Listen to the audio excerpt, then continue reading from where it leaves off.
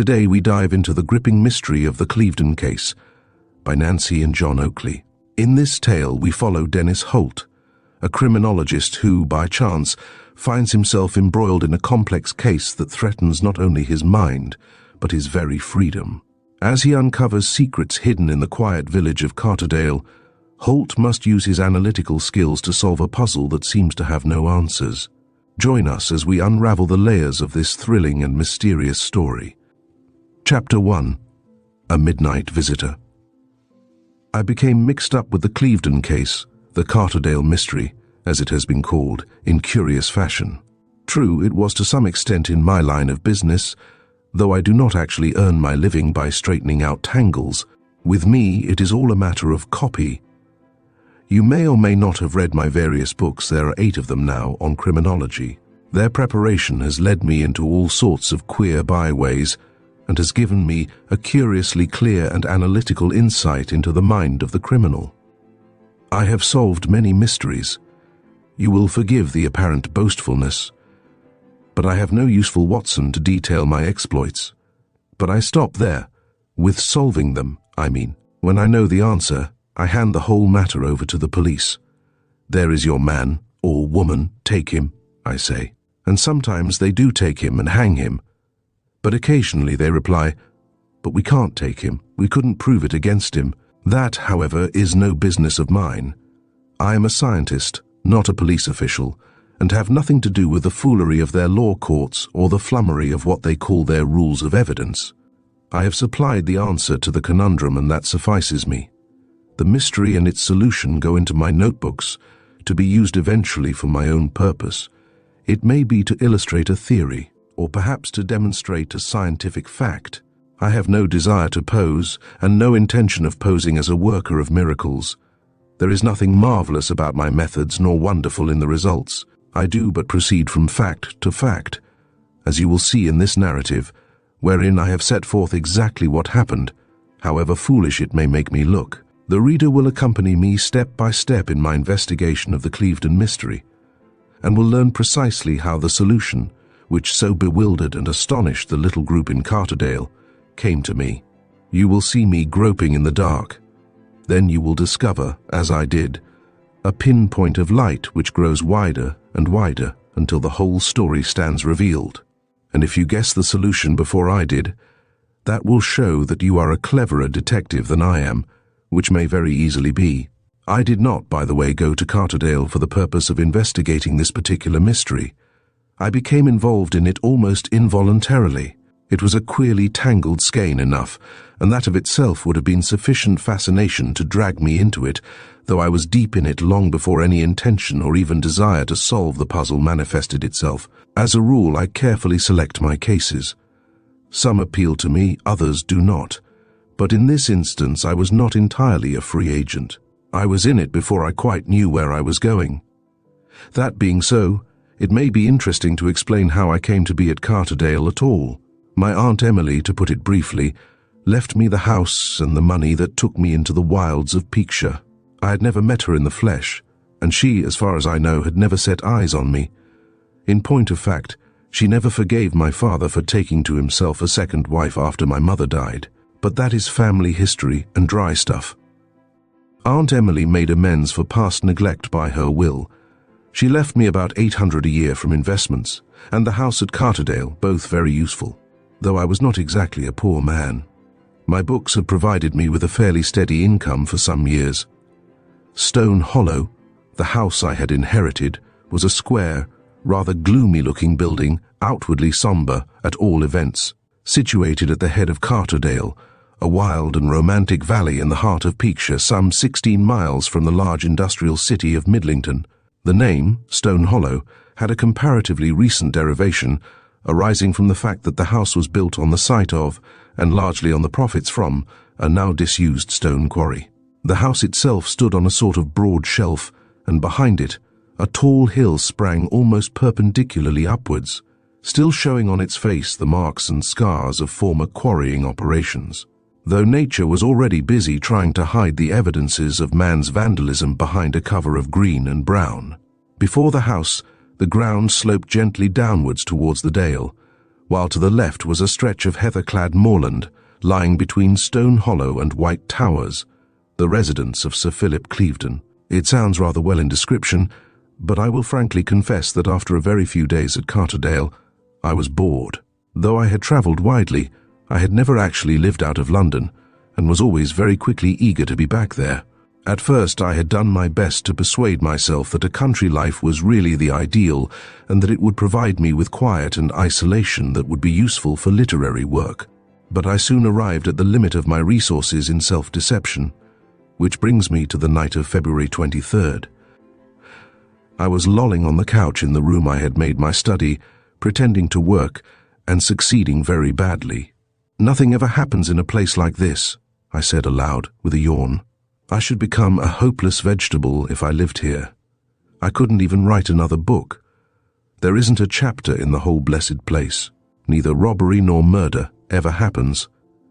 The folk wouldn't know the meaning of the words without looking them up in a dictionary.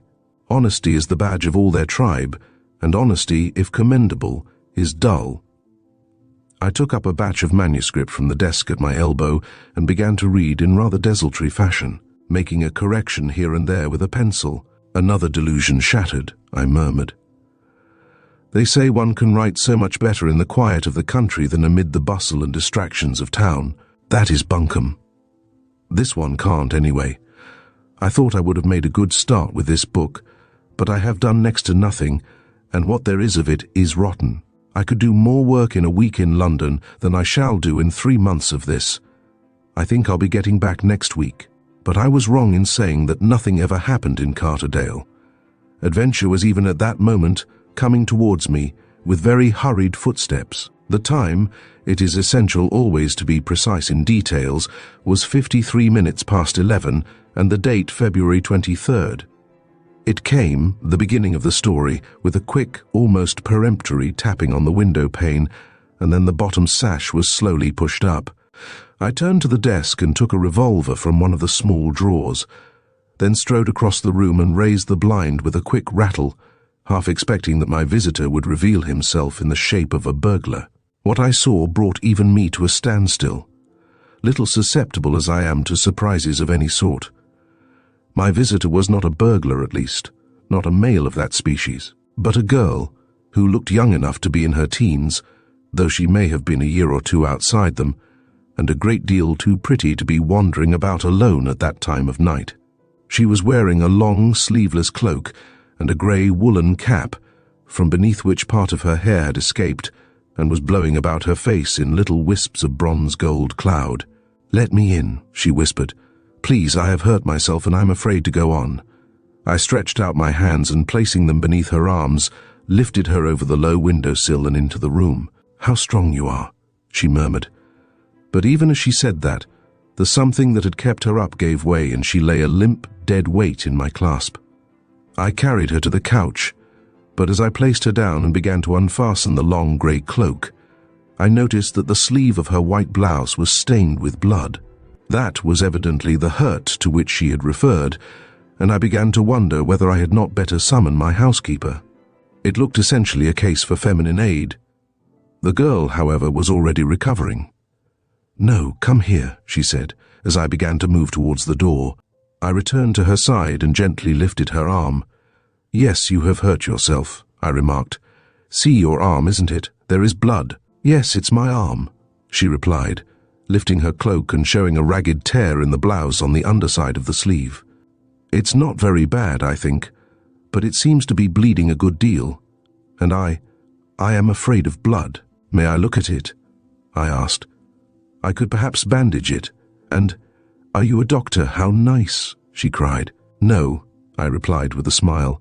"I am not a doctor, but I am a first aid expert, enough of one anyway to say whether or not a doctor is necessary. Yes, I have treated much bigger injuries than this.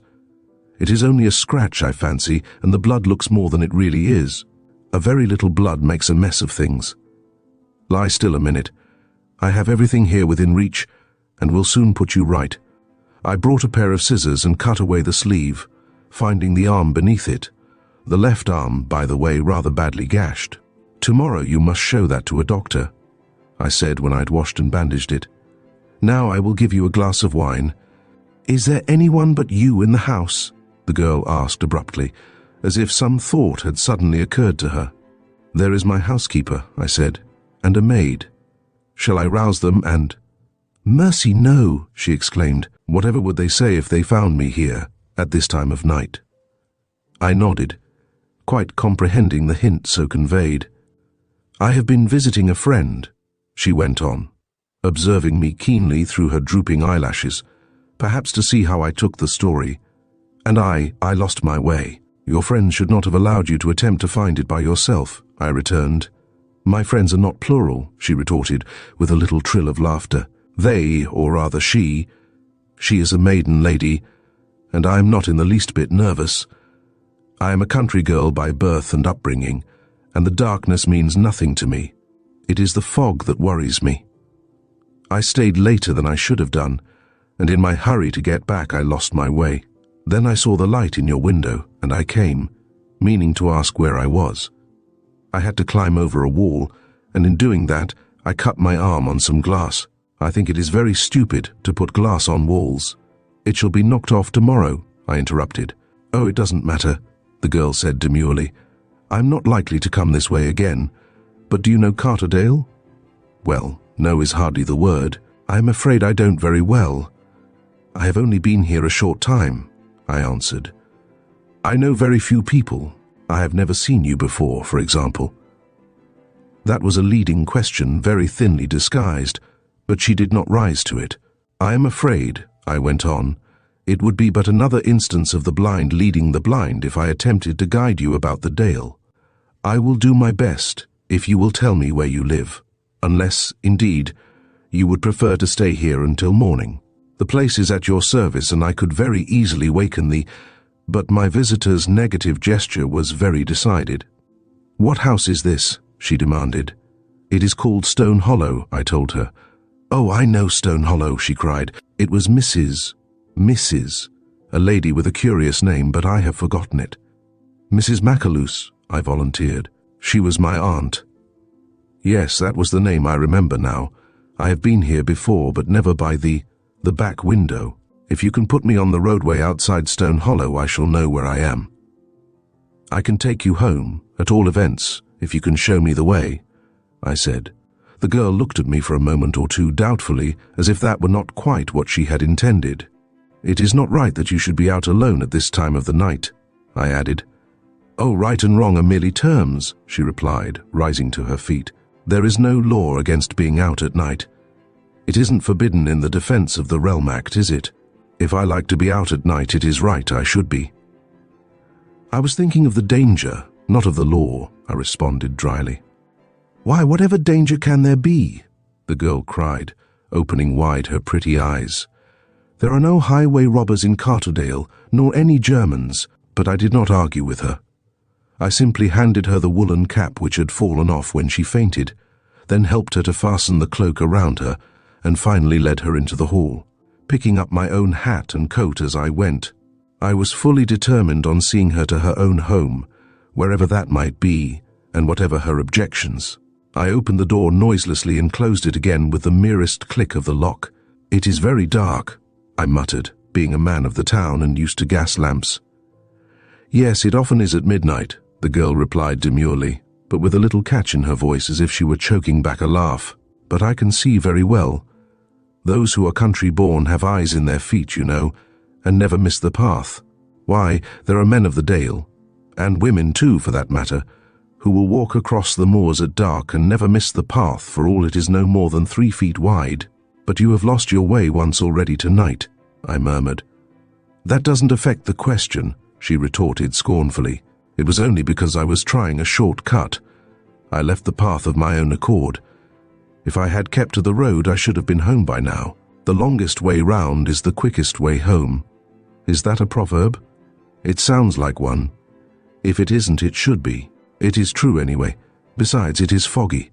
That makes a difference. Give me your hand."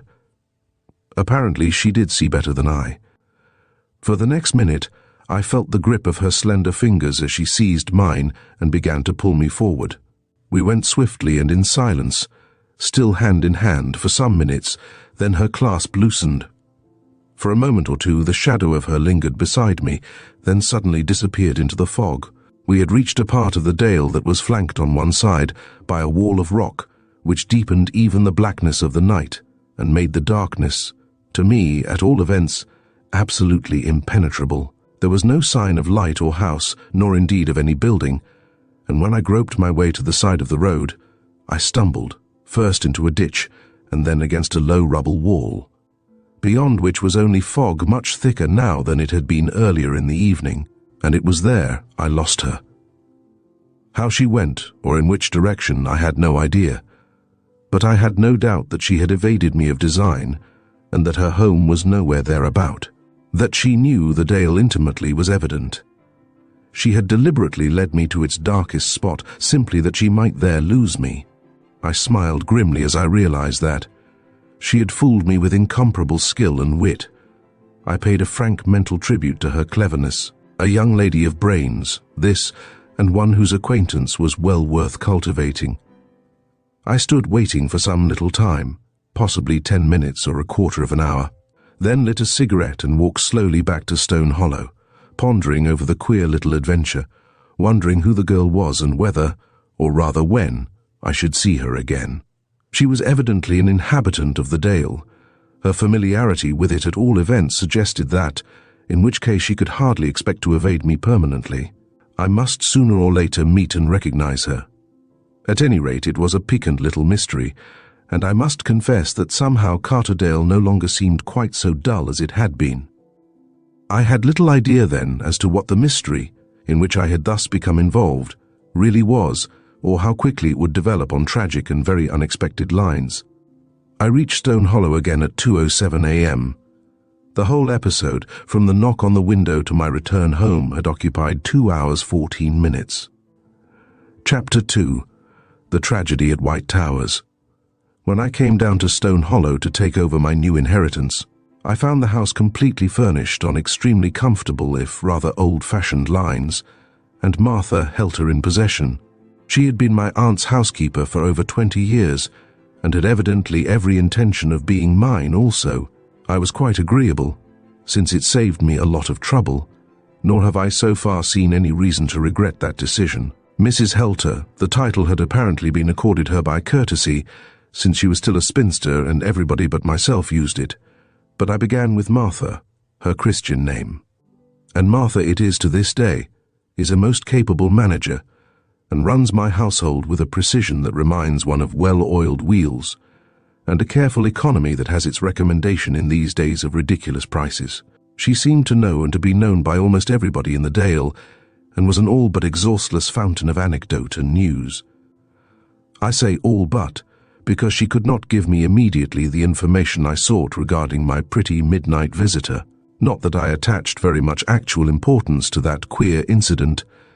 It had amused me, and perhaps, though I would not confess it even to myself, I was just a little piqued at being so cleverly outwitted by a mere girl. I had cause during the day to revise my estimate of the interest I was to take in my uninvited guest, but my first thought was to identify her.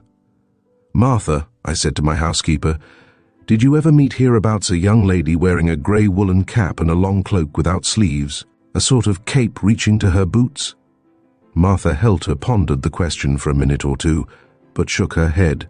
"I don't think I have ever seen a cloak like that in Carterdale," she replied. "I saw one yesterday," I said, "and I wondered who the wearer was. Never mind, perhaps I shall see her, I mean it, again." It was the pattern of the cloak that took my fancy. I'm not quite sure why I added that last phrase, though if Martha noticed anything, she kept a perfectly straight face. "A grey woolen cap and a long cloak without sleeves," said the little maid who entered the room at that moment, and to whom the housekeeper propounded the question. "Why, yes'm, that's Miss Kitty Clevedon. Lives with her ladyship, you know. There are 2 gentlemen to see the master," she added. "Bring them in," I said. "Who are they? Do you know them?" "One of them is Sergeant Gamley, of the county police," Susan replied, "but the other is a stranger and did not give his name." "Bring them in," I repeated. Sergeant Gamley was in uniform, a tall, thin man with a long hatchet face, and an air of important solemnity which he never shed. His companion was rather more rotund in build, with puffy red cheeks above which peered small, keen eyes that did not seem to linger long on anything, but which, for all that missed, nothing. Abraham Pepster was chief of the detective force at Peakborough, the county town. And one may judge to some extent his prevailing characteristic by the fact that his nickname among disrespectful subordinates was Gimlet Eyes. It was, however, Sergeant Gamley who opened the conversation on this particular occasion. "We have called, Mr. Holt," he said, "with regard to the tragedy at White Towers. Sir Philip Clevedon—" "A tragedy? Of what nature?" I interrupted. "I've heard nothing of it. There is nothing in the papers about it, is there? Or have I missed it?" I interposed just then, because I wanted to slow down the story a little. The girl who had visited me last night was named Clevedon. Susan had just told me so. And now there was a Sir Philip Clevedon and a tragedy. I could not help wondering, of course, what connection there could be between the two, but I was determined to feel my way cautiously, resolved not to be hustled or bounced into saying more than I wanted to say. The story, whatever it was, should come from them without any help from me. "No, Mr. Holt, I dare say you haven't heard anything yet. Not many have," Sergeant Gamley went on. "As you say, it isn't in the papers. You are a stranger among us, yes.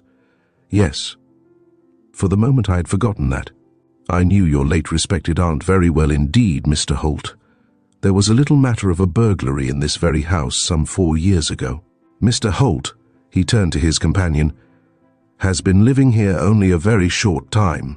He succeeded the late Mrs. Macaluse, whose nephew he was." "Hadn't you better tell Mr. Holt what has happened at White Towers?" the other man suddenly interrupted, speaking in a small, soft voice that was rather curiously in contrast with his bulk, and without any trace of impatience. He had perhaps been as willing as myself that the conversation should not be hurried. "You can see White Towers from the upper windows of your own house, Mr. Holt," Sergeant Gamley continued. "It lies between you and the village, a large house with an outstanding turret and 2 smaller towers." "I have seen it," I said, "but my housekeeper said it was White Abbey, if that is the place you mean." "The good lady is a little mixed," was Gamley's reply.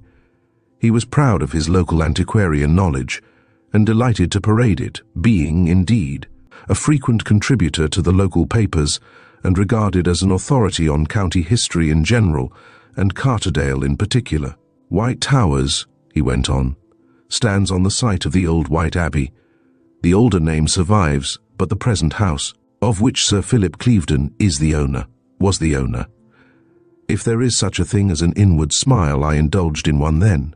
The method was so obvious, and I had so often used it myself. Pepster was allowing the other man to go maundering on, while he himself kept me under careful observation. I do not, however, allow my thoughts to be written on my face, and I merely listened impassively. Pepster seemed at last to recognize that he was not likely to get much help as things were going, for he brushed Gamley aside and took up the story himself. "The fact is, Mr. Holt," he said bluntly, "Sir Philip Clevedon was found dead this morning, stabbed." He paused there, and I waited, making no sign. "With a lady's hat-pin," he added, "a big 3-cornered affair with a silver knob." I had a swift vision of a white, frightened face beneath a woolen cap, but I could not quite connect the girl of the previous night's visit with any thought of crime. She did not fit into a picture of that sort. Yet I knew as certainly as if she had told me that she was in some way mixed up with it all. And why had they come to me? Did they know of that midnight visit? I was determined that they should tell me. I would give them no lead. They must do all the talking. Pepster, after a rather lengthy pause, seemed to realize the position. "Perhaps you wonder why we come to you," he said in his small, soft voice. "It was merely on the chance that in your late stroll last night." So they did know I had been out. Had they also seen my companion? "Sergeant Gamley, you stood to light a cigarette, and the match lit up your face." Pepster paused there again with an obvious appearance of waiting. Following the normal course, the person addressed should now break into more or less voluble explanations of the why and wherefore of this midnight stroll, explanations which the detective could weigh as they came forth, and so form some estimate of their value or otherwise to the quest on which he was engaged. There might be nothing in it. Pepster knew full well that he would interview and interrogate scores of persons during the next few days, and would have to sift a prodigious amount of chaff on the off chance of an occasional grain of wheat. In any case, he had to go on sifting. That was his job. "Seeing your name was mentioned in the way it was," Pepster went on, "I thought you might like to explain." "Yes?" I said inquiringly. "Explain?" "Your name was mentioned, you know," Pepster murmured. "So you have told me. But what is it you wish me to explain?" "You were out very late last night," Pepster remarked. "Let us be a trifle more explicit," I said. "It comes to this. If you suspect me of having any hand in killing Sir Philip Clevedon with a three-cornered hatpin, you have no right to question me. It is against your rules, isn't it, for you to trip me up and entrap me? If I am not under suspicion, I do not quite see whither your questions lead. You may produce the handcuffs or take me into your confidence. But in any case," I added with a quick smile, "I reserve my defense." "You are a bit off the rails, Mr. Holt," Pepster returned with unabated calm. "I know of nothing which should connect you with the murder, nothing at all. But your name was mentioned, and it is my duty to question everybody who may be in the remotest degree linked up with the affair in case by any chance they may afford me information. Do you mind telling me why you were out so late last night?" "I was taking a stroll. It was a very foggy, unpleasant night. It was extremely so, and consequently very dark. That coincides with my own recollection. A stroll in a thick fog. My dear sir, you ask me a question. I answer it in good faith, and you disbelieve me." "No, not at all," Pepster said blandly. "I accept your word implicitly. It was not the object and inspiration of the stroll that interested me. No? You were not wondering whether I was coming from or going to White Towers?" "I am glad of that," I returned with apparently great satisfaction.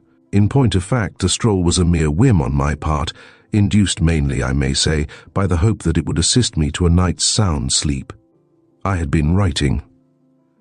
One reason why I maintain my cabbage-like existence in a God-forgotten corner of the country like this is that I may write a book, but writing renders the brain a little overactive and— I broke off there and waited for the other to continue.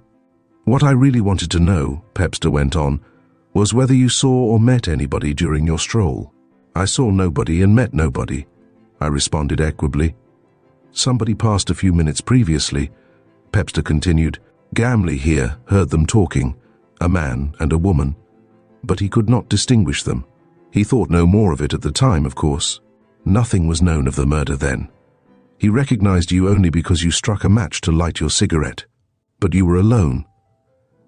He nodded to Sergeant Gamley and picked up his hat.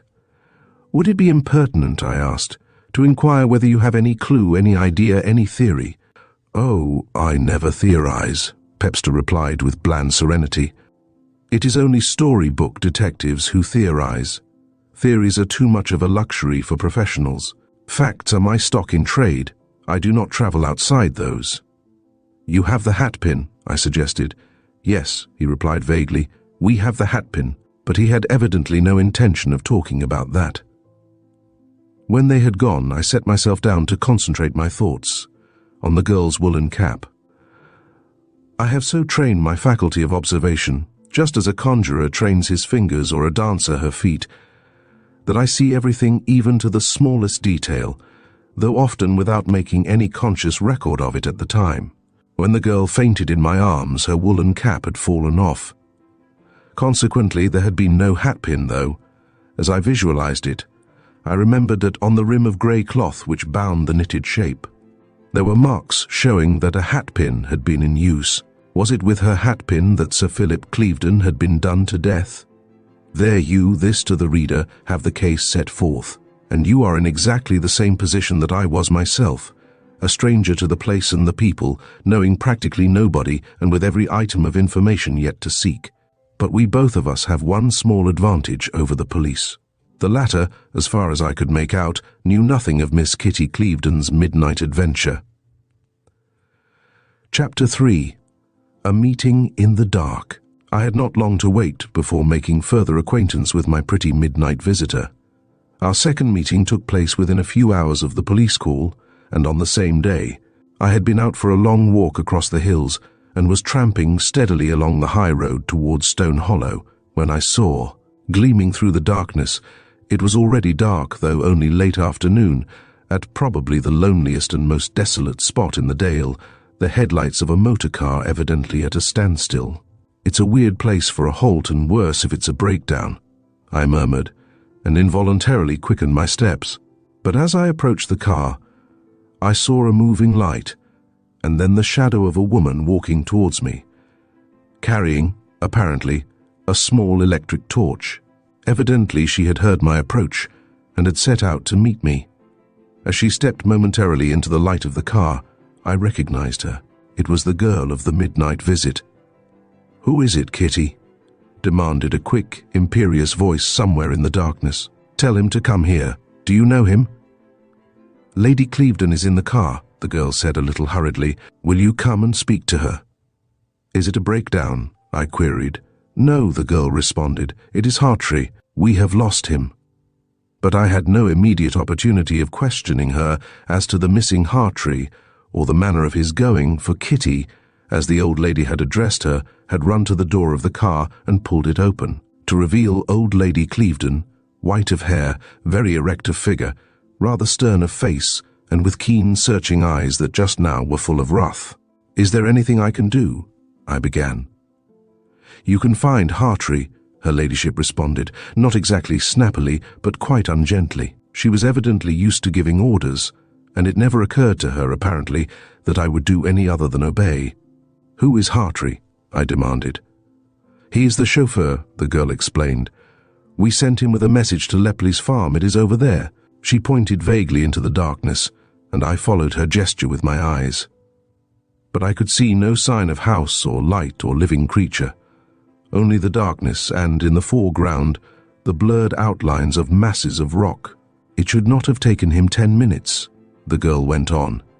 "But he has been gone for more than half an hour." "How far is the farmhouse?" I asked. "It is rather queer we cannot see any lights." "Oh, I think there are some barns or something of the sort between the road and the house," Miss Kitty Clevedon told me. "And, besides, it lies in a hollow, and the rocks may hide it. I have seen the place before, but only in daylight, and I forget just how it stands. If you will allow me, I will go as far as the house and inquire," I said, producing my own electric lamp. "Possibly your man has tripped over a stone." "Tripped over a stone?" her ladyship cried scornfully. "He's more likely philandering with the Lepley girl. Do you know her?" I replied in the negative, adding that, indeed, I had never heard of her. "Well, you're the only man in the dale that doesn't know her," the old lady retorted. "Oh no, there's nothing wrong with the girl, but the men are crazy over her, and Hartree with the rest, I suppose." I could not help being a little entertained by the idea that I might be a competitor with the chauffeur for the favours of the fair Lepley, but I did not put the thought into words. I hadn't an opportunity, indeed, for the old lady threw off her rugs and made evident preparations to alight. "If you would wait here, I could go alone," I ventured, thinking the search would be hampered rather than helped by the old lady's presence. But she did not even answer me. She stepped from the car with an agility which showed that her body was still younger than her years, and herself led the way towards a gap in the tumble-down, rubble wall where once apparently had been a gate. The car, I noticed, was standing well aside on the rough turf that flanked the roadway, and in any case, there was little enough traffic in those parts at that time of the year. We might leave it there in safety. And accordingly, the three of us made our way along the very rough and uneven road that led to Lepley's farm. "No," said the farmer's wife, who answered my rap at the door. "Mr. Hartree has not been here tonight." She called to somebody who was evidently in a kitchen at the rear of the house. "Perhaps he tripped over a stone and hurt himself," the farmer's wife went on, "though if it's that it seems queer. You saw nought of him as you came along. Besides, I don't know what he would be doing tripping over a boulder anyway. I reckon he knows the road blindfolded, and there are no boulders to hurt if you keep to the path." I could have argued that point with her, for I had nearly twisted my ankle on one group of boulders and had badly barked my shins on another, but it was hardly worth while debating it, since apparently Hartree had not tripped over a boulder, or we should have tripped over him. At this moment, too, a girl emerged from the kitchen, carrying a lamp held high so that she might see who the visitors were. Her sharper eyes discovered the two ladies, and she made a step towards them. "Her ladyship," she cried, "and Miss Kitty, come right in. What is the trouble?" That was my first introduction to Nora Lepley, a young woman of whom I was to know a good deal more before I finished with her.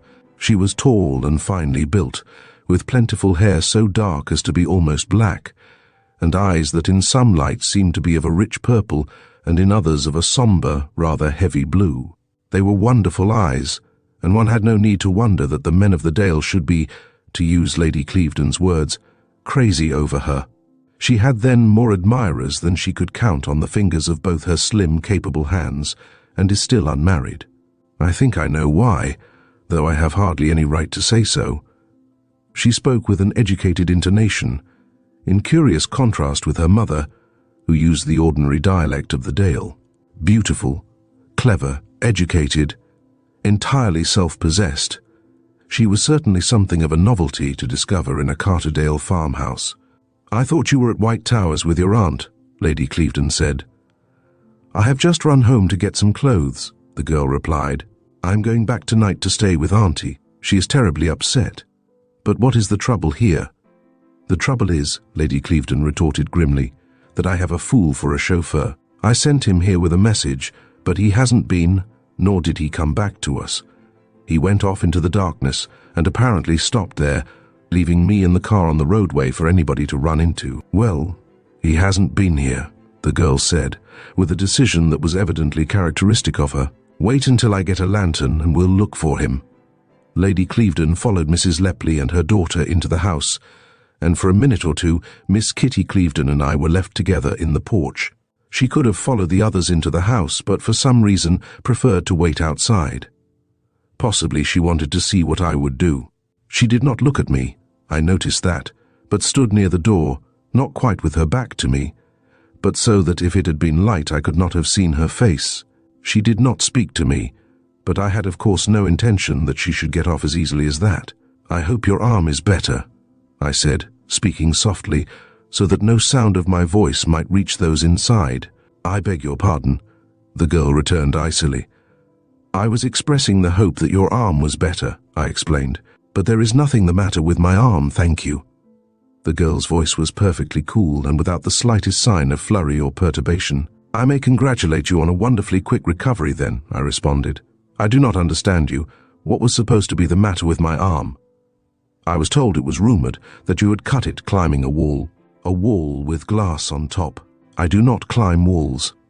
I don't suppose you make a hobby of it, but everyone does queer things now and again, such as addressing impertinent observations to a lady one meets for the first time," she rapped out.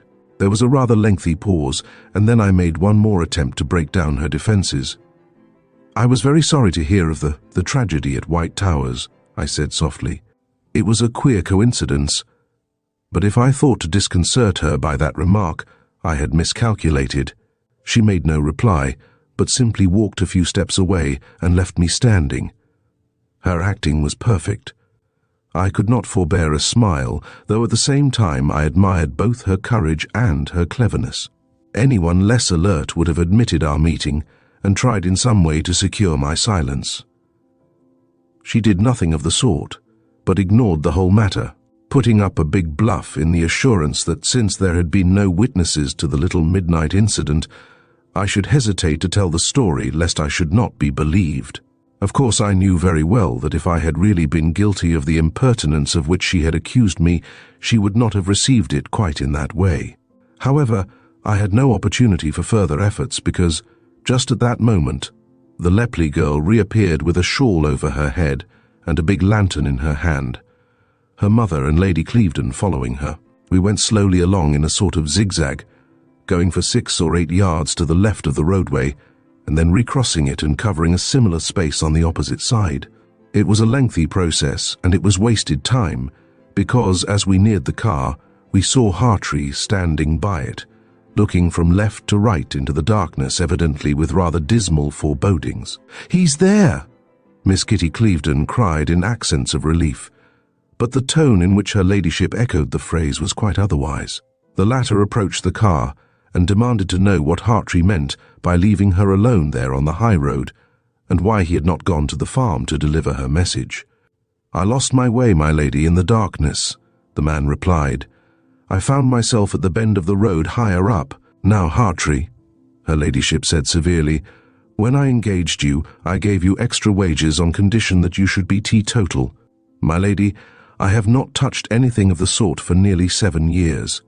And you, what is your name?" the old lady demanded, turning suddenly on me. "My name is Dennis Holt, and I live at Stone Hollow," I replied, amused, and not at all offended at the old lady's brusqueness. "Oh yes, I know, nephew to Mrs. Macaloose. I remember hearing about you from Dr. Crawford. Well, thanks for your help. Now, Kitty, come along. Goodbye, Mr. Holt." "Can you find your way back all right?" I said, turning to Nora Lepley, who had stood silent during the conversation and whom the old lady had not thanked. "But I live here," she replied with a quick laugh, "and I don't always come home by daylight. Good night, Mr. Holt." Old Lady Clevedon had amused me hugely. She was evidently what the country people would call a character whose acquaintance might be worth cultivating, but it was the pretty niece who attracted all my attention, and I made up my mind that I must become interested in the tragedy at White Towers. There might be no connection between that and Miss Kitty Clevedon's midnight wanderings.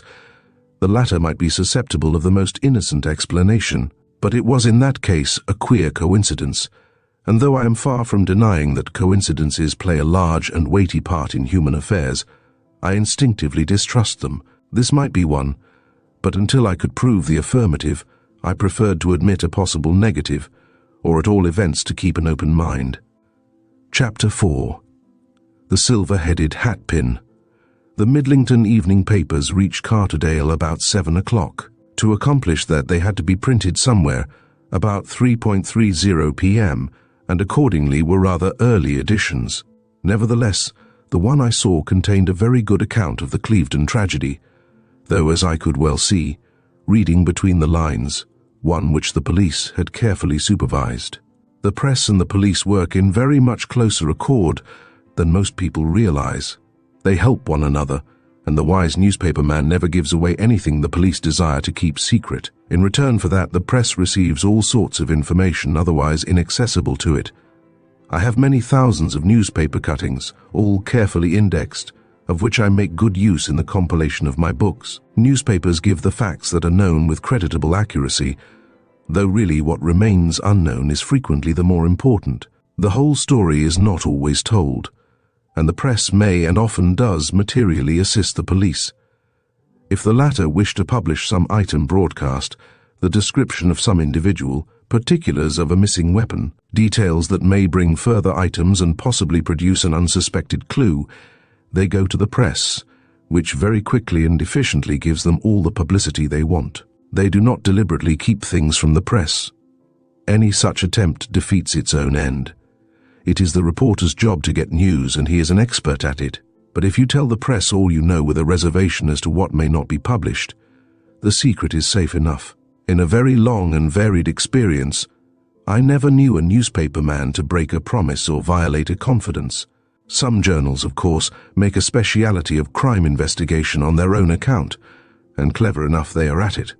But even they will suppress an item of news if the police ask it, and frequently when they discover some fact unknown to the police will inquire before publishing whether it is desirable or safe.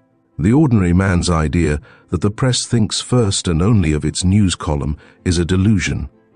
Very often a newspaper knows a lot more than it says. From the account in the Midlington evening paper, I learnt that Sir Philip Clevedon had dined alone soon after 7 o'clock. At the conclusion of dinner, he retired to his study according to his usual custom. At 8:15, he received a visit from Miss Kitty Clevedon, who had motored over from Hapforth House, the residence of Lady Clevedon, with a message to Mrs. Harfleet, the housekeeper. Miss Clevedon left before 9 o'clock, and at 11:30 Sir Philip rang for his man Tulmin and ordered a whisky and soda, giving also some instructions regarding a contemplated journey to London on the morrow. Tolmin went off to bed, and thereafter was a long blank from 11:30 or so until between 6 and 7 o'clock in the morning, when Miss Nora Lepley found Sir Philip lying dead on the couch in his study with the hatpin driven through his heart. Those were the facts out of which the reporter had made several columns. But the summary is sufficient for my purpose. There was, of course, a description of the hatpin, which was 8 inches long, with a flat, circular head of silver about the size of a shilling, and a 3-sided or 3-cornered blade of steel that tapered off to a very fine point, an unusual hatpin that more resembled a silver-headed skewer or stiletto. It had been driven into the body so that the head was close up to the white shirt front, as far as it would go, in fact, but any bleeding had apparently been internal, since there was none discernible either on the exterior of the body or on the clothing. I made a careful note of the times. Tolmin had last seen his master alive at about 11:30. It was 11:53 when the girl tapped at my window, when I had read the newspaper story I sent for Martha Helter, my housekeeper. "Who is Lady Clevedon?" I asked her, "and what relation is Miss Kitty Clevedon to Sir Philip?" "It is a little bit complicated, you see," she said, seating herself on the extreme edge of a big armchair. "Lady Clevedon is the widow of the late baronet who died some years ago, before the war anyway.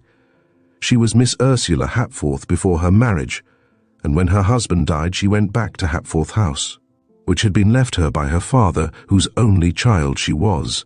The Hapforths are older than the Clevedons in these parts, but perhaps not so wealthy. Oh, I don't know for that. They have plenty of money. And this Sir Philip, was he her son?" But I recollected that her attitude had been anything but that of a bereaved mother when I saw her a short time before. "No, she never had any children," Martha told me. "Oh then, but go on, Martha." I had been about to remark that Miss Kitty was not, therefore, Lady Clevedon's daughter, but had thought better of it. I should get more out of Martha, I reflected, by allowing her to tell her story in her own way. "This Sir Philip was a cousin of the other baronet," my housekeeper went on, "and next to him comes Mr. Billy Clevedon, who is Miss Kitty's brother. He is in the army. They say that he and Sir Philip quarrelled, and there are all sorts of rumours about. Miss Kitty lives with Lady Clevedon. I believe she has some money of her own, though I don't know how much. Her father was a rector down in Cornwall, but he's been dead a long time now. And this Sir Philip, where did he come from? From somewhere abroad, I think. He was not very young, perhaps 45, and he wasn't married. We didn't see a lot of him in Carterdale. He lived mostly in London.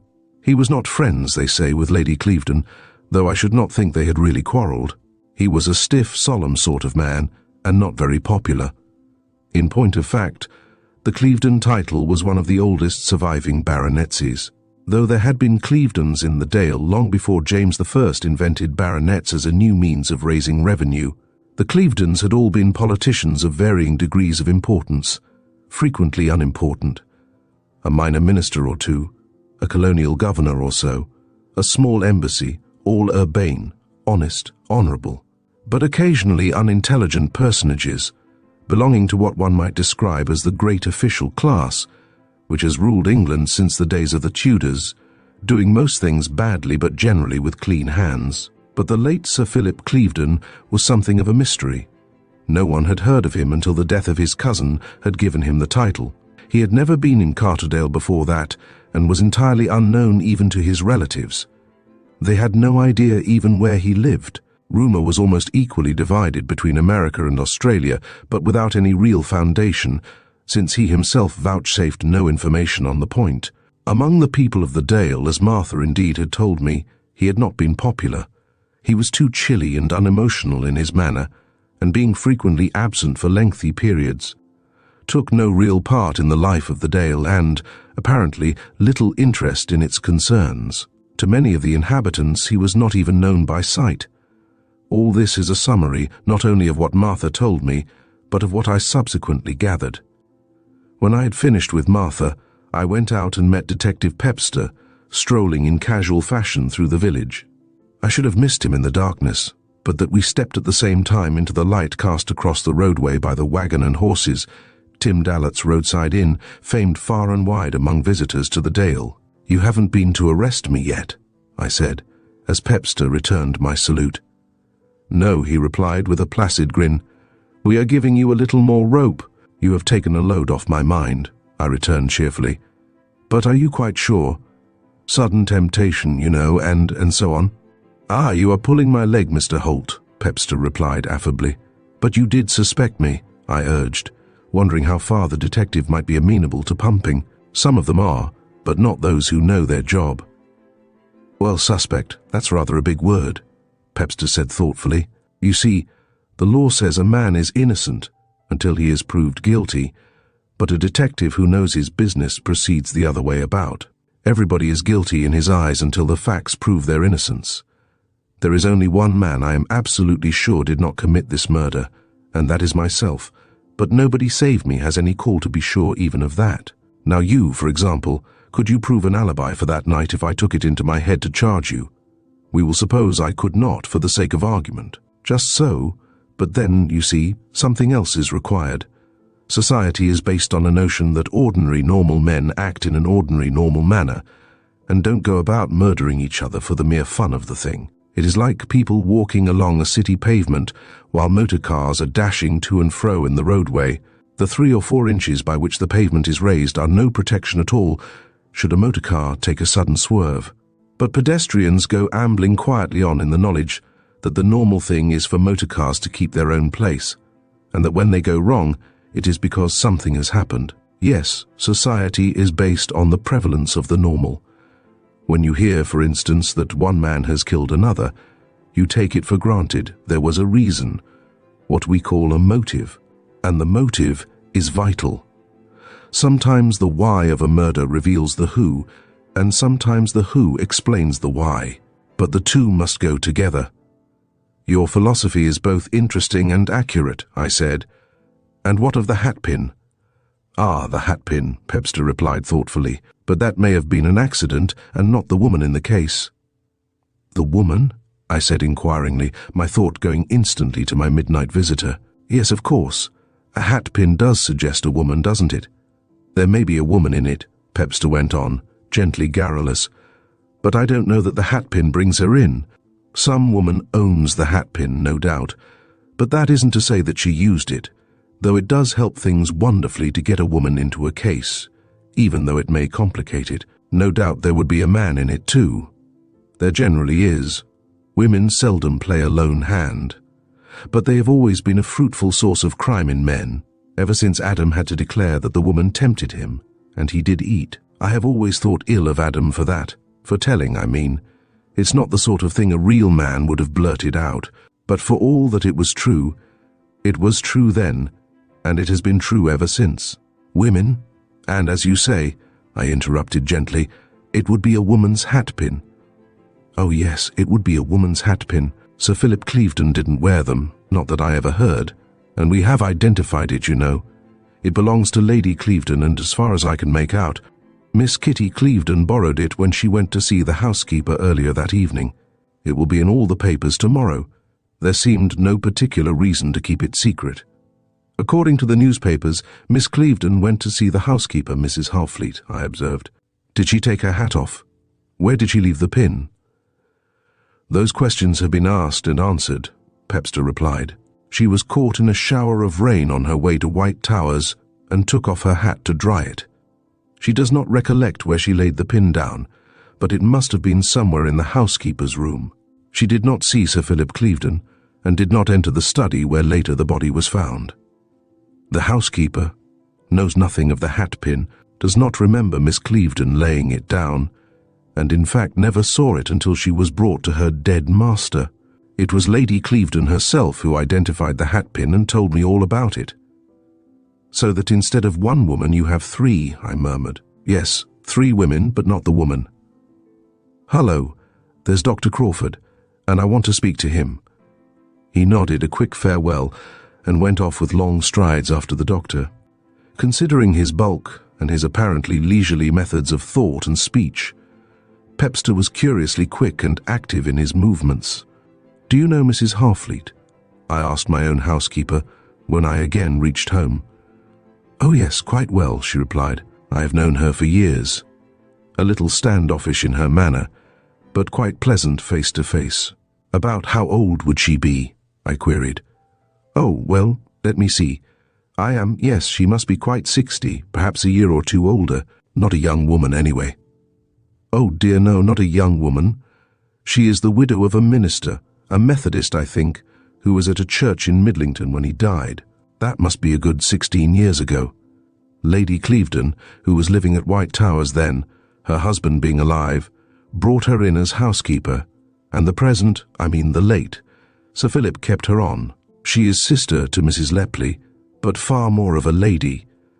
I switched the conversation on to other lines, leaving Mrs. Harfleet for later investigation. "The case, you will note, has advanced another stage. The weapon has been identified. The queer hatpin, with the three-cornered blade and the silver knob, was the property of Lady Clevedon, who lived at Hapforth House. Miss Kitty Clevedon borrowed it and so conveyed it to White Towers, where apparently she left it. That was all very interesting and quite simple, but probably irrelevant. The question was not who had owned the hatpin or who had worn it, but who had used it. The question of time becomes interesting here. Tolmin, the valet, had seen his master alive at 11.30, and the girl had visited me at 11.53. She certainly had committed no murder at White Towers in that interval. It was a physical impossibility. I had carefully assured myself regarding that. It would have required at the very minimum another 15 or 20 minutes, but I had lost her in the darkness somewhere before 2 a.m. As I've already said, it was 7 minutes past 2 when I reached Stone Hollow again on that night, or rather early morning. And allowing for the time I stood after she had evaded me and for the walk homewards, I judged that it would be about 1.15 when she disappeared into the darkness. What had her movements been after that? It must not be supposed that I suspected the girl of having had any hand in the tragedy, though I by no means ruled her out. Her beauty and youth did not weigh with me at all. I had found both in even greater measure in proven criminals.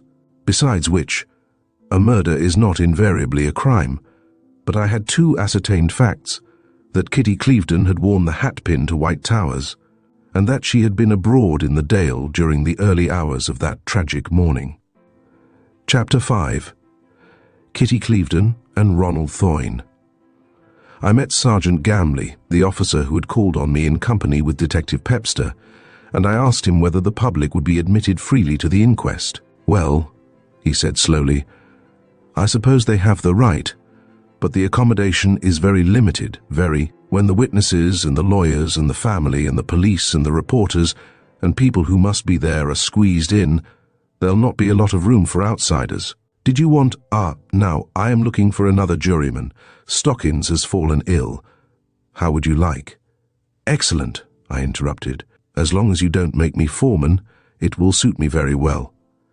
I should like to hear the story in full, being a neighbour, you know." I did not add that it would also afford me an opportunity of seeing the body without making any obvious attempt in that connection. It was an ordinary country jury, consisting mostly of farmers, with a small shopkeeper or two, and Tim Dallett, landlord of the Wagon and Horses, as foreman. We visited the chamber where the body lay, but it did not add anything to my knowledge, except that I was able to form some idea what the man had looked like in life, which did at least add to the interest of the mystery.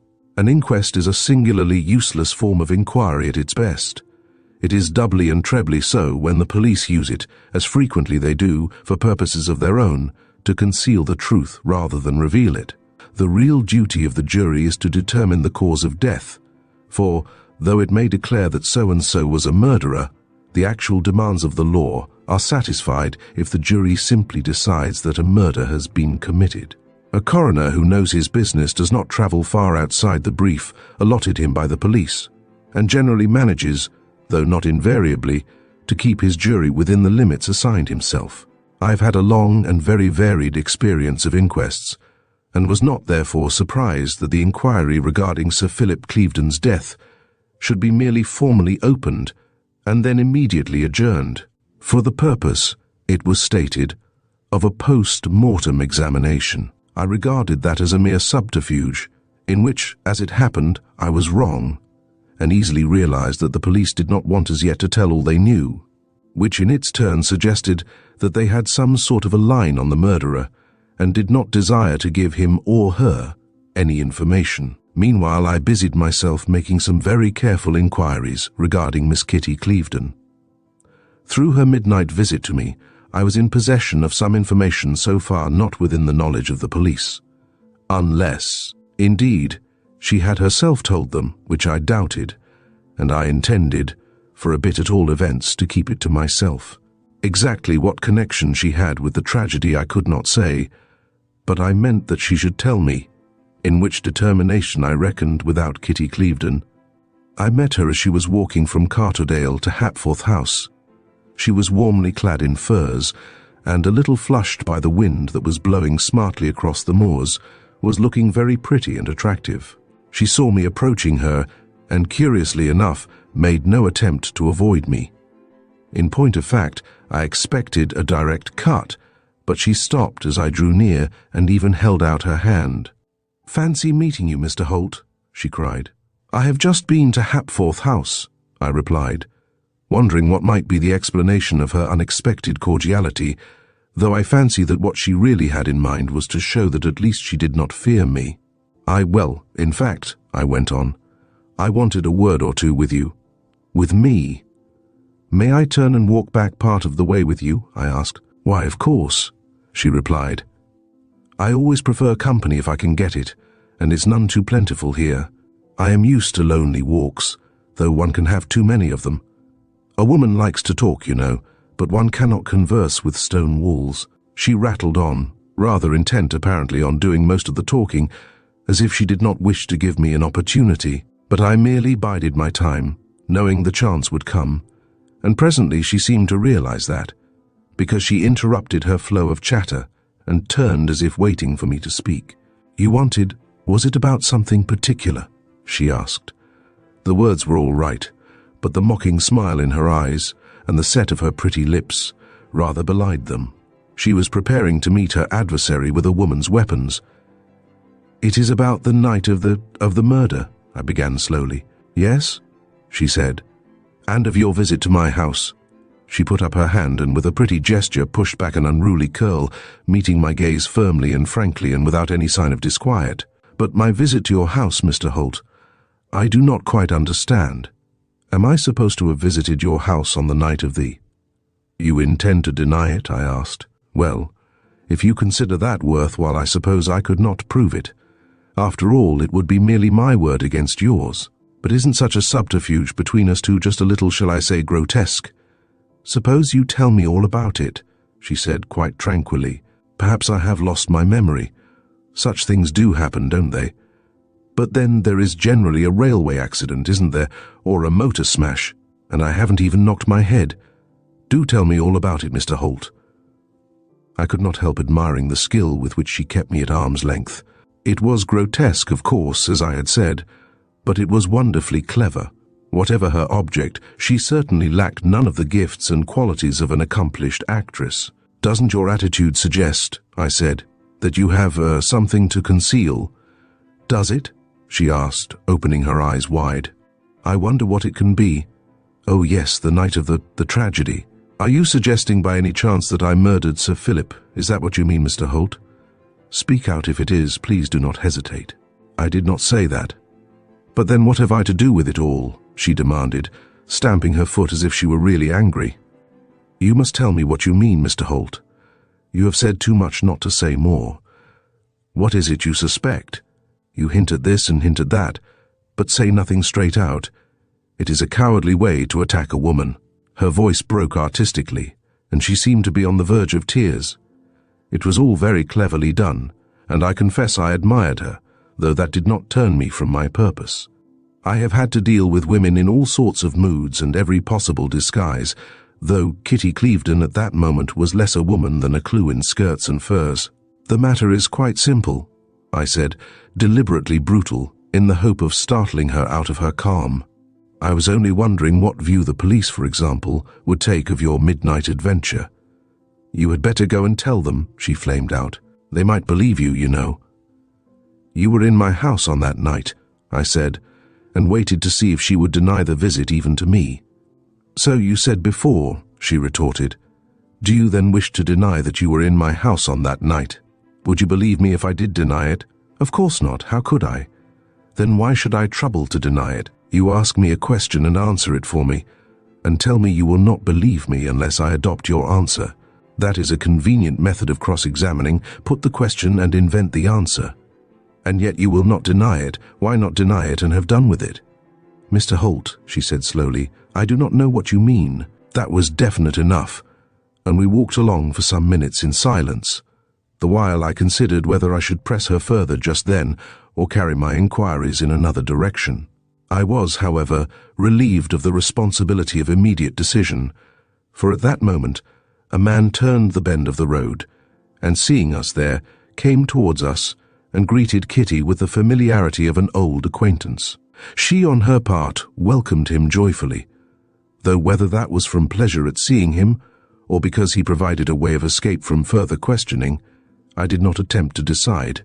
The newcomer was tall and rather heavily built, and gave an impression of immense physical strength. His manner was bluff and frank, and his eyes kindly and intelligent, but the lines of his mouth were hard, as of a man who had had to fight his way and would be little likely to give quarter to an opponent. He looked like one who wanted much anything he did want, and would leave nothing undone that might secure it. Honest in a way, but a tough customer, was my own private summary, and I wondered who the man was. "I was just going to Hapforth House," he said, smiling, as he addressed Kitty Clevedon, though the stare he bestowed on me was none too friendly.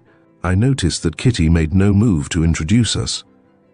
"Oh yes, Auntie told me she was expecting you, some business matter, isn't it?" she said. "I warn you there may be a warm half-hour before you. Goodbye, Mr. Holt. It was very kind of you to come this far with me. Mr. Thoyne is going my way." I accepted my dismissal smilingly and made a careful note in my mind of the man's name. Anyone with whom Miss Kitty Clevedon was acquainted became a person of interest worth knowing. On my way to Stone Hollow I met Dr. Crawford, a Scot, rough of tongue and occasionally almost brutal in manner, but he was implicitly trusted by the Dale folk, who regarded suavity and gentleness with suspicion, and politeness as a form of hypocrisy. He had come to them from a country even wilder and sterner than their own, and was thus able to fit in with their moods and to understand their temperament, which, to strangers, seemed to be compounded of a mixture of sullenness and stupidity. He was one of the very few people in the Dale with whom I had struck up any sort of intimacy, possibly because he had been my late aunt's medical attendant and a witness to the will that had given me Stone Hollow. "Do you happen to know a man named Thoyne?" I asked after a few preliminary remarks. "Yes. Don't you know him?" "Am I supposed to? Is he one of those persons whom not to know is proof of one's own insignificance?" "Oh, I would not say that, though it is a little curious that you should have been some weeks in Carterdale without hearing about Ronald Thoyne." "Well, apparently I have heard about him," I replied, "or I shouldn't be asking you questions regarding him. I am not exactly one of his intimates," Dr. Crawford said. "He is an American who fought in the war with the French army before the Yanks came in. He was wounded or gassed, or possibly it was shell shock. At all events, he came to England and was for some time in hospital, but he seems perfectly fit again now. He settled here at Lensdale, which stands away up there on the hillside. You can just see the house through that opening. He is certainly wealthy and gives generously, which is perhaps one reason why he is popular round here. He is bluff and hearty, but rather too ready with his fists to fit our modern notions of law and order. A good man to avoid a quarrel with, I should imagine. He is very strong on the war, and indignant with his own country for holding off as long as she did. That is about as near a character sketch as I can give you." "Good, I must make his acquaintance. Is he very friendly with Miss Kitty Clevedon?" "Well, there've been rumours, matrimonial, but nothing definite. If they are formally engaged, I haven't heard of it." The doctor turned into a small cottage standing by the roadway, and I walked on alone to Stone Hollow. Chapter 6. A New Sensation. IT was in Dr. Crawford's surgery the day before the resumed inquest that I met Lady Clevedon again. A little to my surprise, she recognized me. though as far as I knew she had only seen me in the dark, and greeted me by name. "I wanted to know you, Mr. Holt," the old lady said. "You were a popular theme of conversation when your aunt's will became known, and everybody wondered what this London nephew might be like. May I suppose that he, even though distantly, approaches expectation?" I said. "Oh, I don't know that we really harbored expectations," Lady Clevedon retorted bluntly. "I had seen your photograph, so that your features do not come upon me with any overwhelming sense of novelty. Mrs. Macaluse showed me the portrait." "Yes, I know she had one," I said. "I found it in the house, but I don't know how she got it. I think she said her lawyer procured it for her. I quarrelled with his father and mother, she told me, and I'm not going to make it up with him. But he is the only relative I have in the world, and he has only me, and I shall make him my heir." "Are you really as lonely as all that, Mr. Holt?" "Lonely?" I echoed, perhaps a little vaguely. "Oh, you mean the only relative? No, it's not quite so blank as that. True, my relatives do not worry me much, but there are some about somewhere. Are you going to settle in Carterdale?" she demanded. "It's slow enough as a rule, though there is excitement just now, more than enough. Sir Philip Clevedon stabbed, and with my hatpin. It was my hatpin, you know." She closed her lips together with what was almost a snap, as if she feared to say too much. But she was not constructed for long silences. "That man Peppermint, Peppercorn." "Pepster," Dr. Crawford murmured. "Ah, yes, Pepster thinks I did the murder. Where did I last see my hatpin? Did I leave it at White Towers?"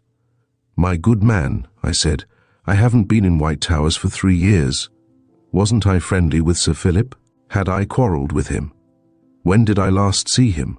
Of course I had quarrelled with him. Philip Clevedon was always quarrelling with somebody. He was, but there, he's dead now." She paused again and began to draw on her glove. "The late baronet wasn't exactly popular," I began. "Popular!" the old lady cried explosively. "Popular!" She left it there, and indeed, she had no need to go into further detail. Her inflection on the word was sufficient. "But anyway, I didn't kill him," she went on. "There is a lot of difference between a desire to box a man's ears and stabbing him with a hatpin. If I stabbed everybody I quarrelled with, I should have some busy days." "It was your hatpin," I murmured, possibly in the hope that I might irritate her into talking, a plan which, if indeed I had really formed it. Dr. Crawford, frustrated. "Well, anyway, you did not kill Sir Philip Clevedon," he said roughly. "You are a true friend," the old lady cried, with grim and satirical humour. "Thank God. Somebody believes me innocent. If I come to the gallows, I know you did not kill him," the doctor repeated half sullenly, but with so much emphasis that I could not help wondering what was behind it. "How can you know?" Lady Clevedon cried. "Perhaps I did. I have felt like it many a time anyway, and it was my hatpin, as Mr. Holt reminded me. Pepperpot suspects me at all events. But here comes Kitty." The old lady drew Dr. Crawford aside and began to discuss with him some matters connected, I fancy, with village doings. Kitty Clevedon and I were left by ourselves in the huge bay window that looked out over the rough, uncultivated garden. The girl made no effort to avoid my company, but greeted me with a cool tranquillity that was, however, of that careful variety which suggested some anxiety to show that she was not afraid of me. For my part, I merely returned a conventional reply and stood looking out into the garden, leaving it to her to open a conversation or not, just as she thought proper. I took it that, being a woman, she would, and I was not far out. "Your gaze on that garden seems very intent, Mr. Holt," she said with a bewildering smile. "Are you looking for something?" "Well, perhaps," I responded with a smile. "You see, I am always on the lookout for your double." "My double? Have I a double? How delightful," she cried. "Yes," I said gravely, turning once more to the garden. "A double, someone so exactly like you that it is very difficult to distinguish you. I should like to find her, that other one, but I've had no luck, none at all." "Are you so very anxious to find her?" Kitty asked, bringing that smile once more to bear, as she saw that my eyes were turned again in her direction. "At this moment, none at all," I responded lightly. "I find my present company fully adequate." "Is it that I make an efficient substitute?" "How very sweet of you to say so," Kitty murmured, with a quick glance downward, as if at the slender toe of an exceptionally pretty shoe. "No, I do not remember saying that," I replied. "You see, you are you, and she is she, and never the twain shall meet, isn't that Kipling?" Kitty demanded. "I think it may be quite safely asserted," I said with grim meaning, "that you will never meet your double." She flushed a little at the thrust, but maintained otherwise her smiling calm. "But when did you meet her, Mr. Holt? Did you ever tell me?" she asked, with a delightful assumption of candour and innocence. There was never a cleverer actress on or off the stage than Kitty Clevedon. Oh, she flitted into my life through my study window, and then flitted out again into the darkness, leaving you desolate. How very unkind of her. She broke off with a quick trill of pretty laughter that was not at all affected, and in which I joined her. "It sounded a trifle sentimental, didn't it?" I said, and then added with tranquil insolence, looking her this time full in the face, "But isn't there a proverb about better to have seen and lost than never to have? Oh, and that reminds me. I asked Dr. Crawford where I should find another young lady like Miss Clevedon, and he replied, 'Impossible, there isn't one. God broke the mold when he made her.' But there is another one I know, because I have seen her, and I should want a very solemn affidavit indeed to make me believe that Dr. Crawford ever said anything so pretty as that." She interrupted. I had expected to make her angry, but she seemed only amused. "Oh, you don't know the doctor," I said airily. "He is capable of much. But he was wrong in this case. The double exists." "I shall ask him if he said it." "I wouldn't." "Why?" "Oh, well, you know, he might ask some awkward questions in his turn. You see, I have never told anyone yet about your double. I don't think I should care to entrust him with the secret." "But why let it trouble you, Mr. Holt? Why not forget it and her?" "Oh, I am not allowing it to trouble me. You seem to be always talking about it." "I have never mentioned it to a soul except yourself." "I should think," Kitty began, then turned away to meet Lady Clevedon, whose conference with Dr. Crawford had just terminated. The old lady stood glaring at me for a moment or two.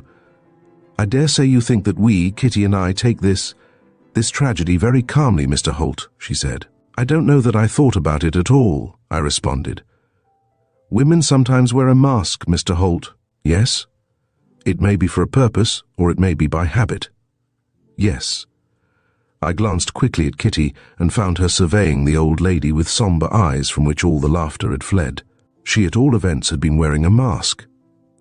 When the two ladies had gone, Dr. Crawford and I sat down to a whiskey and soda apiece and a cigar. He seemed ill at ease, restless, and rather unhappy, until I casually reintroduced the subject of the Clevedon mystery. Then he seemed in some curious way to brighten up. "Aye, murder cases," he said reflectively. "A murder case can be very interesting. You know, morbid, but fascinating." I agreed without at all grasping his meaning. "You are a student of criminology, and you have written books on the subject," Crawford went on. "Did you ever run up against a case of poisoning with prussic acid?" "Several times," I replied. "It is a frequent and formidable poison because it is so swift and unerring in its effect. The victim is dead before help can possibly reach him." "That is true," Crawford agreed. "Death may be a matter of seconds, of minutes at most. But now, tell me, have you met cases in which a man, having taken a dose of prussic acid, lies calmly down and is found as tranquil and orderly in posture as if he had died in his sleep?" "Oh, yes," I said. "Indeed, I should say the majority of cases were like that. Prussic acid is said to produce convulsion, frothing at the mouth, and so forth. Those do take place, and may in every instance, though there are cases in which no evidence of them remains." "Just so," Crawford agreed, nodding his head. "But now suppose it were a case of suicide by prussic acid, would you expect to find the bottle near at hand?" "In 9 cases out of 10, yes," I responded. "And in the 10th?" he asked eagerly. "There might have been some other way of administering the poison. Wasn't there a case of prussic acid in chocolates? Would it be possible for a man who had taken prussic acid to conceal the bottle?" "Possible, yes. But, and if no bottle were found, you would regard it as a case of murder. If the murderer had any sense, he would leave the bottle near at hand to give the appearance of suicide. But murderers sometimes forget these little..." They do, fortunately for the law. 9 murderers out of 10 are hanged by their own mistakes. But what is your sudden interest in poison cases? Have you one in? I have, Sir Philip Clevedon. Sir Philip Clevedon, I echoed, for once surprised into showing my astonishment. Aye, Dr. Crawford said slowly. He died from prussic acid poisoning, and the hatpin was thrust through his heart after he was dead. Chapter 7. Evidence at the Inquest. I took my place at the jury table for the resumed inquest with considerably quickened anticipations. Dr. Crawford's story had introduced new factors into the case, which promised added interest and a still more involved mystery, though with a possibility of suicide, and, it might be, a vivid and fascinating life story. Not that I indulged in any speculations. I wanted only facts, and those I expected the inquest to afford. I was not disappointed. Of course, the doctor's evidence startled everybody. And what was the cause of death? The coroner asked, when Dr. Crawford had concluded his preliminary evidence. The deceased died from poisoning by hydrocyanic acid, was the reply. This was news to most of those present, including the reporters, who began to write feverishly, those representing the evening papers anyway. Here was a new fact, one even they so far had not been allowed to know. That is what is known as prussic acid, isn't it? Yes, the hatpin you have already described to us was not the cause of death. The deceased was dead when it was inserted. Would it have caused death had there been no poison? Possibly, but not certainly. Death at all events would hardly have been so rapid. With that wound, the deceased might have lingered for some time, for days even. He might eventually have recovered. Yes. The coroner paused for a moment or two, then glanced at Pepster, who shook his head slightly. For some reason or other, the police were not eager to pursue that particular line of questioning. Doctor. Crawford's further evidence, and that of the police surgeon from Peakborough who followed him, was largely devoted to what one might describe as the technique of prussic acid poisoning. Unnecessary to detail here. There was, however, one little fragment of evidence worth repeating. On a small table by the side of the couch on which the deceased was lying was a bottle half full of whiskey, a siphon of soda water, and a glass. I took charge of them, and later Dr. Crimley and myself analyzed the contents. With what results? None. You found no trace of prussic acid? None. Was there any liquid in the glass? Yes, about ½ an inch. What was it? Water. No whiskey. No, and no prussic acid. Not a trace. I glanced at the reporters again and saw that they were writing their hardest. The trained newspaper man is never at fault when it comes to selecting evidence. He seems to know by instinct what is crucial.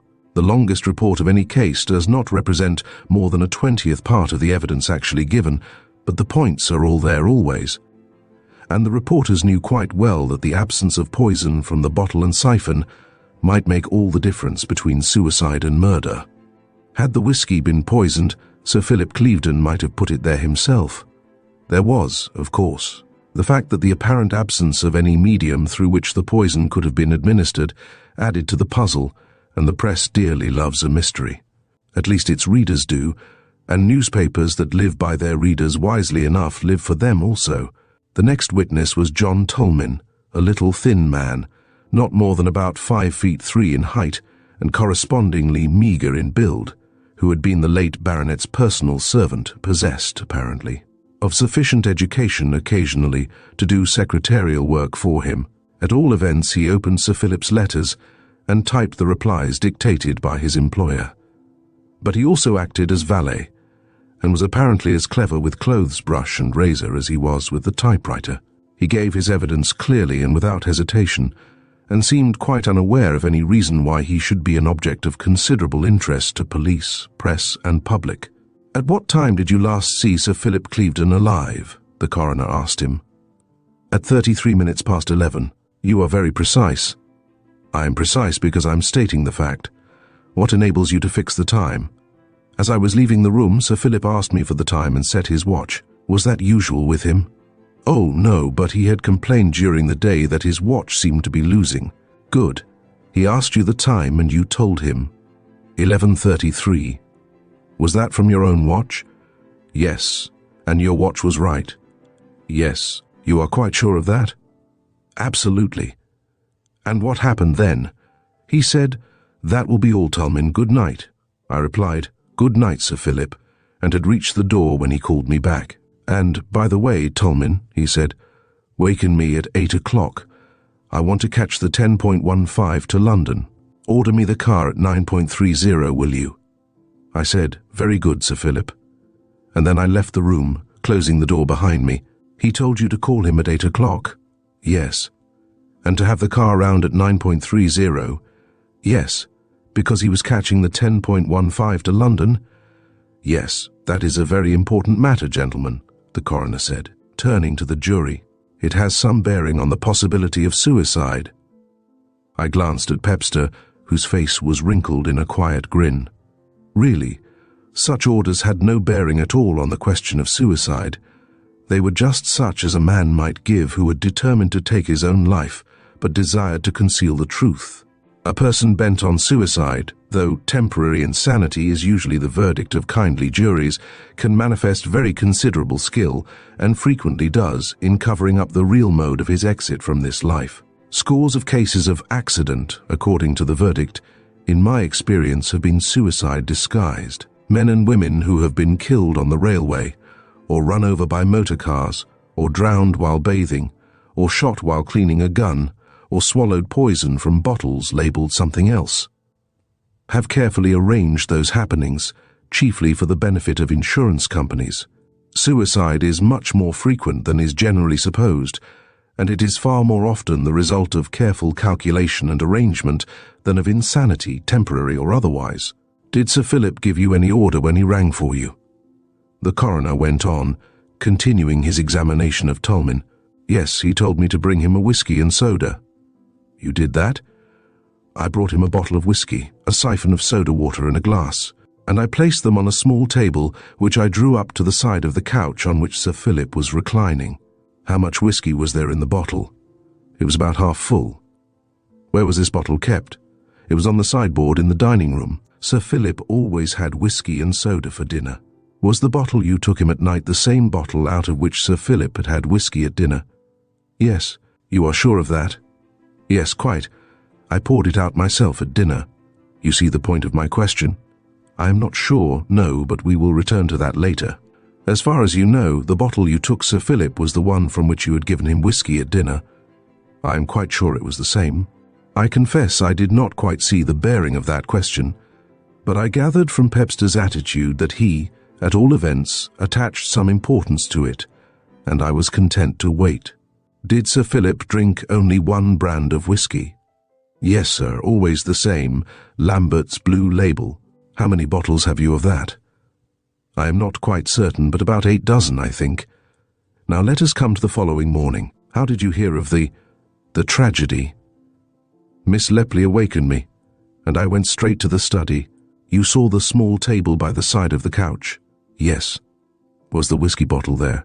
"Yes." "And the siphon and the glass?" "Yes." "Just as you had put them the night before?" "Yes." "Now here is the bottle of whiskey that was found on the table by Sir Philip's side." Pepster produced it from a bag he had been hitherto carefully guarding. "Is that the bottle from which you gave your employer a drink at dinner, and which you left with him at night?" "Yes, sir." "How do you identify it?" "It's Lambert's Blue Label, sir." "But that is a popular brand, isn't it?" "Oh, yes, I believe it is, sir. You could buy a bottle in Midlington, for example?" "Yes, sir, at several places." "Are there any special marks on this particular bottle?" "No, sir, I don't think so." "Then how do you identify it?" "It is Lambert's Blue Label, and—" "Just so, and we may leave it there. As far as you know, that bottle is the one from which you gave Sir Philip his drink at dinner, and which you took him at night. But there are no marks on it which enable you to identify it positively. Well, of course, one bottle of Lambert's Blue Label is very like another." "Precisely. Did you notice the glass?" "Not particularly." "Could you say whether it was the glass you took Sir Philip?" "It was the same sort of glass." "Quite an ordinary glass?" "Oh, yes. There are many glasses of that type in the house." "Yes, sir, several dozen, I should think." "The housekeeper or the butler would know." "Just so." "There was nothing special about the glass, any more than about the bottle?"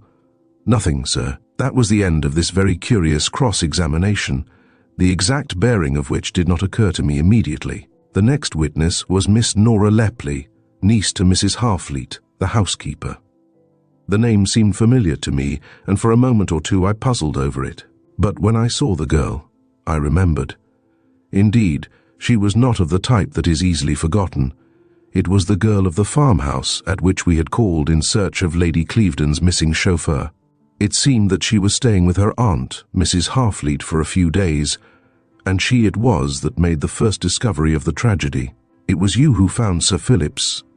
who first saw... Yes, sir. I found Sir Philip lying dead on his couch in the study. At what time would that be? About 7 o'clock. And how came you to be the first to enter the study? Nobody was allowed to tidy Sir Philip's study except my aunt, and she had to be there when the maids were cleaning. But when I was staying with her at White Towers, I sometimes looked after it for her. Sir Philip knew and didn't object. Were you friendly with Sir Philip? Oh no, not particularly. I seldom saw him, and when I did, he generally didn't speak to me. He wasn't very... Is genial the word? Yes, that would fit. The girl smiled, but quickly composed her features again. Now let us come to this particular morning. Tell me exactly what happened. My aunt wakened me and said would I straighten Sir Philip's study for her, as he would be down early. I think she said he was going to London. What time would it be when she wakened you? I should think about 7:15. I can't say to the minute, because I did not look at my watch. And what happened then? I dressed and went downstairs to the study. As I opened the door, I saw that the light was still burning and that Sir Philip was lying on the couch. I thought he had fallen asleep there overnight. I went to him and put my hand on his shoulder, intending to waken him, and then I saw... She paused there, and her face whitened a little at the recollection. You saw that he was dead? Yes. Had you tried to awaken him? Yes, I had shaken his arm. And then? I ran out of the room and fetched my aunt, who sent me for Mr. Chinley. That is the butler. Yes, and then I went for Mr. Tolman. Was he awake? Oh, yes. Indeed, he was half-dressed. Did he open the door directly you knocked? Yes, I think so. But you would not be sure of that. No, I may have knocked twice. Did Tolman go with you immediately to the study? Yes, and then he ran off for the doctor. And what did you do? I remained with my aunt and Mr. Chinley in the study until the doctor came. And now I want you to consider very carefully this next question. When you saw that Sir Philip was dead, did you examine him at all? No, I did not wait for that. I ran straight out to bring help. Did you notice the hatpin? No, I saw nothing of it. Does that mean that it wasn't there, or that you did not notice it? It may have been there. Indeed, I suppose it must have been, but I did not see it. You formed no idea as to how he had died. I formed no ideas of any sort. I think I was too frightened and upset. Thank you, Miss Lepley, the coroner said. You have given your evidence very clearly. I am sorry I could not remember about the hatpin. She replied, Oh well, I have no doubt we shall trace it in time. And now we will have Mrs. Harfleet, the housekeeper. Chapter 8. The Story of a Quarrel. The inquest, as far as it had gone, afforded no leading at all. We had not even learned how the poison had been administered, for though there had been some suggestion of possible juggling with the whiskey bottle and glass, there had been nothing definite. But it was the hatpin that puzzled me most. One might regard it as certain at all events that Sir Philip Clevedon, even if he had voluntarily taken the poison, had not thereafter stabbed himself. One could only suppose that it was the murderer's effort to make absolutely sure that his work was complete. Without the hatpin, it might have been odds in favor of suicide. Mrs. Harfleet, the housekeeper, was a tall woman, something past middle age, with black hair lightly streaked with grey, and dark eyes of a peculiarly penetrating quality. I wondered for a moment if or where I had seen her before, and then I realized that it was her likeness to her niece that had impressed me. She was very alert, both mentally and physically, answered the questions in full and without hesitation, and yet with a curious air of detachment, as if, after all, it were no particular business of hers. She described events already dealt with here, and generally corroborated the evidence that had gone before. "I want to ask you now about this hat pin," the coroner said, picking up the pretty but sinister little weapon. "You were the first to discover the use to which it had been put." "Yes, I saw it, and called Mr. Chinley's attention to it. Had you seen it before?" "Not that I can recollect." "You had a visitor during the evening?" "Yes, Miss Clevedon." "Did she remove her hat?" "Yes, she had been caught in the rain and her hat was very wet. I advised her to take it off and dry it before my fire." "Did she do that?" "Yes." "When Miss Clevedon took off her hat, did you see her remove the pin?" "I cannot remember." "Did you see where she put it down?" "No." "You did not see her put it on the table, for instance, or the mantelpiece?" "No." "You did not notice it lying about after she had gone?" "No." "Did Miss Clevedon see Sir Philip?" "She went to his study. Do you know whether she saw him?" "No, she went straight out after that, and did not return to my room." "Did Miss Clevedon resume her hat before she went to the study?" "No. She was carrying it in her hand." "You are sure of that?" "Yes. I remember her remarking that it was still damp, and that she would put it on when she got outside." "You do not recollect whether she had the hat pin in her hand?" "No, I do not remember that." "Did Sir Philip Clevedon have any other visitors?" "One, earlier in the evening." "Before or after dinner?" "Before dinner, about 6 o'clock." "Were you present at their interview?" "No, I was in the little room that leads off the study." "What is that room used for?" "Only to store books. It is completely lined with shelves that are full of books. I was engaged dusting them." "You heard someone enter the study?" "Yes." "Could you overhear the conversation?" "Not while they spoke in ordinary tones, only when they raised their voices." "Did you recognize the visitor?" "Yes, it was Mr. Thoyne." I glanced at Thoyne, who had started from his seat as if with intention to intervene, then resumed it again as one who had thought better of it. Was it a friendly interview?" "Well, they disagreed." "I protest, Mr. Coroner," Thoyne cried explosively, rising to his feet. "If you desire to give evidence later," the coroner began suavely. "I have no desire to give evidence. I have none to give," Thoyne cried. "This interview, which was purely private, took place hours before the tragedy, and had nothing to do with it." "Please be silent, Mr. Thoyne," the coroner said a little sharply, "and allow me to conduct the inquiry in my own way. You shall, if you desire, have an opportunity later." He turned again to Mrs. Harfleet. "You said that Sir Philip and Mr. Thoyne disagreed. Did you learn the cause of the—" This brought Thoyne once again to his feet, and I did not wonder at it. The coroner had evidently his own particular method of conducting an inquiry.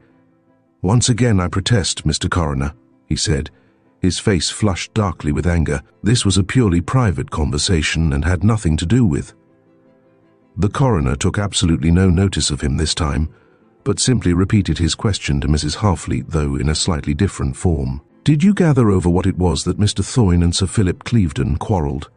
"There was no quarrel," Thoyne interjected. "It was over, a lady," Mrs. Harfleet responded slowly.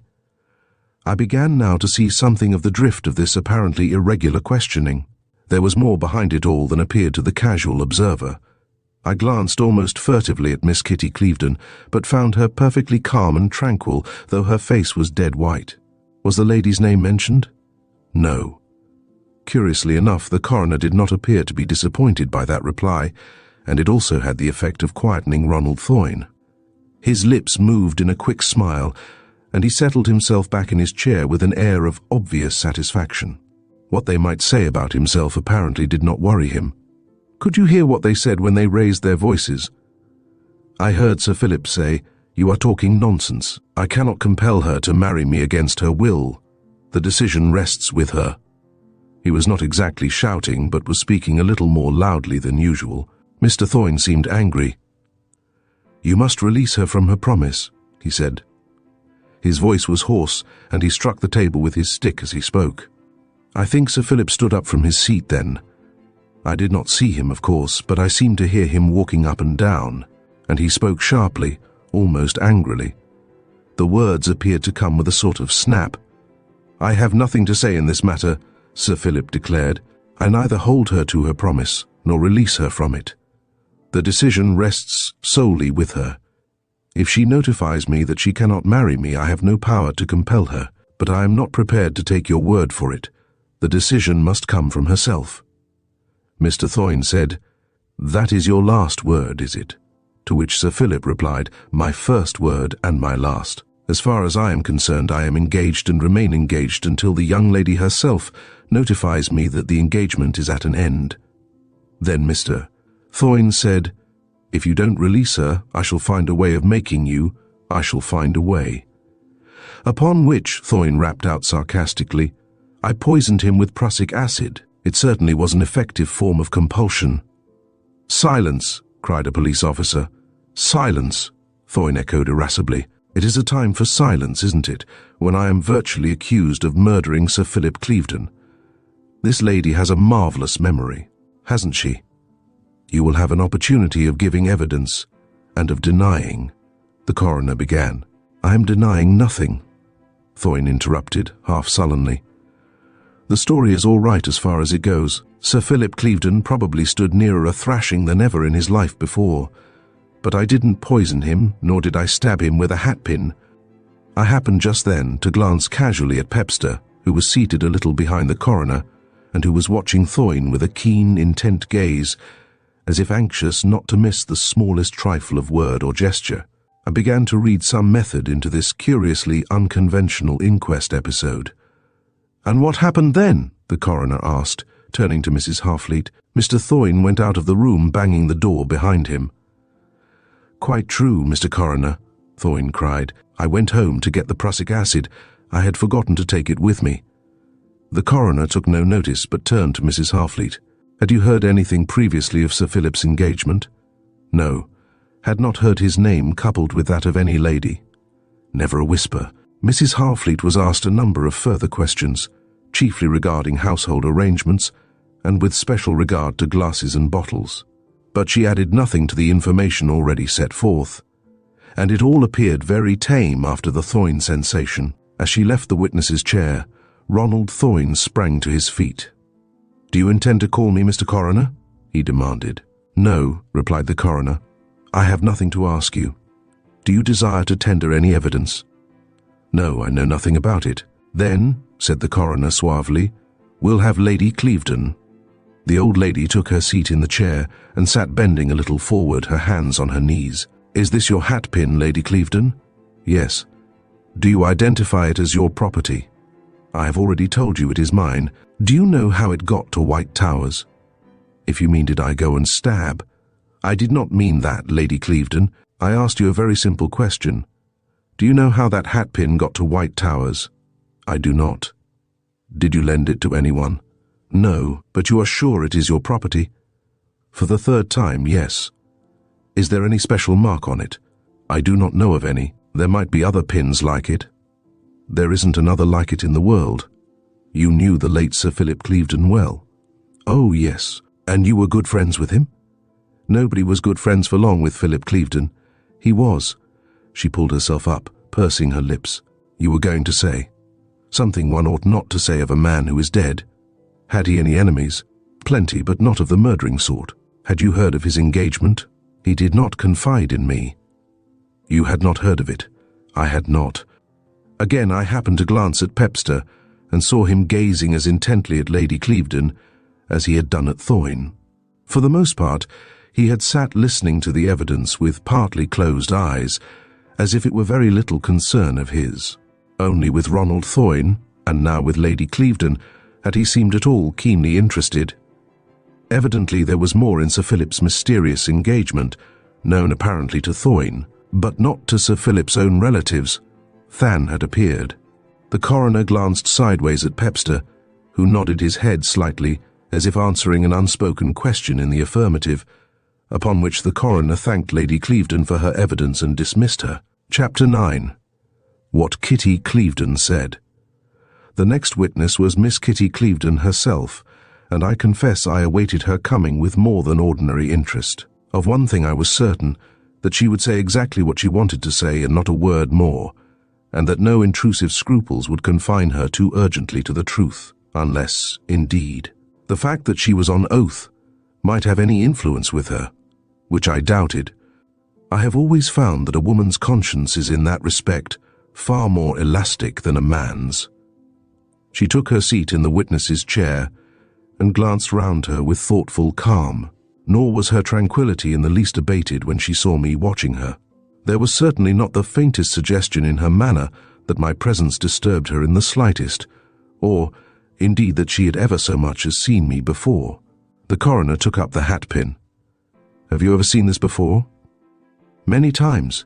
It belongs to Lady Clevedon. Have you ever borrowed it?" "Often. Did you wear it when you visited Mrs. Harfleet on the day of Sir Philip Clevedon's decease?" "Yes. Will you kindly detail the circumstances of your visit to White Towers?" "Lady Clevedon asked me to convey a message to Mrs. Harfleet regarding some parish business, the clothing club at the church of which Lady Clevedon is president, and Mrs. Harfleet is secretary.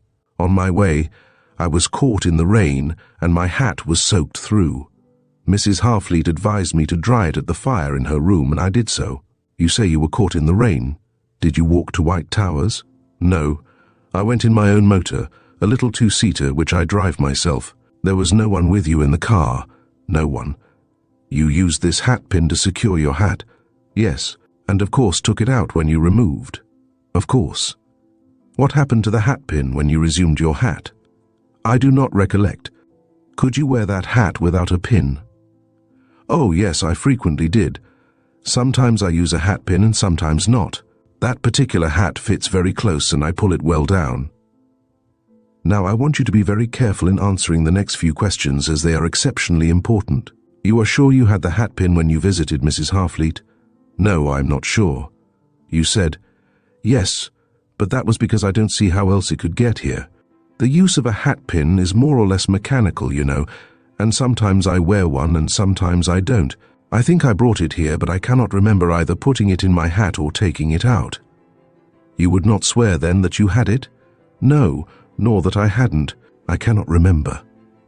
"It is hopeless, then, to ask you where you laid it down." "Quite, I am afraid. If I had it with me, I should take it out without thinking and lay it down anywhere." "Where were you standing when you took your hat off?" "Before the fire. You might possibly lay the hatpin on the mantelpiece." "I should think that a very likely place." "But you cannot recollect?" "No, I cannot remember anything about it." "How long did you remain with Mrs. Harfleet?" "Oh, about half an hour, I should say." "Where was the cap during that time?" "It was in the fender drying." "Was it dry when you took it up?" "Drier than it was, but still damp." "When you put it on again, can you remember whether you used the hatpin?" "No, I cannot remember for certain, but apparently I did not." "Can you suggest any reason why you should want a hatpin when you left Hatforth House, but did without one when you were going from White Towers?" "No, I cannot explain it." "When did you again remove the hat?" "When I reached home." "Didn't the absence of the hatpin strike you then?" "No, I didn't think of it. I could not even say for certain that it was absent." The coroner sat for a moment or two drawing figures on his blotting paper, then turned suddenly towards her. "Did you go out again that night?"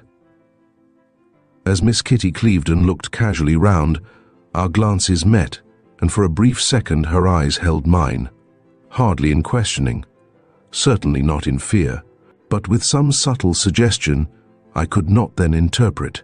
"No," she said with inimitable composure, "I did not go out again." That might have been perfectly true, since it was at least possible that she had not gone straight from White Towers to Hatforth House, though it was hardly possible she could have been absent all the evening without some remark. If, on the other hand, she was lying, and I had good reason for knowing that she possessed all the qualities essential to success in that very difficult art, then her midnight expedition had been secret. It was a tangle that would have to be straightened out later, and so far I hadn't either end of the string in my fingers. "Did you see Sir Philip Clevedon?" "No. I went to his study, but he was not there, and I did not wait.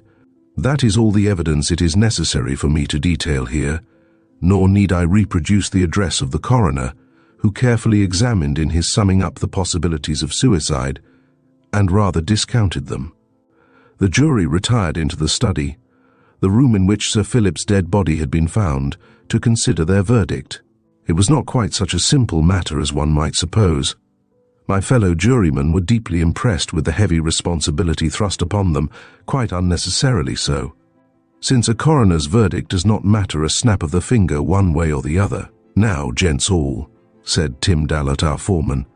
"The question is, suicide or murder? Why should he want to commit suicide? And if he did, where did he hide the bottle? You, Mr. Hapton," this to a big, heavy man with a vast head, a considerable farmer in the Dale. "What do you say?" "Well," said Mr. Hapton slowly, "there's no knowing, but you've got to know one way or the other," Tim Dallett cried. "You'll have an opinion."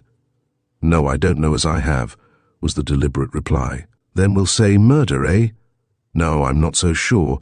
"Well, suicide." "Ah, but then you see." "Well, if it wasn't suicide, it was murder, and if it wasn't murder, it was suicide." "Aye, that's right," Mr. Hapton cried, brightening up a little. Fortunately, I was the next to be interrogated, and I snapped out my answer even before our foreman had completed his question. "Murder, undoubtedly," I said, not because I had really any such certainty or had made up my mind on the matter, but in order to get the thing settled. My very unrural promptitude gave the cue to the rest, and murder went round with affecting unanimity. "Now, Mr. Hapton," Tim Dallett added, "everybody but you said murder. You'll not stand out." "I'm not one to be contrary-like," Mr. Hapton said, "but murder, it's an ugly business, that." "Well, it doesn't matter very much," I interposed. "We're not going to hang anybody this afternoon." "Nor not to mention no names," our foreman put in. "Persons or person unknown, that's what it is." "Ah, well," Mr. Hapton said with a gloomy shake of the head, "if you're all set on murder, murder let it be.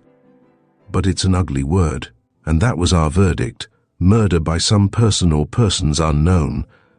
But for my part, like Mr. Hapton, I wasn't at all sure, and, curiously enough, the hatpin was not so much as mentioned. It was the day following the inquest that I met Detective Pepster in the village. "Ah, good morning, Mr. Holt," Pepster cried as I joined him. "How is Carterdale using you these times? Have you settled down amongst us?" "More or less," I replied. "This place rather improves on acquaintance. I think I would like to see a summer here." "Yes, it's all right in the summer, if the summer is all right," Pepster rejoined dryly. "But our summer isn't much to rave over. It doesn't last long enough." "No, that's true. And how is the mystery getting on?" "The mystery?" Pepster echoed. "Oh, you mean the murder. It isn't getting on. I was just coming along to see you."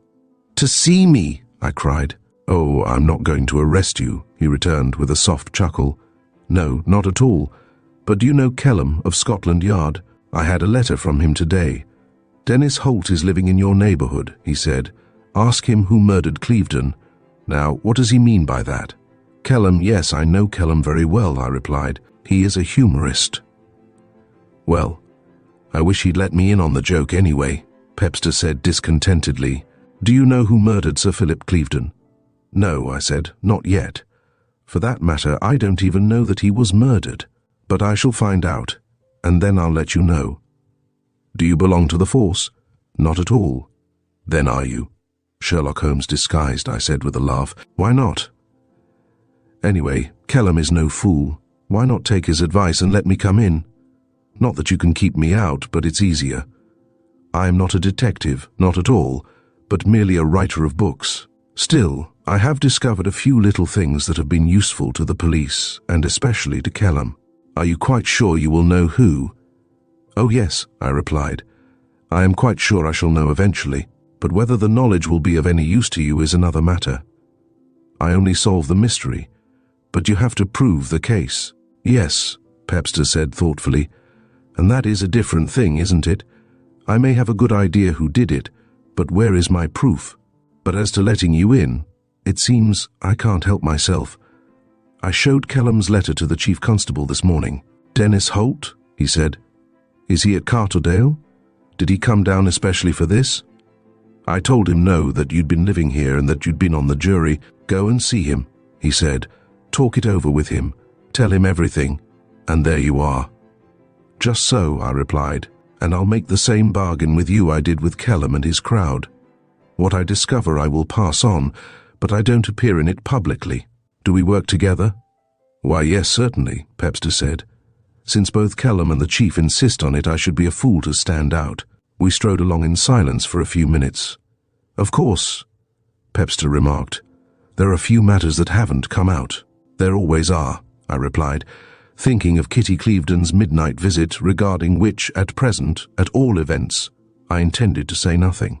For example, that valet, John Tolman, Pepster went on. Why should Sir Philip Clevedon have given him a cheque for £500 the day before he died? That certainly hasn't come out. Did he? And did Tolman cash it? Oh yes, there was no particular secret about it. The counterfoil of the cheque-book seemed quite plain. John Tolman, £500, and the money was paid out to Tolman by the bank in Midlington at 11:30 on the morning of the day Sir Philip died. The bank knew Tolman well. He had often transacted business for Sir Philip. Now, suppose that cheque was a forgery, or suppose it had been made out for £5 and Tolman altered it to £500, or suppose the money was really for household expenses, and Tolman stuck to it and Clevedon discovered it, or Tolman feared discovery, and so... There would be your motive, certainly, I agreed. Has Tolman explained the cheque? Well, not in detail. Has he been asked? Yes. What did he say? That it was money owing him. What about this cheque? I asked him. Oh, the governor owed me that, he said, but when I wanted something a bit more definite be dried up. Any other cheques of that sort? No, I don't know. I might inquire. Perhaps it was salary. No, Tolman's salary was paid monthly, £20 a month. This is an extra, and he declares it is money owing. Yes. Well, perhaps it was, I said, as we drew up outside the little post office where I had to make a call. Anyway, I don't think I would arrest Tolman just yet. Tell the chief you have that from me. But what I wanted to know more than anything just then was why John Tolman was blackmailing Sir Philip Clevedon. Chapter 10. An invitation from Lady Clevedon. Oh, Mr. Holt, cried the young lady behind the counter of the little general shop that was also the village post office. I have just taken a telegram for you. You can have it now if you like. It's against the regulations, but that doesn't matter. I took the yellow slip and perused the message, which was from a publishing firm with whom I was negotiating, offering me a price for a manuscript I had submitted to them. It is a lot of money, the girl said, with a touch of envy. It would take me years and years to earn that at this job. You'll not be here years and years, I replied smilingly. Some lucky man will snap you up long before that. Well, there's no queue so far, the girl returned dryly. Perhaps when Mr. Holt has quite finished, other customers may have a turn, said a mocking voice at my elbow, and wheeling round with a quick movement that dislodged a pile of picture postcards and albums and brought them clattering to the floor, I saw Kitty Clevedon's face flushed with pretty colour. I beg your pardon, I said. I was just reading a telegram. I have been down to Stone Hollow, Kitty Clevedon went on. In fact, I have been looking for you. I have a message for you from Lady Clevedon. She would like you to come and see her. Yes? When? Well, could you come now? I have my car here. I nodded assent and followed her out of the shop to the smart little two-seater, which she managed with a skill that betokened plentiful practice. As we drove off, I saw Pepster walking slowly through the village. I don't know that man, Kitty said as Pepster saluted, but I have seen him about quite a lot lately, and he was at the inquest. I suppose he belongs to the police. Yes, a detective. He is very interested in me. I dare say you are a very interesting person, Kitty rejoined equably. You see, I went on, I am under suspicion. She turned to have another look at Pepster, and the car swerved suddenly to the left. Steady on, I cried. You'll have us into the wall. But I do not understand. Why should they? Oh, the story is very simple. The police knew I was out late on that particular night Sergeant Gamley saw me. They questioned me, of course, and after all, it was a trifle, suspicious looking, wasn't it? Here was I, a newcomer and a stranger, wandering about the Dale at midnight. I paused and glanced at her to note the effect of my words, and was interested to see that she had grown perceptibly paler. But "Surely they didn't suspect you," she said, in tones that were very little above a whisper. "Oh, I don't know," I returned cheerfully. "Why shouldn't they suspect me? They know nothing about me, and certainly nothing that would count particularly in my favor. At all events, they questioned me. Had I seen anyone that night? And I lied to them. I had seen nobody at all. There are occasions, you know, when mendacity may be condoned." Kitty gazed at me with wide-open eyes for fully a minute, then pulled herself together with an effort and laughed with a quite passable imitation of merriment. "And had you seen anyone?" she asked. "Yes," I replied, smiling into her face. I had seen a very beautiful and clever woman, and an extremely capable actress whose ideas regarding truth are apparently nearly as flexible as my own. She flushed a little, but remained apparently undisturbed by either the compliment or the sarcasm. "And which had committed the crime?" she asked. "Was it the beautiful and clever woman? You said beautiful and clever, didn't you? Or the capable actress? But still, I don't understand. I thought you were a great detective, a sort of Sherlock Holmes in real life." I threw myself back on the cushioned seat with a quick laugh. "Where did you get that fairy story from?" I demanded. "But it's true, isn't it?" "No," I said. "I am not a detective, certainly not. And I am not a great anything, unless it be a great liar. I have had a little practice at that just lately." "But that is why Auntie has sent for you," she added, with a puzzled frown. "Because I am a great liar?" I asked. "No," she replied quite seriously. Because she thinks that somebody told her you were a great detective." "Oh yes. And why does she need the services of a detective?" I demanded. "She wants you to find out who murdered Sir Philip Clevedon." "I see. And do you want me to discover that?" "Of course. But I don't think you can. If you thought I could, you wouldn't want me to try, is that it?" "No, oh, I don't know what you mean." She gave all her attention to the car after that, while I, having nothing particular to say, lapsed into silence. We found Lady Clevedon seated in the small parlour, a square, cheerful room, furnished evidently for comfort with couches and big armchairs. The old lady bade me sit down and then plunged with characteristic abruptness into the subject of the interview. "What is your fee?" she demanded. "My fee?" I echoed. "But I have no fee. I am neither a doctor nor a solicitor, nor a parson. You may as well complete the usual trio," the old lady said dryly. "But you are a policeman." The word was so unexpected that I could not forbear a soft laugh in which, after a momentary hesitation, Miss Kitty Clevedon joined me. I expected her to label me detective. That she should call me policeman had all the elements of novelty that go to make up unconscious humor. "But policemen are not allowed to take fees," I replied. "They have their salaries, or is it wages?" "Do you get a salary?" Lady Clevedon demanded. "No, but then you see, I am not a policeman. I am merely a writer of books." "But the Chief Constable of Peakborough, he is a cousin of mine, distant but still a cousin, and a fool at that. Or he would have found out before this who killed Sir Philip, told me you were a celebrated detective, and that if I could get your help. Now, who did murder Sir Philip Clevedon?" "Did you?" I asked. Rudely enough, I admit, though the question was well in accord with her own conversational style. Nor did she take it amiss. "No," she said. "Why should I murder him?" "Then if you are quite sure of that," I returned, "you have all the world to go at. I may have done it, or Miss Clevedon may have done it, or Tulmin may. May, you tire me to death with your mays. I don't want to know who may have done it, but who did. I suppose it is a case of the needle in the haystack." "Even the needle in the haystack could be found, given the necessary time and labor," I observed. "I wish you would talk sense," the old lady rejoined tartly. "I have had that fat man peppermint, peppercorn, Pepster," I suggested. "Yes, I have had him here and pumped him hard, but he knows nothing, merely talks in a squeaky voice and gets nowhere. Now, how would you start discovering who?" I found the old lady interesting, decided to humor her, not because I intended to be of any use to her, but because it was just possible she might be useful to me. "Well," I replied slowly, "there are several starting points. For example, who benefits most by his death? Heir.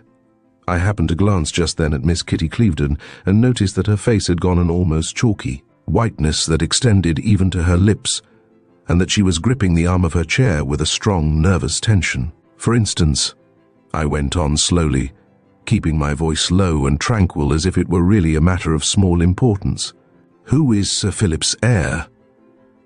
But I still kept my eyes on Kitty Clevedon, and noted that her grip on the chair tightened. "Well, he didn't do it anyway," Lady Clevedon retorted. "No, I don't suppose he did," I returned, carefully refraining from raising my voice. "I merely said that he would be my starting point. Then, doubtless, he would prove an alibi, and I should eliminate him. Billy might have hit him over the head with a stick," Lady Clevedon went on, "but he wouldn't poison a man, nor would he dig a hatpin into him." "Oh, you never know," I replied cheerfully. "Who is Billy?" "Sir William Clevedon, the new baronet, Kitty's brother," the old lady explained. "But he never poisoned Philip. They weren't friends, certainly, but then Philip had no friends, and they had quarrelled, though for that matter Philip had quarrelled with Ronald Thorne, as you heard at the inquest. Philip was that way. He quarrelled with most people, but Billy didn't do it. He is with his regiment in Ireland, trying to keep the Sinn Féiners quiet. Then there is his alibi which rules him out," I said, but I made up my mind to learn more regarding Billy Clevedon. His sister's agitation had been too pronounced to be disregarded, and it was the more impressive in that I knew her for a very clever actress, with a singular capacity for holding her own and keeping a straight face. What was it, I wondered, that had so completely upset her and smashed down all her defences? It did not take me long to decide that. She had been told that I was a great detective who would infallibly discover the murderer, and practically my first observation had been a direct hint that her brother might be the man. A suggestion so libellous should have caused her to flame out in resentment and denial, instead of which she had had to exert all her strength and willpower to keep herself from fainting. There was more in all this than one could sum up in a moment or two, and I made up my mind then and there that Billy would become an object of great interest to me. It was not difficult to learn all I wanted. The fact that most people referred to him as Billy Clevedon, and that no one called him Sir William, may indicate something of his general personality, though that would be to do him some injustice, since the diminutive was partly born of affection, and was partly a survival from bygone years. There were those who declared that his sister had been mainly responsible for the reputation Billy had enjoyed for juvenile mischief. I could well believe that, knowing her in maturer years. She would lead him on, and he, being a little gentleman, would bear the blame. But that, after all, is only the female way. Man was intended by nature to carry every burden save one, and that the heaviest of the lot. From my housekeeper, to whom I first applied, I learnt little. She had heard stories, but had never known Billy Clevedon personally. I applied to both Dr. Crawford and the vicar, but with hardly more success. They too had the usual legends off by heart, but Billy had never been ill and had no reputation for piety, and seemed to have kept out of the way of both doctor and parson. Tim Dallett could tell me a little more, but it consisted chiefly of reminiscences of Sunday rat hunts and fishing. Among them all, however, I built up a picture of a freckled, yellow-haired lad, full of high spirits and mischief, but honest and never afraid to face punishment for what he had done. And somewhere, not far away, hovered incessantly the figure of his sister, as irrepressible as himself, but far more adroit. But all that was years ago, when they came as orphans to live at White Towers, when Lady Clevedon's husband was alive, and before the late Sir Philip had succeeded to the title. In due time they both went away to school, and Carterdale knew them only in the holidays. They were but shadows of their former selves as far as their general activities went, or possibly were more careful and clever at evading the results. Eventually Billy Clevedon went into the army, but as a career, not merely as a war measure, and won some distinctions in France. But he justified his old-time reputation in that he remained apparently a somewhat incalculable quantity, always doing the unexpected. His sister, having finished her education with more or less credit, accompanied her aunt to Hapforth House and settled there, though during the war she engaged in various occupations and learnt to drive a motor, milk cows, and use a typewriter. Chapter 11. A Visit from Ronald Thorne. The Wagon and Horses in Carterdale was one of the best-known inns in the district, with a history behind it that went far beyond the printed word into the mists and myths of legend and tradition. I believe, in fact, that it possessed its own duly authenticated ghost, that of a sailor on tramp towards the coast, who had been murdered for his gold by a rascally landlord and his wife. This was well over 2 centuries ago, and it was a long time now since the sailor's restless spirit had been seen. But the records of its appearances were definite, and were at all events implicitly believed in by the Dale folk.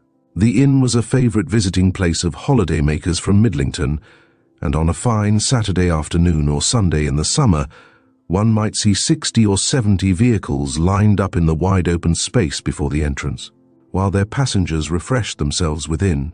Tim Dallot, the landlord, was well known throughout the Dale and was highly esteemed. The newfangled notion that an innkeeper is a sort of semi-criminal had no countenance in Carterdale, where they liked their ale and took it strong, that is, as a grandmotherly control board would allow them to have it. And, whatever else Tim Dallot was, he was a judge of ale and would have only the best.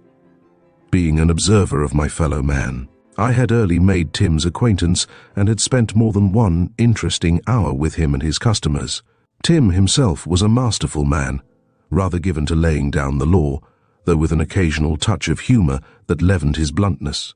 And he had a curious habit of screwing the forefinger of his right hand into the open palm of his left when he was saying anything particularly emphatic. His build was inclined to stoutness, and he was very bald for all he was still some years off 60. His wife had died just before the war, and he had neither son nor daughter. It was he, the reader will recollect, who had been foreman of the jury at the Clevedon inquest. "Well," he said, as I entered the snug, "and what do you think of it all? I haven't seen you since the inquest, Mr. Holt." "Give me a glass of beer," I replied. "It puzzles me." "What I'd like to know," chimed in old Tompkinson, who was verger at the parish church and gardener at the vicarage, "is why old Crimin, have I explained that Crimin was the coroner? Worried about that whiskey bottle?" "Aye, you may say that," Tim agreed, nodding his head with an air of vague mystery. "It seemed main foolish to me," Tompkinson went on, "and I couldn't get a grip of it nohow. No, but Crimin is a good crowner. I'm saying now to gin him, and I dessay he'd summat oop his sleeve and all.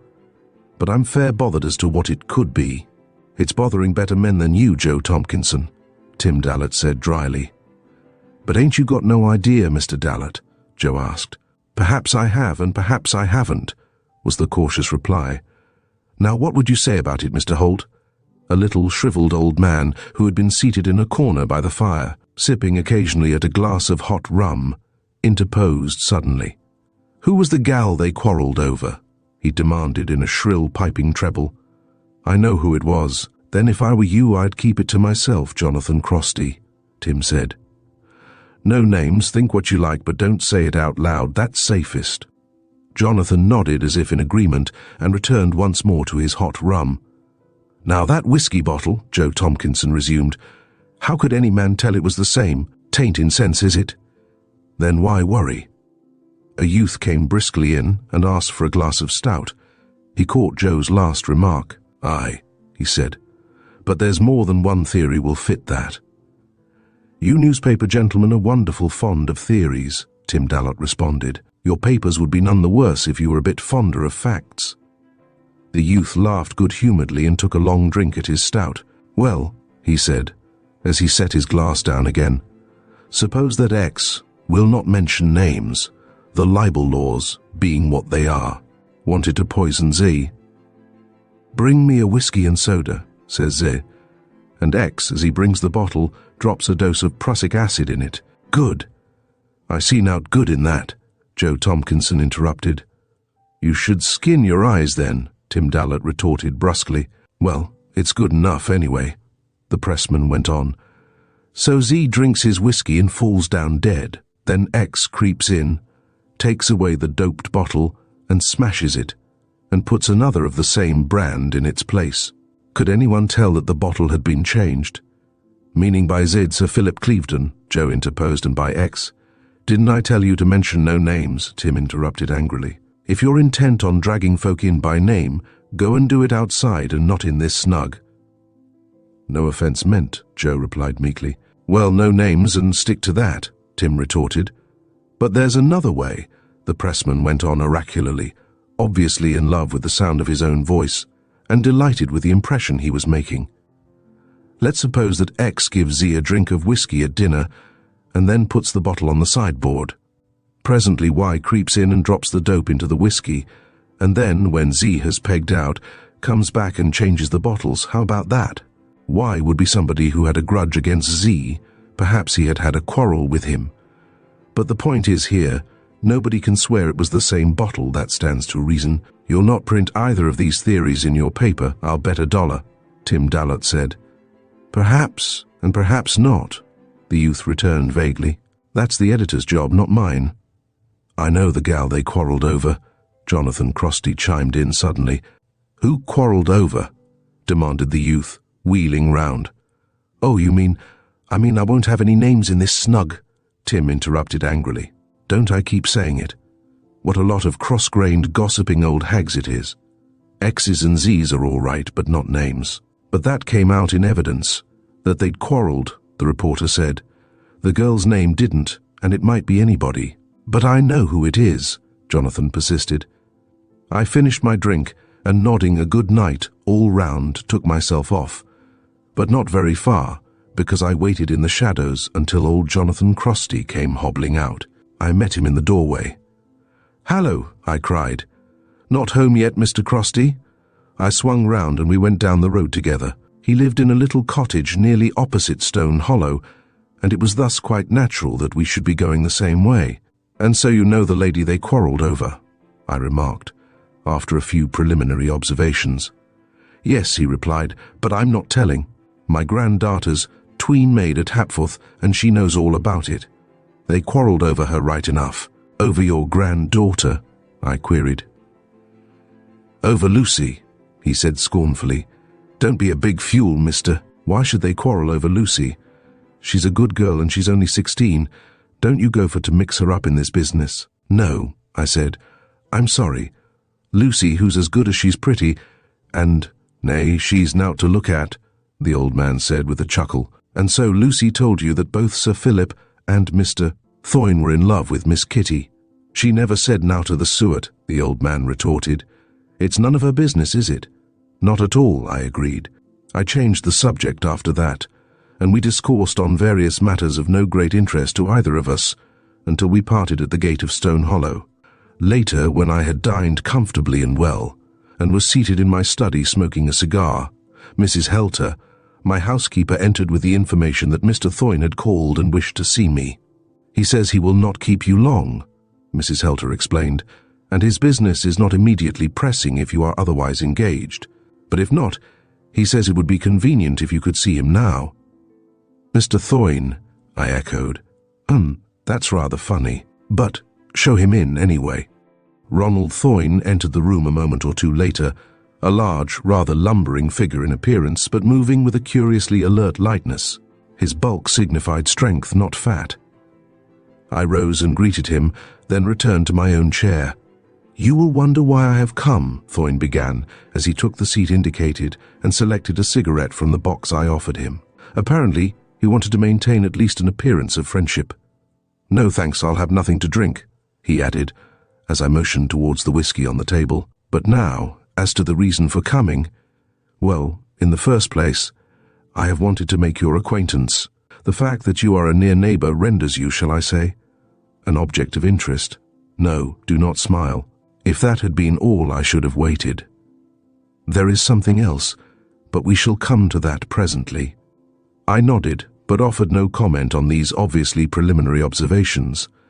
I was quite well aware that this was no mere friendly call, that Thoyne had some very definite purpose in his mind, and I was quite content to wait until it should suit him to disclose it.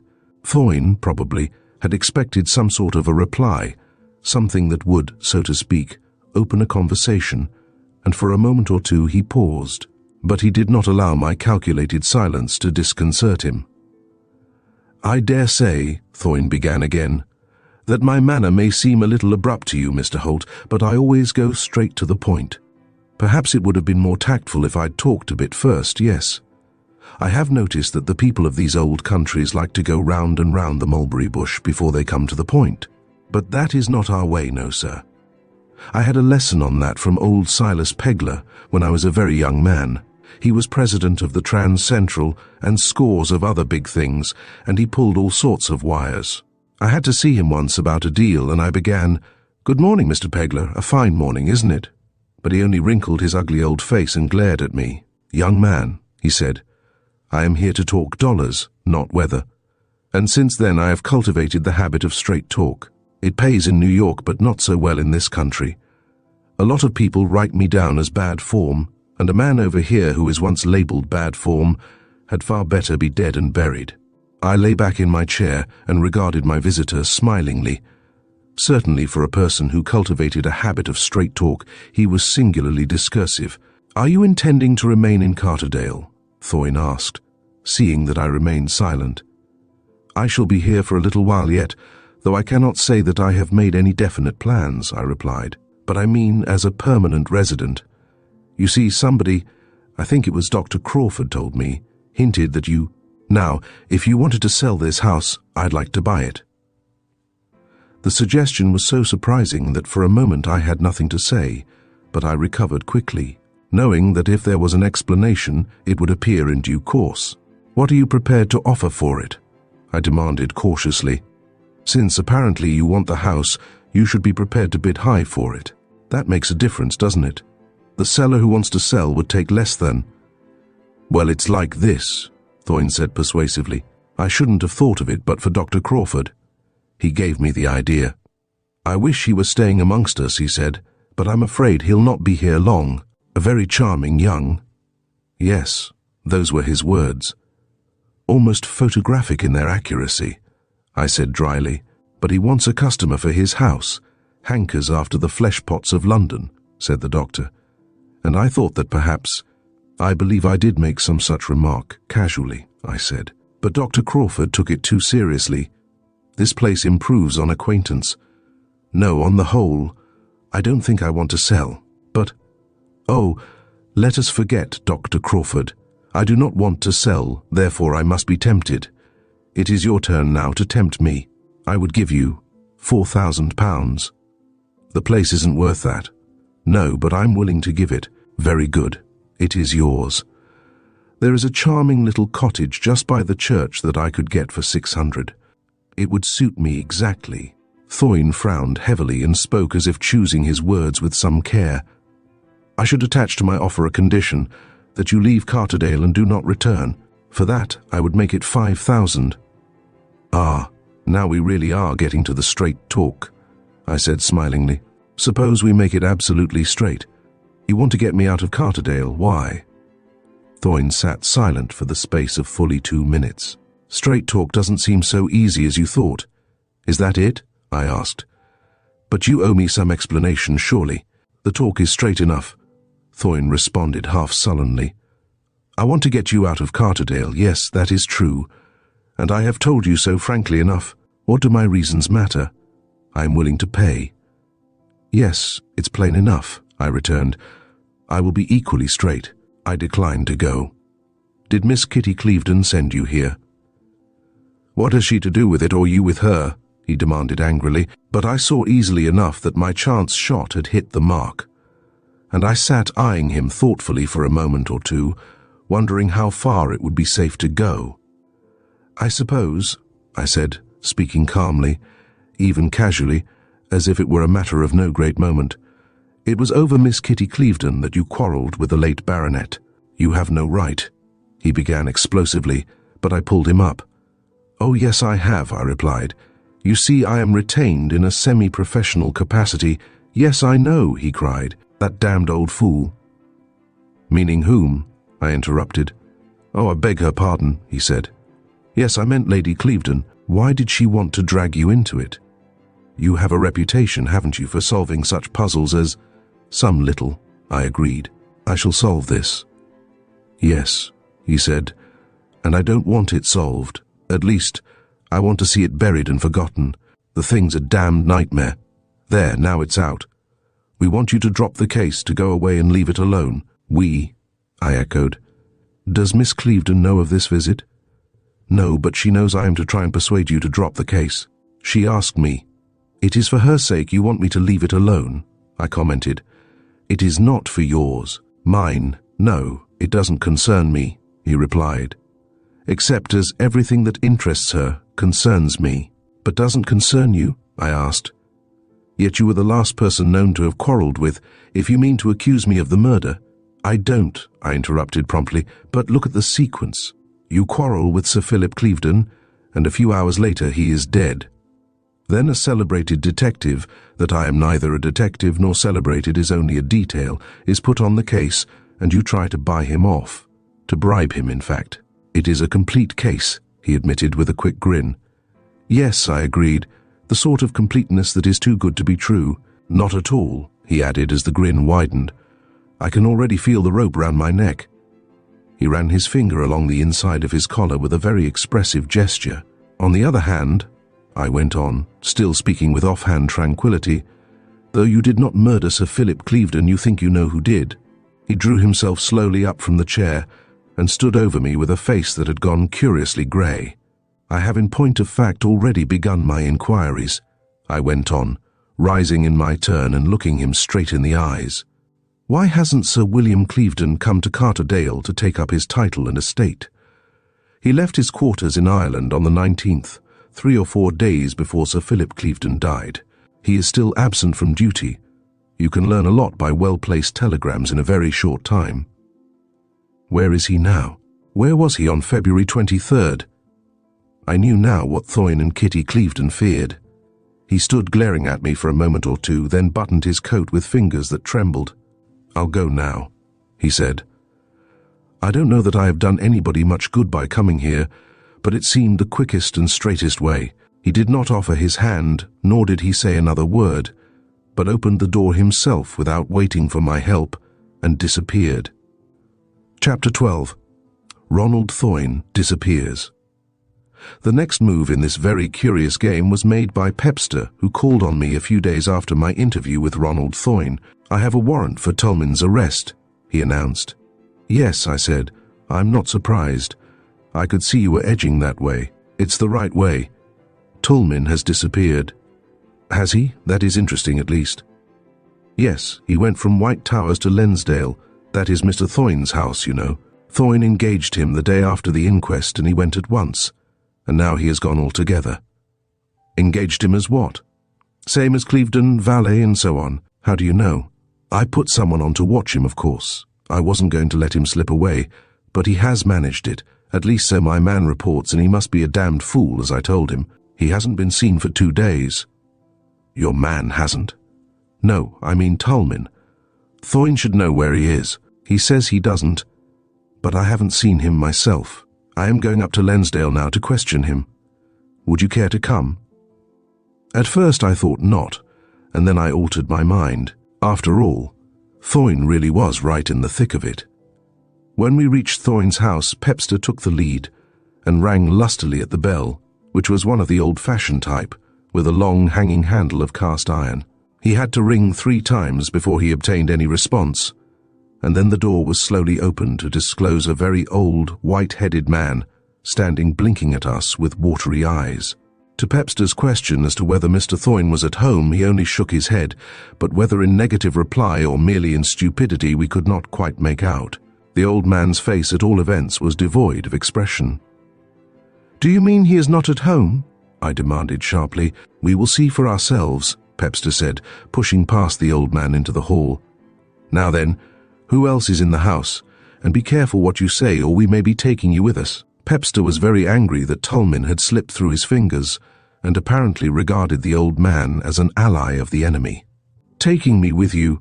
the old fellow cried in the quavering accents of age. "Taking me where?" "To prison, old chap," Pepster replied cheerfully. "People who won't answer questions often find themselves in gaol." It was pure bluff, and Pepster's superiors would probably have had something rather drastic to say had they overheard it. But the detective knew pretty well how far to go, and with whom it was safe to go even that distance. "But dear sir, I have done nothing wrong," the old man said, manifesting a sudden fluency which caused Pepster to turn on him with a sharp glance. "I am a very old man, gentlemen, 77, and I have never been in any trouble of that sort. Never, gentlemen." "You are making for it now," Pepster rejoined dryly. "But gentlemen, Look here," Pepster said. "We asked you a question. Where's Thoyne? If you mean to answer that, get going, and quick. If you don't mean to answer it, don't talk at all." "But sir, Where's Mr. Thoyne?" "But gentlemen, if you would, where's Mr. Thoyne?" I don't know." "Is he in the house?" "I don't know." "What do you mean you don't know?" "I don't know who Mr. Thoyne is. I never heard of him." "You are in his house?" "Yes." "Where are the other people? The servants, the housekeeper?" "There is nobody here but me, gentlemen. Truly there is nobody here. I am alone in the house. Me, Silas Balliker, 77. How long have you been in this house?" "Not long. I came today." "Came today? What do you mean you came today?" "Sir, I am Silas Balliker and—" "Yes, you said that before. And you are 77 years of age. Neither statement interests us. We want Mr. Thoyne." "Hallo, hallo," cried suddenly a new voice. "Silas, who are these gentlemen?" "Ha! Mr. Pepster, I did not recognize you. Have you come to take my house?" "No, Mr. Bannister," Pepster replied slowly. "I haven't come to take any house." He paused, a little irresolute, knowing that Mr. Bannister was a different proposition from old Silas Balliker, and that he would have to be a little more careful. "May I ask what you are doing here?" Pepster went on. "Now, is that a kindly personal inquiry from a friend, or is it asked in an official capacity?" Mr. Bannister was a little fat man with two small, keen eyes peering out of a sallow, bearded face. "Oh, purely personal," Pepster replied, a little impatiently. "We came to see Mr. Thoyne. I was merely surprised to see you where we expected someone else." "Oh, Thoyne? Yes, he was my tenant. But he has gone. Gave me notice some days ago, paid me up and cleared out. A good tenant, very good. I was sorry to lose him, yes. He said he was going back to America, and he left this morning. I sent old Silas here as caretaker. Good old chap, Silas, but—" He tapped his head significantly with the forefinger of his right hand. The old man did not see the movement, but he caught the words. "They have come to take me to prison," he said mournfully. "To prison?" cried Mr. Bannister. "Nonsense. What for? What have you been doing, old Silas?" "I haven't been doing nothing," Silas quavered. But this stout gentleman seemed mortally offended, and— "Oh, we'll see, Mr. Bannister said. "Now, Mr. Pepster, what does all this mean? We want to see Mr. Thoyne and— he isn't here. Well, we should like to look through the house." Yes, and no doubt you have a search warrant." "I have no search warrant," Pepster said patiently. "I am asking your permission." No, let's do everything in order. No warrant, no search. An Englishman's house, etc., you know. Can't be done, Mr. Pepster, can't be done. Think what would happen if the papers got hold of it. High-handed action by a Peekborough detective, eh? "The papers will not get hold of it if you don't tell them," Pepster said quietly. "Oh, one never knows. How do these fellows get hold of things? It's wonderful, but you know it's their job. And your chief is just a bit nervous, isn't he?" "I could get a warrant in an hour," Pepster said. "Well, why not? The house won't disappear in an hour. It will still be here, and so will old Silas. But if it's Thoyne you want, a warrant'll not help you. He isn't here." "His furniture is," I interposed. "No," Mr. Bannister replied with an oily smile. "You are wrong there also. The furniture's mine. I let it furnished." "Did you see Mr. Thoyne go?" I asked. "Yes, I was here. He handed me the key. Had he a man named Tolmin with him?" "He had a servant, a little man, but I don't know what his name was." "They have gone away together," Pepster said, turning to me. "Come along. There's nothing more to do here." "If you want to go through the house," Mr. Bannister began. "We don't," Pepster rejoined promptly. "We'll take your refusal, and if anything occurs, we'll call you as a witness." "But, is Thoyne in the house?" "He isn't." "Then good day to you." We turned away, and though Mr. Bannister did not quite seem to like it, he made no effort to detain us. "Yes, they've gone away together," Pepster repeated as we strolled towards Stone Hollow. "Why has Thoyne taken Tulmin out of the way?" "It may be only a coincidence," I observed. "It would be a curious coincidence," Pepster remarked. "Not that I rule coincidences out myself. They happen. I have run up against some very queer instances in my time. I once had a case in which a man prepared a dose of poison for another man. The latter died of poison, and the other gave himself up to justice. A clear case, but when the post-mortem took place, it was found that the victim had died of quite another sort of poison altogether. He had in fact committed suicide and had never taken the dose prepared for him by the would-be murderer." "But if this isn't a coincidence, then there must be an explanation," I said. "How would this do? Ronald Thoyne quarrels with Sir Philip Clevedon over a woman. Then Thoyne pays Tulmin to assassinate Sir Philip. That is why Thoyne took the man into his service so promptly. But they find the chase getting too hot for them, and so they clear out." "What? Is that the story?" Pepster demanded, evidently impressed. "No," I replied. "I'm quite sure it isn't, but it would fit the facts up to date, wouldn't it?" "I shall go after Tulmin anyway," Pepster rejoined. I nodded smilingly, but did not further discuss the matter, though I divined Thoyne's move. He had taken Tulmin away in order to divert suspicion from young Clevedon. How far Thoyne had taken Tulmin into his confidence I did not know. Perhaps he had bluffed him, as he had tried to bluff me. And at all events he would have paid him well. Whatever faults Thoyne may have possessed, any form of parsimony was certainly not one of them. Chapter 13. The Vicar's Story. It was by means of the vicar that the story was carried a stage further. I had made the old man's acquaintance soon after I first came to Carterdale, and had conceived a great liking for the gentle, kindly old parson and his bustling, energetic, rather autocratic wife. The Reverend Herbert Wickstead was an elderly man, with a thin, colourless face, short-sighted eyes, and a scholarly stoop. As a preacher, he was not very much, for, though he did some hard thinking and was now and again original, he possessed very little gift for literary expression and none at all for oratory.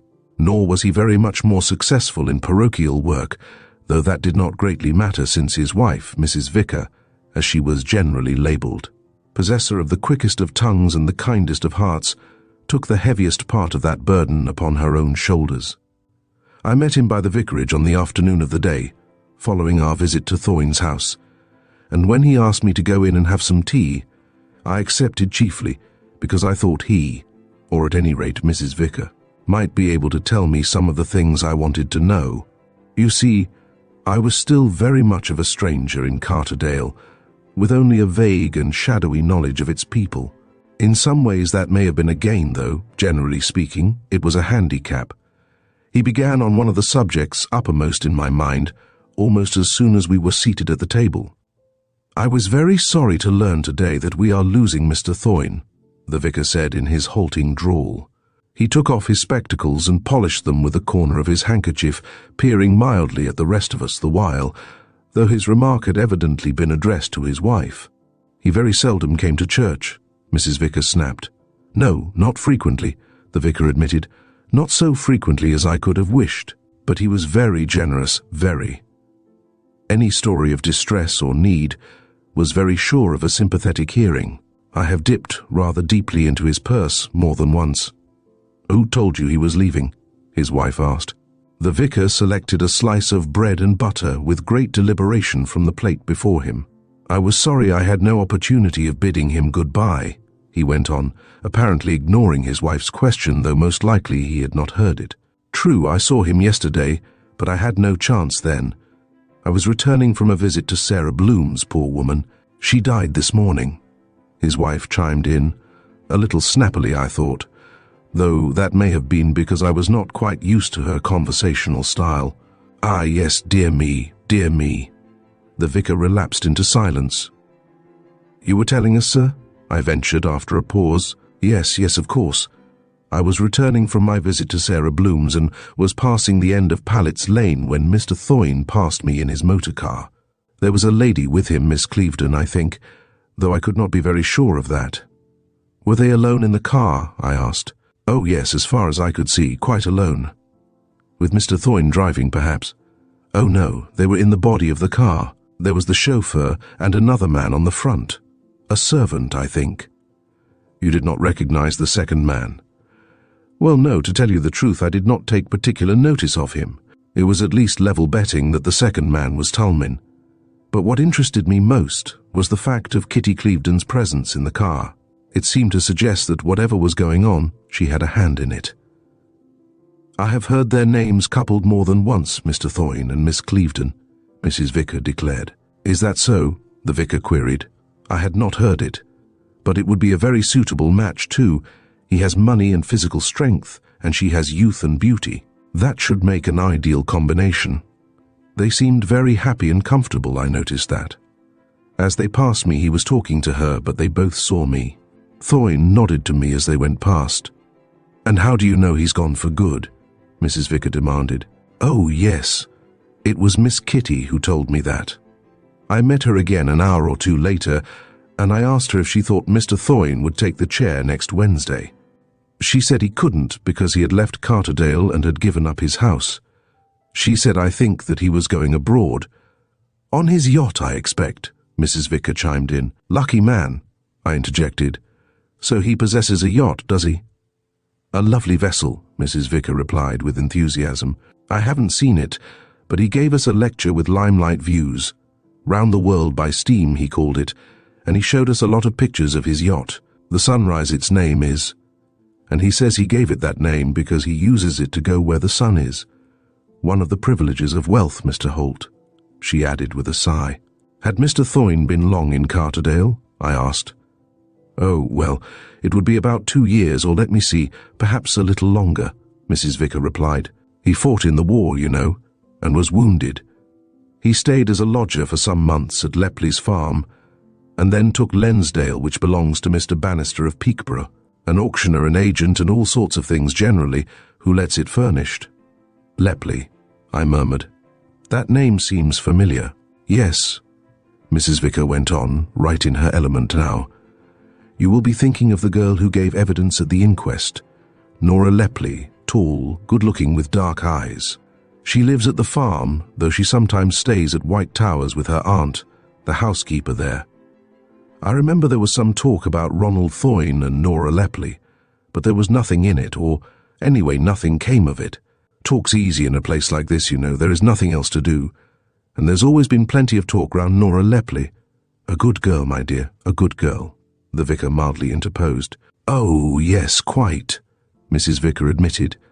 Exceptionally well able to take care of herself, I should imagine, was my own comment, whereat Mrs. Vicar nodded emphatically.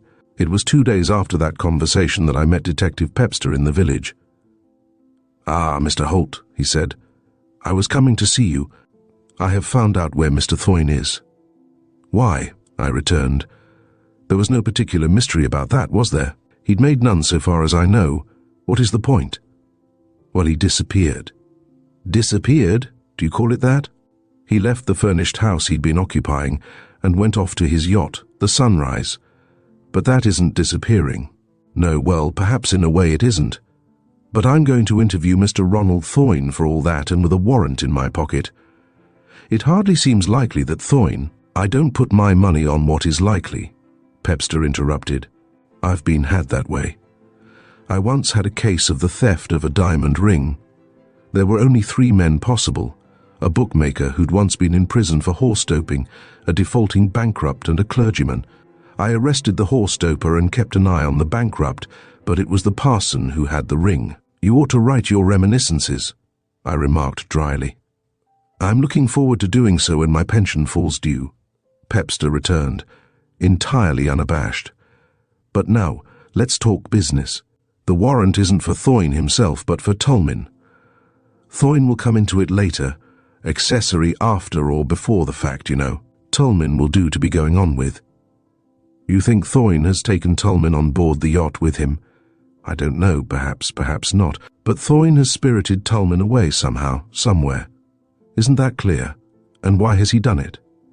Yes, I know. You explained before that Whodunit had paid Tolman to murder Sir Philip.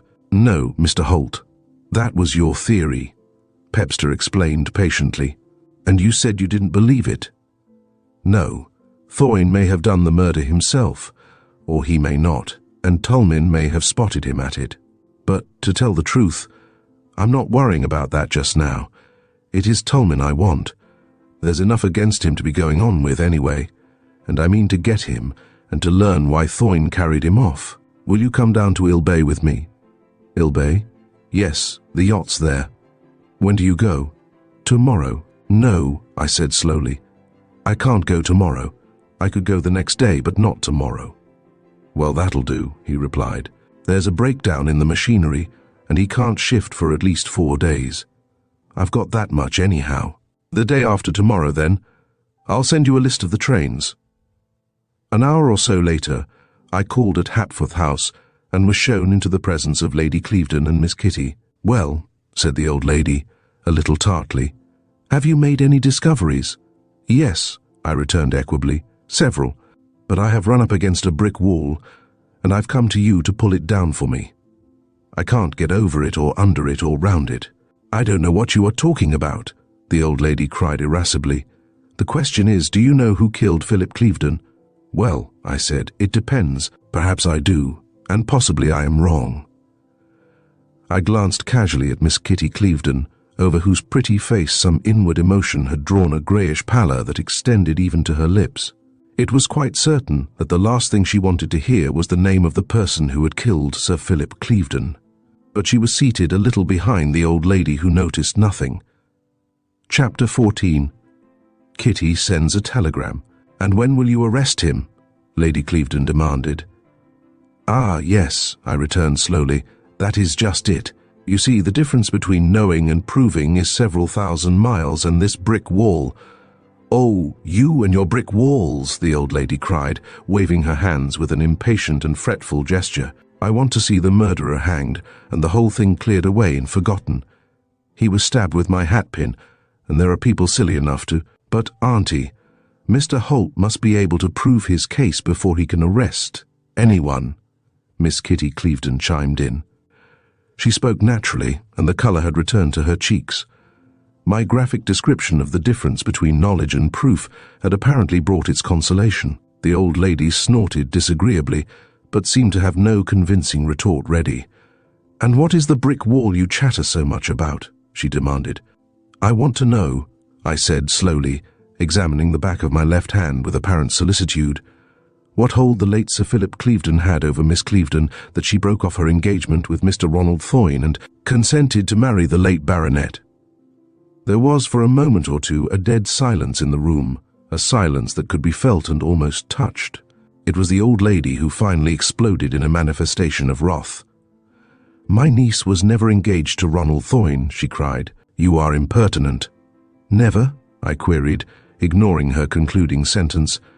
And she never promised to marry Sir Philip Clevedon, no? She turned suddenly on the girl who, as I have said, was seated a little behind her. Was that what they meant at the inquest? She demanded. They said, that housekeeper, wasn't it? That Philip Clevedon and Ronald Whodunit quarrelled over a woman. Was that it? Tell me the truth. I don't know what Mr. Holt is talking about, the girl replied carelessly. She had entirely recovered her equanimity and was completely mistress of herself again. You were not engaged to Mr. Whodunit? I asked. I was not. And Sir Philip did not want to marry you? Yes, he did, Lady Clevedon interposed. He proposed to you a year ago and you refused him. Was it over you they quarrelled, Kitty? I don't know anything about it, Miss Clevedon returned a little wearily. I don't know why they should. The old lady rose from her seat and strode towards a little bureau in one corner of the room, from which she took a bundle of newspaper cuttings. Yes, here is the report, she said, and she began to read an extract from Mrs. Harfleet's evidence in a loud, rather strident voice. I heard Sir Philip say, You are talking nonsense. I cannot compel her to marry me against her will. The decision rests with her. He was not exactly shouting, but was speaking a little more loudly than usual. Mr. Whodunit seemed angry. You must release her from her promise, he said. His voice was hoarse, and he struck the table with his stick as he spoke. I think Sir Philip stood up from his seat then. I did not see him, of course, but I seemed to hear him walking up and down, and he spoke sharply, almost angrily. The words appeared to come out with a sort of snap. "I have nothing to say in this matter," Sir Philip declared. "I neither hold her to her promise nor release her from it. The decision rests solely with her. If she notifies me that she cannot marry me, I have no power to compel her, but I am not prepared to take your word for it. The decision must come from herself." Mr. Thorne said, "That is your last word, is it?" To which Sir Philip replied, "My first word and my last. As far as I am concerned, I am engaged, and remain engaged until the young lady herself notifies me that the engagement is at an end." Then Mr. Thorne said, "If you don't release her, I shall find a way of making you. I shall find a way." The old lady ceased reading and glanced at Kitty over the top of her spectacles. "What is behind it?" she cried. "Tell me, what is behind it all?" "I don't know," Kitty said. "How should I know? But who was it? It may have been Nora Lepley. I think she uttered the name quite on the spur of the moment, and with no previous intention of taking that way out. At all events, for a moment or two, the suggestion seemed rather to impress the old lady. Then she shook her head. "I don't say that Nora Lepley, Philip Clevedon, was like all other men. I dare say, no better and no worse, but he wouldn't want to marry her. They might fight over Nora Lepley, yes, but it wouldn't be because either of them wanted to marry her." "Why shouldn't they want to marry Nora? She is very nice," Kitty said. "Don't talk nonsense, child," the old lady cried. "These are democratic days," I was beginning, but the old lady turned on me almost ferociously. "I wasn't asking you for your views," she said, "and we'll leave it at that. These two men quarrelled over Nora Lepley, or Jane Smith, or Martha Tompkins, and so," I rose from my seat and stood regarding them with a smile. "And so my question goes unanswered," I murmured, "and my brick wall remains." The old lady looked from me to Miss Kitty Clevedon and then back again. "Yes," she said, "and that ends the case. You must drop it, do you hear? Drop it. I am getting in deeper than I thought." I laughed quietly and then went towards the door. "I am seeing Mr. Thorne at Ilbay tomorrow," I said, pausing there to make quite sure Kitty heard me, "and I will ask him." I left them, probably wondering what might be the precise meaning of that last promise, or was it a threat, and finding my way out, strolled slowly down to the big gates. Once in the public road, however, I indulged in a course of action that might possibly have seemed a little strange to an uninitiated spectator. First of all, I stood glancing here and there around me, as if looking for someone or something. Then I made my way to the side of the road, and clambered to the top of a small pile of boulders, on the summit of which I found a seat on a flat stone, so placed that I was invisible to anyone coming from Hapforth House or proceeding in either direction along the road. Having made myself as comfortable as the circumstances permitted, I took out my watch. "Now for the test," I murmured. "Unless I am out in all my deductions, Kitty Clevedon will emerge from Hapforth House in something like half an hour." In point of fact, it was precisely 23 minutes, and curiously enough she did exactly as I had done, stood outside the big gates and looked carefully about her in all directions. But there the resemblance ended. She did not, like me, climb any of the neighbouring rocks, but set off at a smart pace in the direction of Carterdale village, whither also in a very few minutes I followed her. "Mistake number one, young lady," I murmured. "You should have taken your car into Midlington. You wouldn't have lost much time, and you would have made it safe. Now then, for the post office." I was right again. It was into the little village post office that Kitty Clevedon turned. I did not follow her, but instead stepped into the garden that ran alongside the house and sat myself down on a rustic seat that stood just below a small window and was hidden from the roadway by a huge, black, soft water butt. It had been a discovery of my own, made quite casually a few days previously, and merely noted as I noted everything. From that seat it was possible to hear quite plainly the tapping of the telegraph instrument within. Ah, there it was now. Tap, tap, tap, tap, H, tap, tap, tap, K, tap, tap, N, oh yes, of course H. Nose, poor Kitty. She did not dream that the man she dreaded was seated under that little window reading her message as easily as if she had shown him the form on which she had written it. H knows your address and is coming tomorrow to see you. I sped out of the garden and through the village, and taking a short cut met Kitty on her way back to Hapforth House. I was strolling along dragging my stick behind me, and I stopped as I reached her. "Have you sent your telegram to Mr. Thoyne?" I asked. She was trying to bluff me, and I did not mean to spare her. Why should I? It was she who had declared war.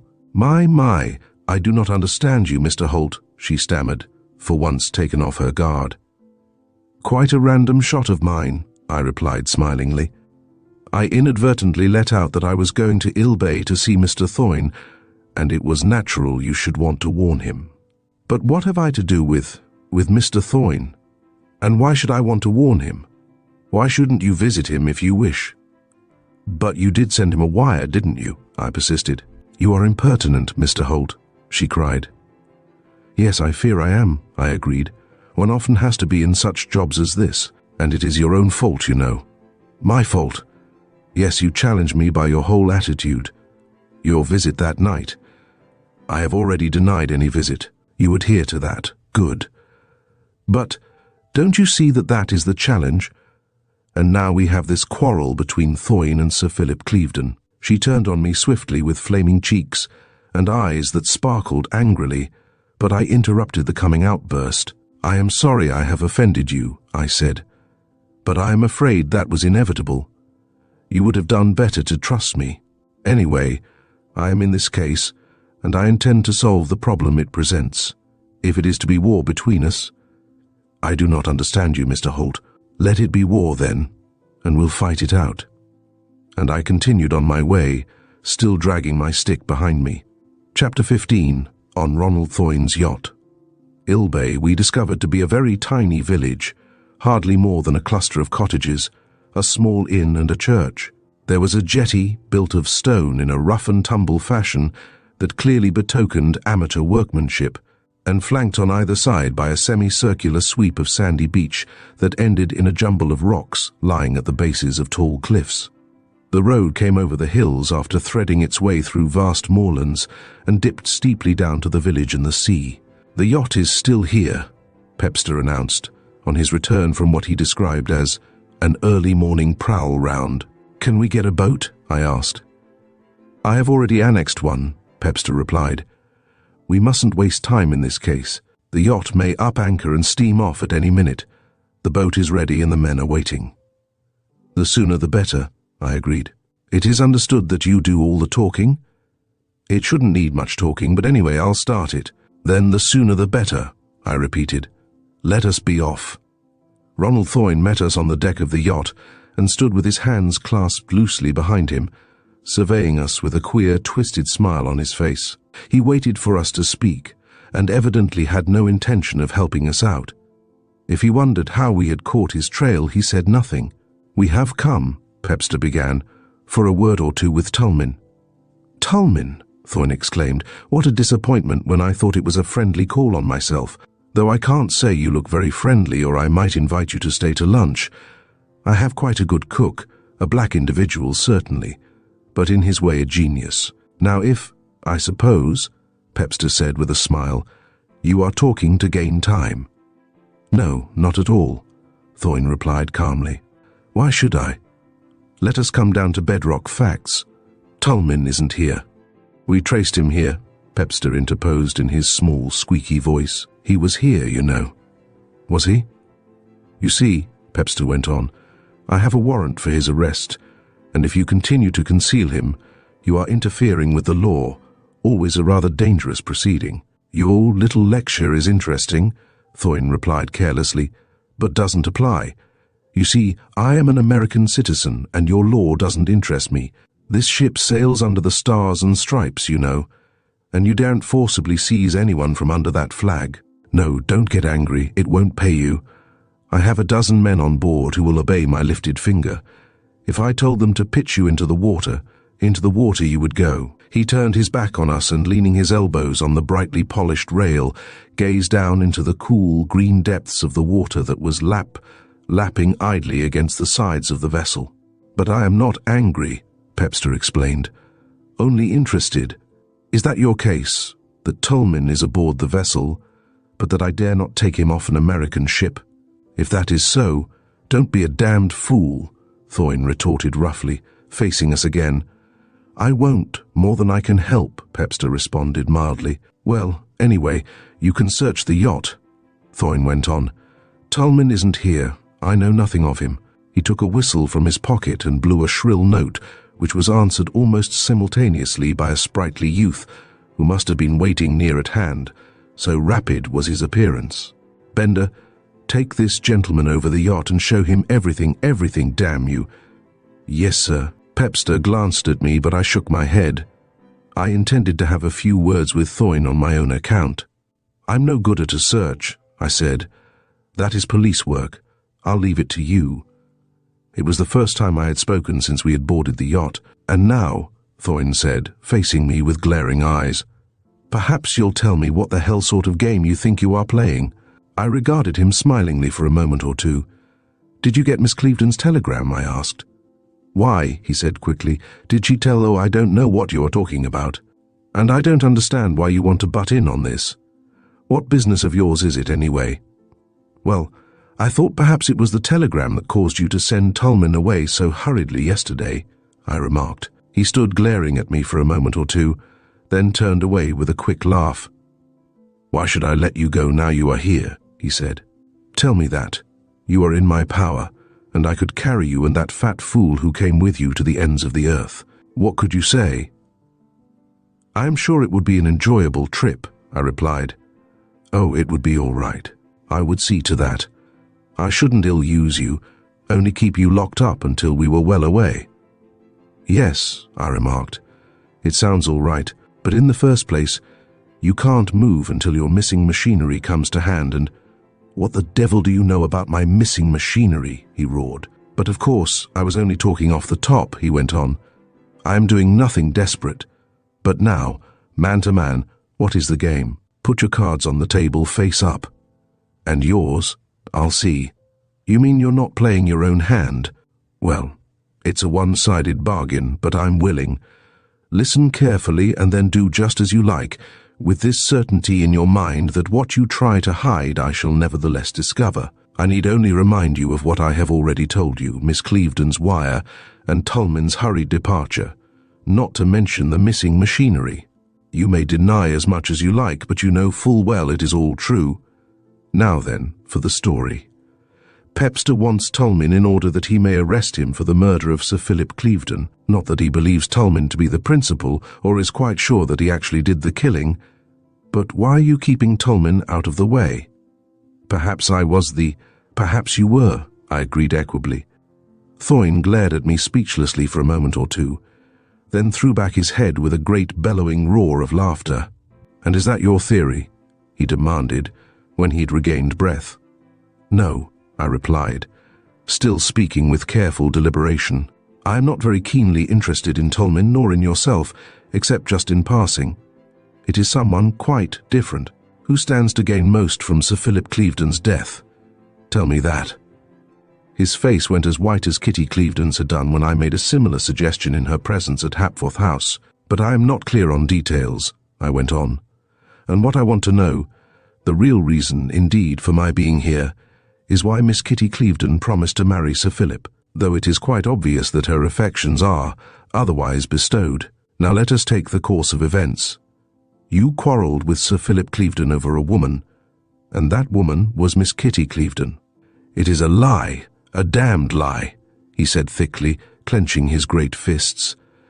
It was stated by Mrs. Harfleet at the inquest.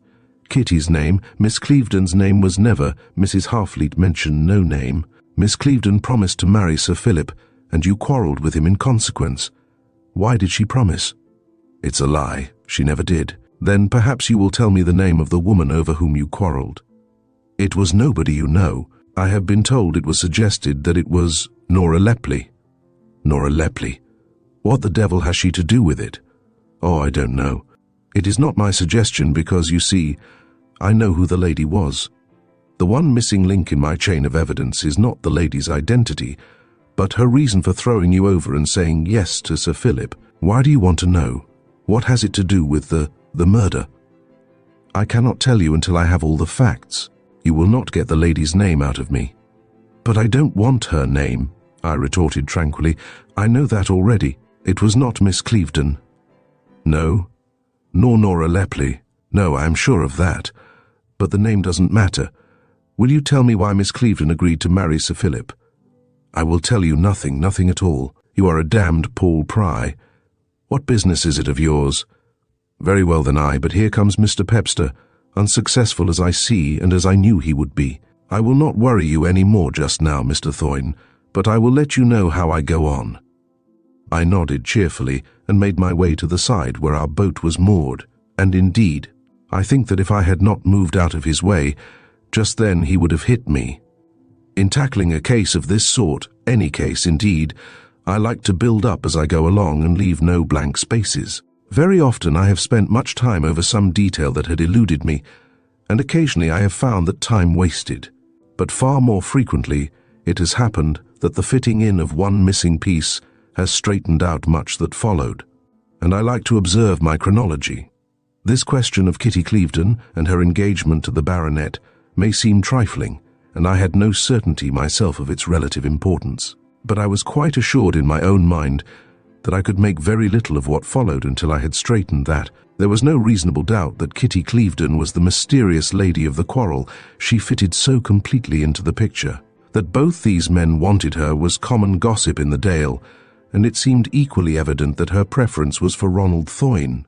Yet, apparently, she had promised herself to the baronet. Why? And why should Thorne quarrel with him over it? It was her right to choose. The only possible explanation was that the promise had been extracted from her by some means that had not left her a free agent, and there was my missing piece. Why had Kitty Clevedon promised to marry Sir Philip? I received my first glimmer of light from Pepster, though it was quite unconscious on his part.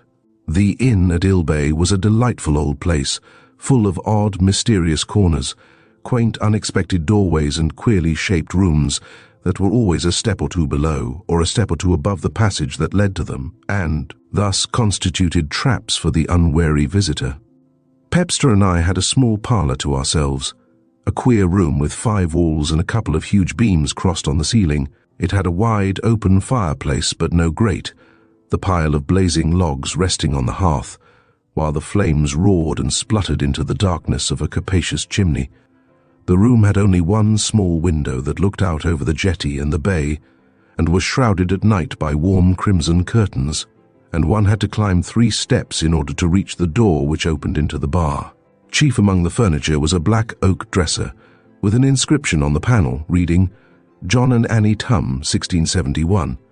But all the rest was new and neither good nor artistic. The pictures consisted of the faded photographs of a past generation, framed funeral cards and a Sunday school certificate awarded to Elizabeth Tum, 1874. The black oak dresser and that document bridged 200 years of Tums. "Comfortable quarters," Mr. Pepster remarked, as he sat in a big wicker chair toasting his toes at the fire and sipping at a glass of hot whiskey. "Very," I agreed, being similarly situated and occupied at the other side of the hearthrug. There was another long silence between us, which again Pepster broke. "Do you know," he said, "I am a little worried, no, that is hardly the word, a little interested in Sir William Clevedon." "Yes?" I did not add that Sir William Clevedon was just then the centre of all my own inquiries, but I was curious to hear what he had to say about it. "You see," Pepster went on, "he has never been to take up his title or the money. The title I could understand. There are too many of them about in these days to make any of them really worthwhile. But he stands in also for the cash. There was no will, and Billy Clevedon takes the lot. Where is he?" "Do you mean that he has disappeared?" "Well, that's rather a long word, but nobody seems to know where he is. You have made inquiries?" "Oh, yes. He started a long leave on February 20th. His battalion is in Ireland, you know, and is straightway lost. But as to where he is, his sister will know. She says she doesn't. Did Miss Clevedon tell you that herself?" "Well, no, not directly. It was old Parfitter, the family lawyer, who dropped a hint, so to speak. "Sir William Clevedon ought to be home looking after this business and helping to clear up the mess," I said to him. The old chap wagged his head mysteriously. "Aye," he replied, "he'll be Sir William now, of course, yes." I hazarded the opinion that his long-delayed appearance was breeding rumours. "For his own sake he should come," I said. The old fossil took the alarm at once.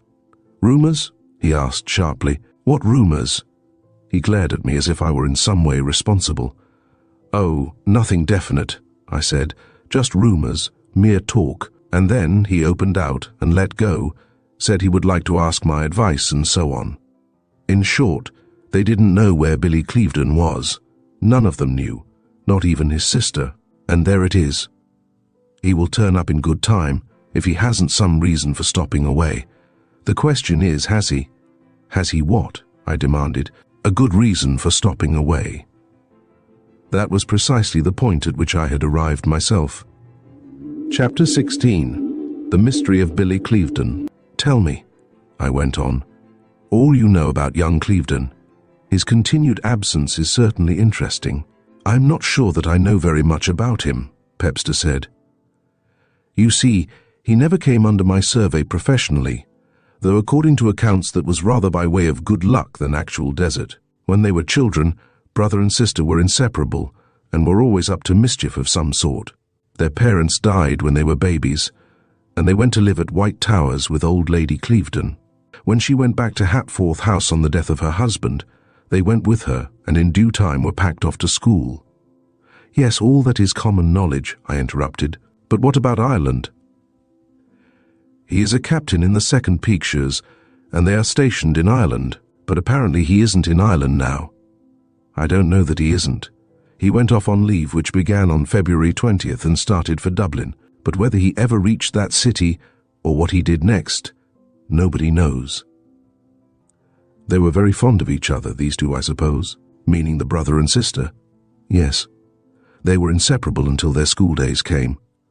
I lay back in my basket chair and sent a long wraith of blue smoke curling and winding towards the ceiling. "There may be nothing in it," I murmured.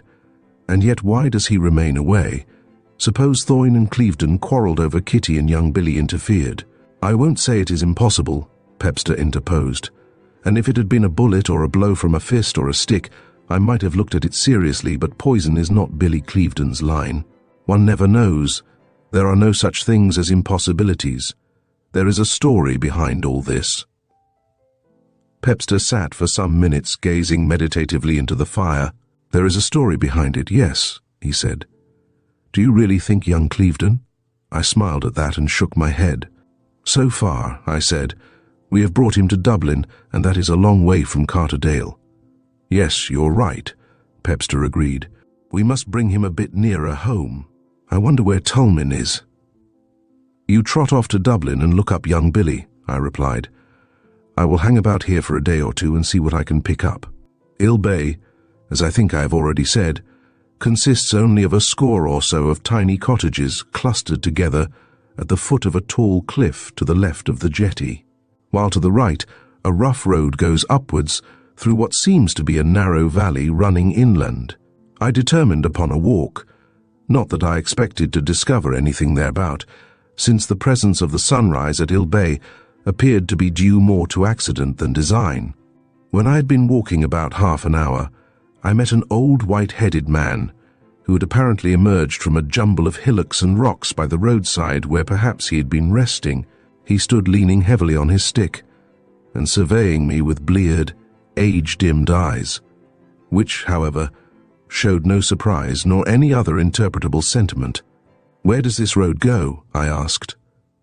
"The road, where does it go?" he repeated, mumbling his words from a mouth that was evidently all but toothless. "Way, it goes over yonder," and he pointed vaguely into the grey distance. "How far is it to the next village?"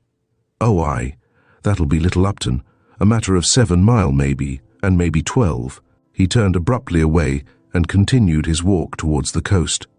The road ran desolate and unfrequented, with open moorland on either side, as grim and forbidding as open moorland can be in early spring before winter has taken its final departure. The little fishing hamlet lay behind me, hidden by the rising ground, while before and around me were only illimitable open spaces within an unbroken pall of grey sky overhead, no sign of human habitation anywhere visible. I decided that Ilbay was the more attractive and that I had nothing to gain by going on. And it was just here at the loneliest and dreariest turn of the road that I met Ronald Thoyne again coming towards me with long, swinging strides. He stopped and faced me with a rather twisted grin.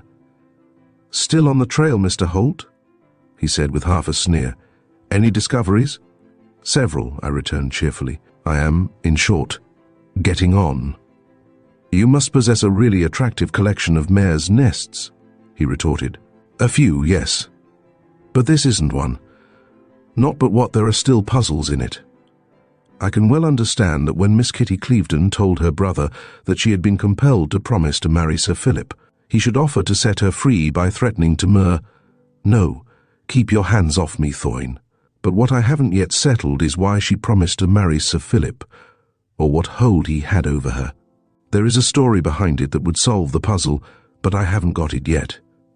I shall get it, though, and if it involves young Clevedon."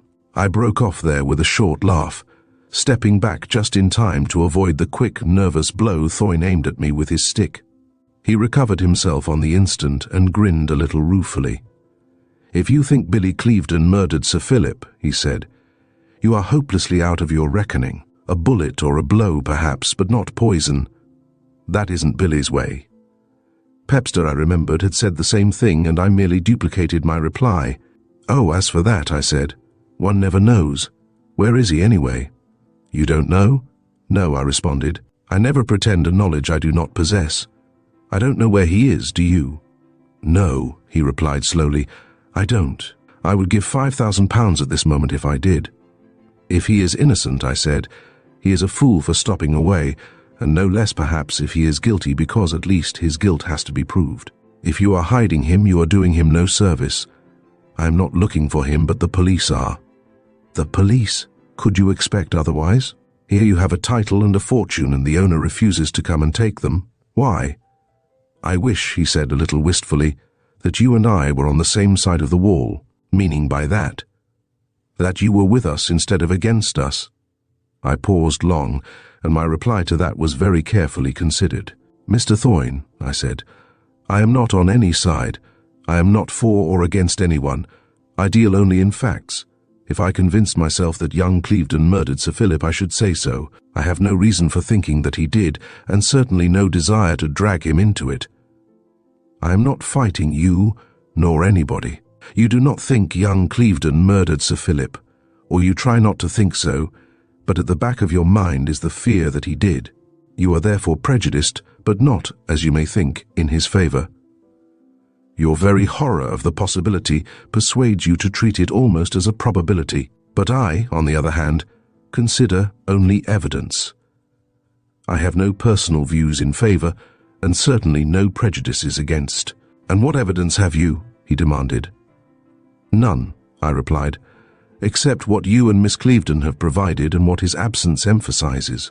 If you and she had kept out of it and he had been at Carterdale, as he should have been, no suspicion ever would have attached to him.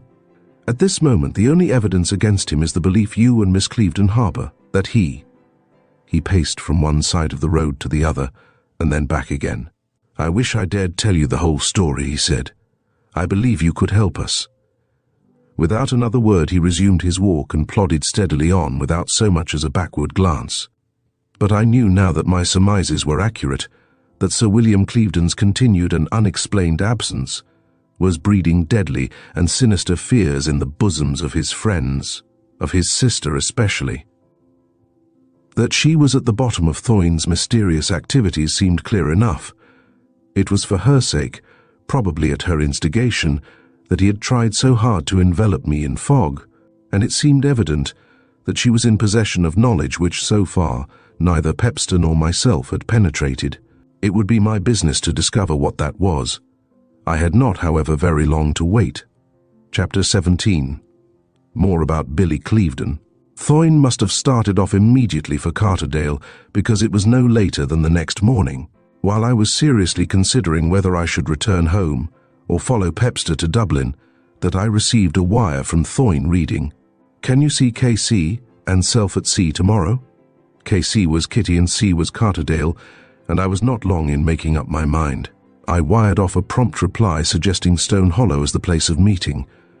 They were awaiting me when I arrived, and they had evidently agreed that Thoyne should start the talking. "We want to know," he began slowly, "which side you would take if—" He stopped there, perhaps expecting me to help him out. But I remained stubbornly silent. "Suppose," he went on, taking a sudden plunge, "you proved that Clevedon did was involved in the death of Sir Philip. Would you take your proof to the police?" "I will make no promises either way," I replied. "You sent for me, and I am here. Why did you invite me to come, and what have I to do with it anyway? You need say nothing unless you wish.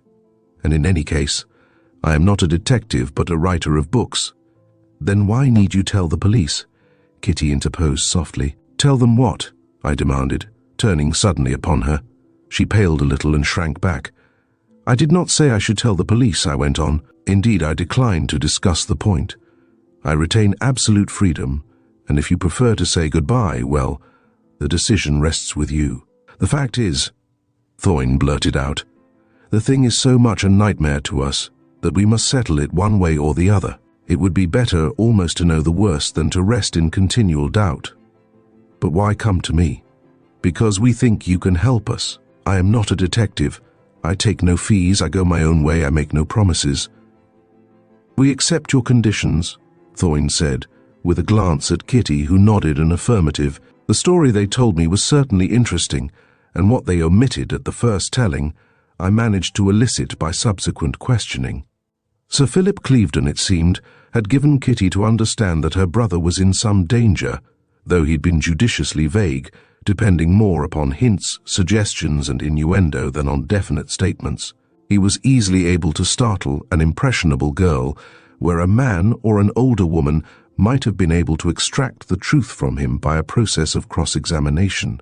Only one thing stood out clear, that Billy was in some kind of a mess from which it would cost far more money than she possessed to extricate him, and that Sir Philip would find the cash if she consented to marry him, which she did. Sir Philip's action could only be justified by the old adage that all's fair in love and war. Undoubtedly, he was very much in love with her, which may be urged as his justification. "I have wealth and a title, and I am not an old man," he said to her, "and you have youth and beauty. It is not an unequal bargain." That was true enough. Marriages far less appropriate occur every day. But nothing would have induced Miss Kitty Clevedon to consent except the thought that by her sacrifice she was saving her brother from some disaster, the details of which she did not understand.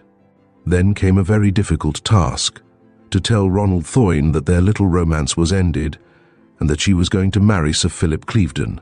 Thoyne seems to have written straight off to Billy Clevedon, in which he was wise, and then went and had a row with Sir Philip, which was foolish.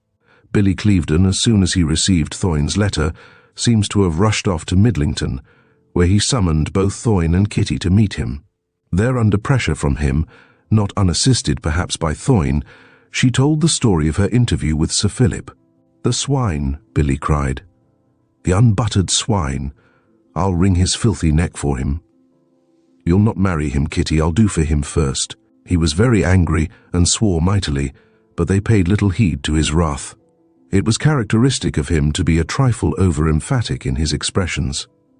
"I asked him to lend me some money, it is true," he said, "but it wasn't as much as he told you, and it didn't matter in that way. I was in a hole, but that was nothing new, and there was no disgrace attached to it.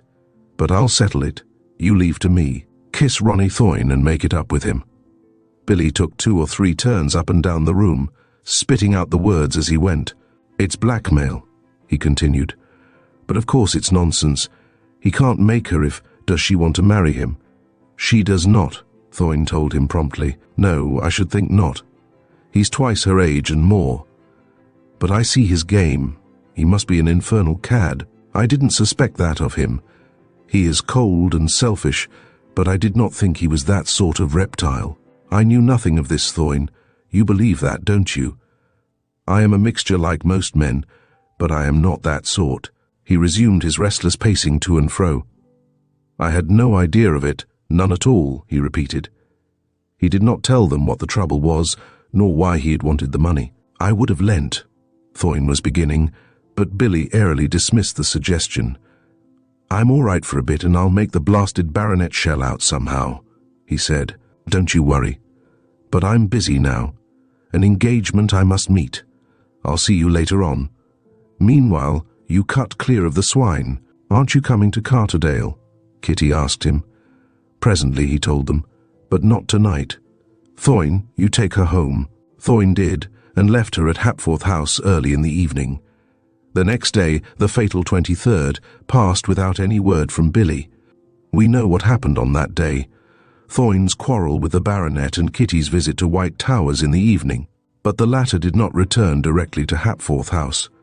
She ran her little two-seater into Midlington, only some 12 miles distant, and called at the hotel at which she had met her brother on the previous day. But he was not there. He had paid his bill, packed his bag and departed. She returned to Carterdale, but her car broke down on the way and she pushed it to the side of the road and tried a short cut to Hapforth House, missing her way in the fog and landing in my study. The next day came the tragic story of Sir Philip's death, and though both she and Thoyne affected to believe that Billy could have had nothing to do with it, they were nevertheless terribly anxious and alarmed. The more as the days went on, and nothing was heard of or from him. "And now let me reduce it to definite dates," I said. "You will check me if I am wrong. You left your brother at the King's Head in Midlington on the afternoon of February 22nd. He left the hotel on the morning of February 23rd. Sir Philip Clevedon died on the night of the 23rd. They nodded a joint affirmative.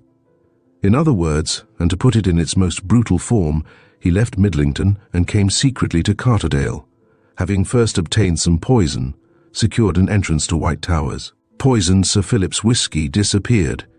"But I don't believe," Kitty began. "No," I said, "of course you don't. But that summary of possibilities represents your fears." "Why doesn't he show up?" Thoyne interposed. "Yes," I agreed. "That is precisely the question we have to answer. Could he have got into White Towers without being seen? You and he lived there as children, and I have been told that you were veritable little imps of mischief. All sorts of things would be possible in connection with a big and ancient mansion like White Towers." Kitty looked woefully distressed and turned with white-faced, pathetic pleading to Thoyne. "I should tell everything, Kitty dear," he said. "There is a secret way into White Towers which we discovered years ago," she replied. "We agreed to keep it to ourselves, and I have never told anyone. I don't think anyone knows of it except my brother and myself." I regarded her thoughtfully for a moment or two. "Well now," I said, "you know of that secret way. Could you have entered White Towers and placed the poison in that bottle without being seen? Surely you don't think could you?" "Yes, but—" "Well now look," I said, importing a sudden harshness into my tones. "You hated the thought of marrying Sir Philip, and his death would mean your release, besides which it would mean wealth to your brother, and a happy issue from his financial.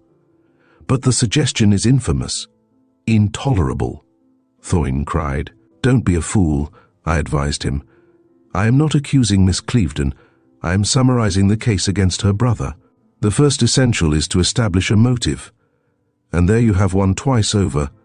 Sir Philip's death would release his sister from a hateful marriage, and he would succeed to the dead man's title and money. I am being purposely brutal, because I want to put it at its worst. He comes to Midlington, a few miles from Carterdale on the day before the tragedy.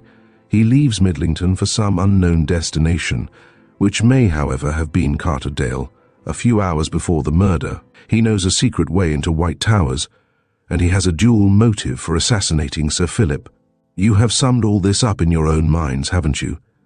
It has been a dark shadow in your thoughts ever since that tragic day. Isn't that so?" There was a long silence. "Yes," Thoyne said at length, "you are perfectly right. You have described exactly what, as I said before, has been a ceaseless nightmare to us, and you have omitted the main difficulty. Why doesn't he come to Carterdale? But now," I went on, "let us take the other side. There is no evidence of any sort that Clevedon ever had any prussic acid in his possession, or is there?" "We know of none," Thoyne assented eagerly. "And you?" I asked, turning to Kitty. "No," she said, shaking her head. "I never heard of any." "And then there is the possibility that when he left Midlington he never came to Carterdale at all. That is where our investigation begins. Where did he go when he left Midlington? Let us return to your interview in the King's Head. At what time did it take place?" "In the afternoon," Thorne responded. "It would be 3 o'clock when we left the King's Head."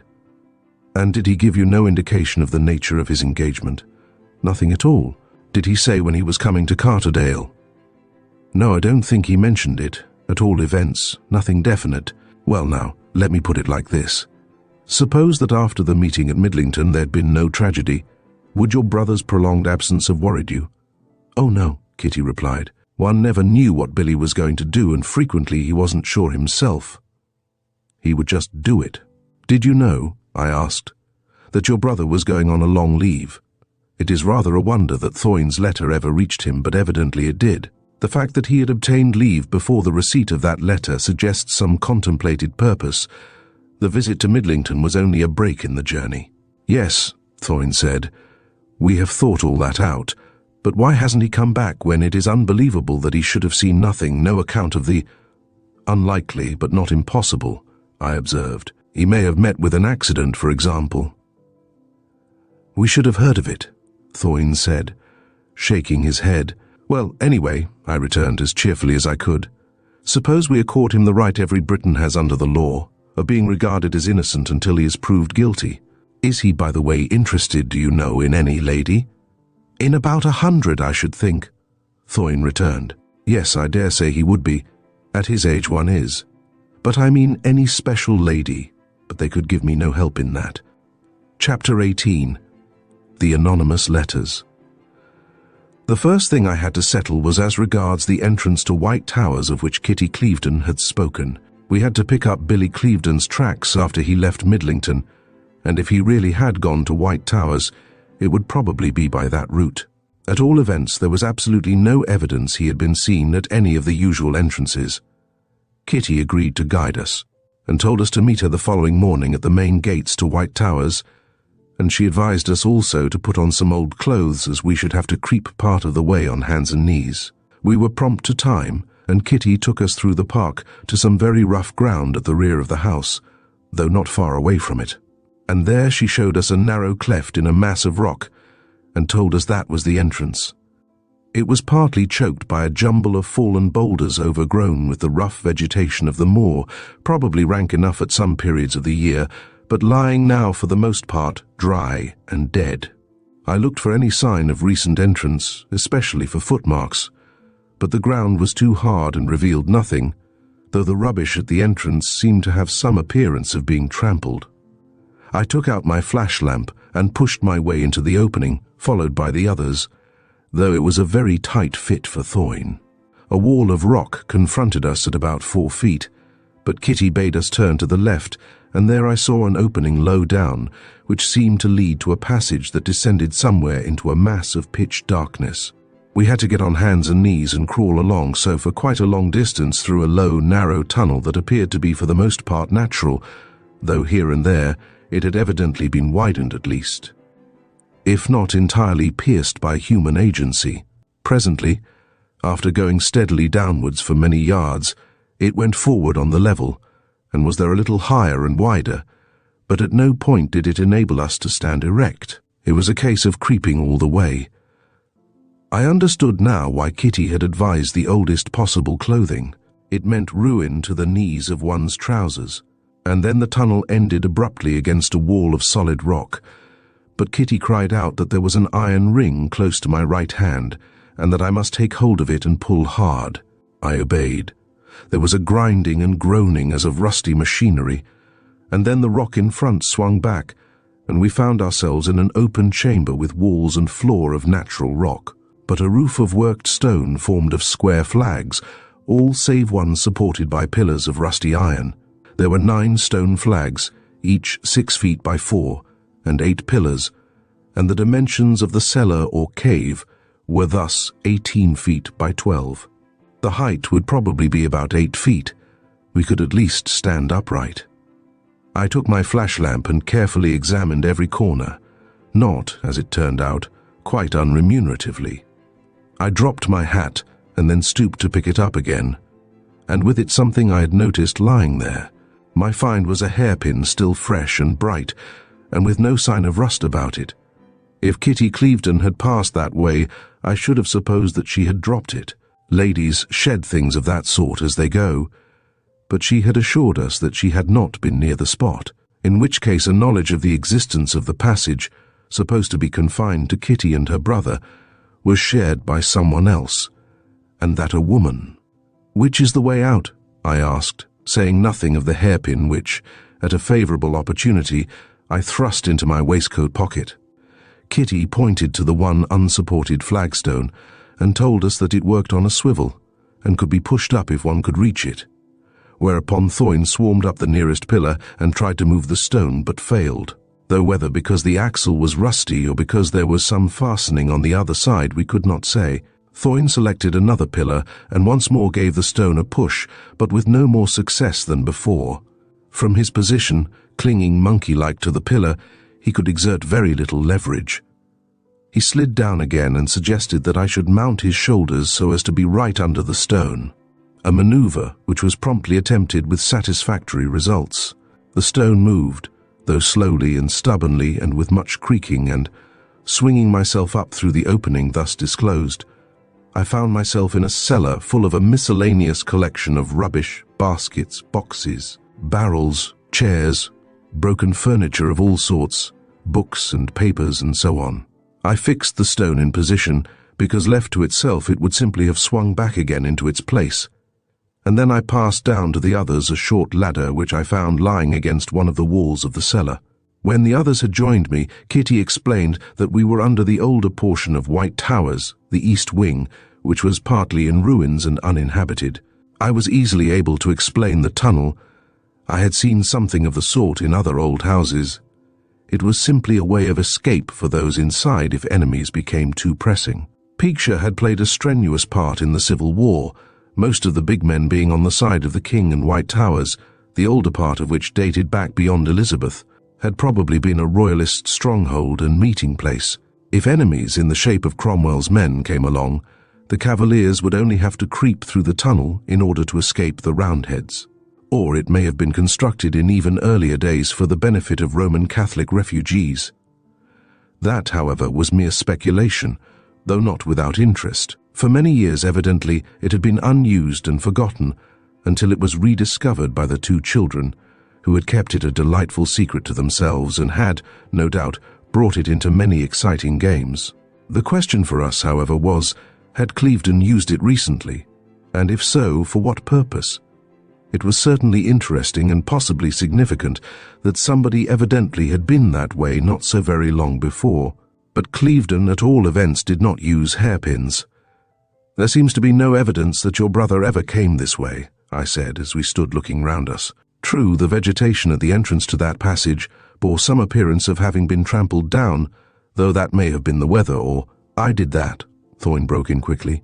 "Kitty told me about this before I saw you, and I went to look for myself."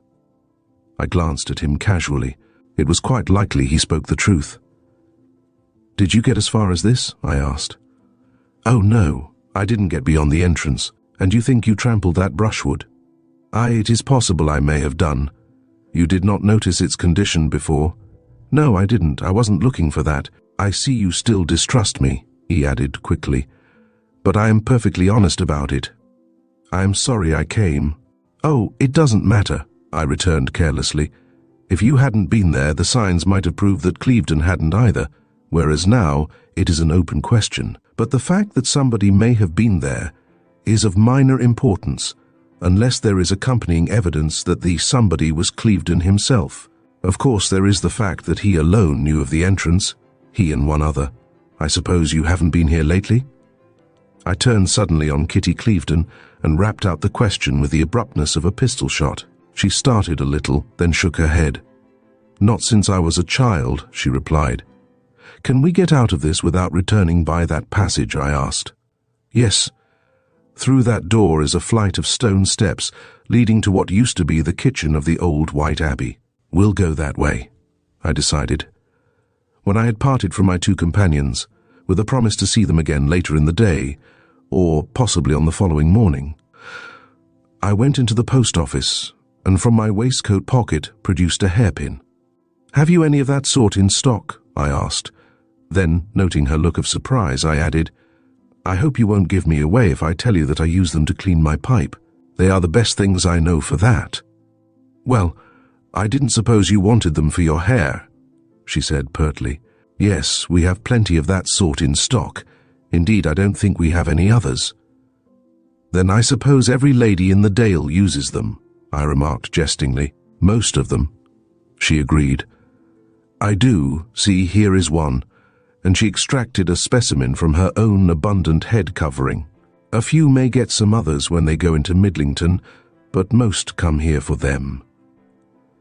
Lady Clevedon had 3 boxes only a week ago. "Lady Clevedon," I echoed. "Then they must be an aristocratic brand. Does her ladyship do her own shopping?" "Oh, they are good enough." "No, Lady Clevedon didn't come for them. Miss Kitty fetched them. She said they were for Lady Clevedon, but she took some for herself too, so I suppose she wears them. Evidently the hairpin was not going to be of much use to me, at all events as a means of identification. There would be too many of them about the Dale for that." When I reached Stone Hollow again, I found Detective Pepster awaiting me. Looking for him, a little disconsolate. "Well," was my greeting. "How has fate treated you?" "No luck, none at all," Pepster said gloomily. "I am just back from Dublin with no news. Clevedon went to Dublin on February 20th, but there all trace of him ended. I could learn nothing." "I have been more fortunate than you," I returned smilingly.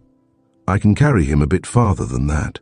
He was in Midlington on February 22nd and left there on the morning of the 23rd. "Do you know that?" "Yes, for certain. Did he go to Carterdale, to White Towers?" "I can't say for that." "And where is he now?" "Nobody knows." "And his sister?" "Is as ignorant as you or I." "She is bluffing?" "No. She really doesn't know where he is." "She really doesn't. But anyway, we must find him." "I am busy at it now." "Any traces?" "None. It is a weird development. Did he do it? Is he keeping out of the way because—" "It is impossible to say. We know that he came to Midlington, but that he came to Carterdale or ever had any prussic acid in his possession. Yes, you're right. We must bring him a little nearer than Midlington. But if he didn't do it, or for the matter of that, if he did, he is a fool for keeping out of the way," which at least was a self-evident proposition. "And now that we have disposed of Billy Clevedon for the time being," Pepster went on, "tell me what you think of this." With great deliberation he took a letter case from his pocket, and from it extracted a sheet of paper which he handed over to me. It was lined paper, torn evidently from a notebook, and on it was printed in capitals, "You are on the wrong trail altogether. If you want to know who killed Clevedon, keep your eye on Thorne." "That is no 1, Pepster said. "Here is no 2. He handed me a second document, but this time it was a plain white paper on which the ink had run rather badly, though the letters were quite legible. It was too much shorter, simply reading, "Thorne murdered Clevedon." "Anonymous letters by some crank who thinks he has made a discovery," I remarked. "Yes," Pepster agreed, "but here is no 3. The third communication was written in red ink on a buff-coloured slip of paper, such as government offices use, and read, "You are missing your life's chance. Arrest Thorne and I will produce the evidence. Trust me." "Were they addressed to you personally?" "Yes, and to my private address. Apparently somebody who knows you." "Looks like it." "Come by post?" "Yes. Postmark, 2 Carterdale, the 3rd Midlington. Now, is the writer merely a crank, or has he something up his sleeve? If you do nothing, he'll probably write again and may be more explicit. Well, of course, Thorne is very deep in this thing, but there is nothing definite connecting him with the murder, is there?" But I merely shook my head vaguely at that. In this curious case, one never knew what a day might bring forth. The changes and developments were as rapid as a cinema show. Chapter 19. The Hairpin Clue. In point of fact, the first real clue I secured in this case consisted of that hairpin I found on the floor of the lower cellar, though its bearing on the mystery was not at first apparent. But it introduced me to a new set of circumstances and took me a step or two on the road I wished to travel. Until then, I had been wandering round and round in a circle. My first thought was that the hairpin belonged to Kitty Clevedon, and that she had deliberately deceived me when she declared that she had not visited the cellar, prior to conducting Thoyne and myself thither. My suspicion was that she had been there, and that she had found and removed some traces of her brother, that she was, in fact, still playing a game of bluff, though I did not believe that this time Thoyne was in it. She was hoodwinking him as well as myself. I set a watch on the cellar beneath the ruined wing, making myself a hiding place by clearing out some of the furniture in one corner and restacking it so as to leave a narrow passage in which I could conceal myself if I wished. And I set little traps of a very simple description, but sufficient to show me on my next visit that somebody had been there in my absence and had penetrated to the lower chamber by way of the swinging flagstone. But I was more than astonished when, during one of my periods, behind my little rampart, I discovered that the visitor was not Kitty Clevedon at all, but Nora Lepley. In all my imaginings, my thoughts had never once turned to her. She came in without faltering or hesitation, as one who knew her way intimately, and swung open the trap door, which she propped up by means of a board.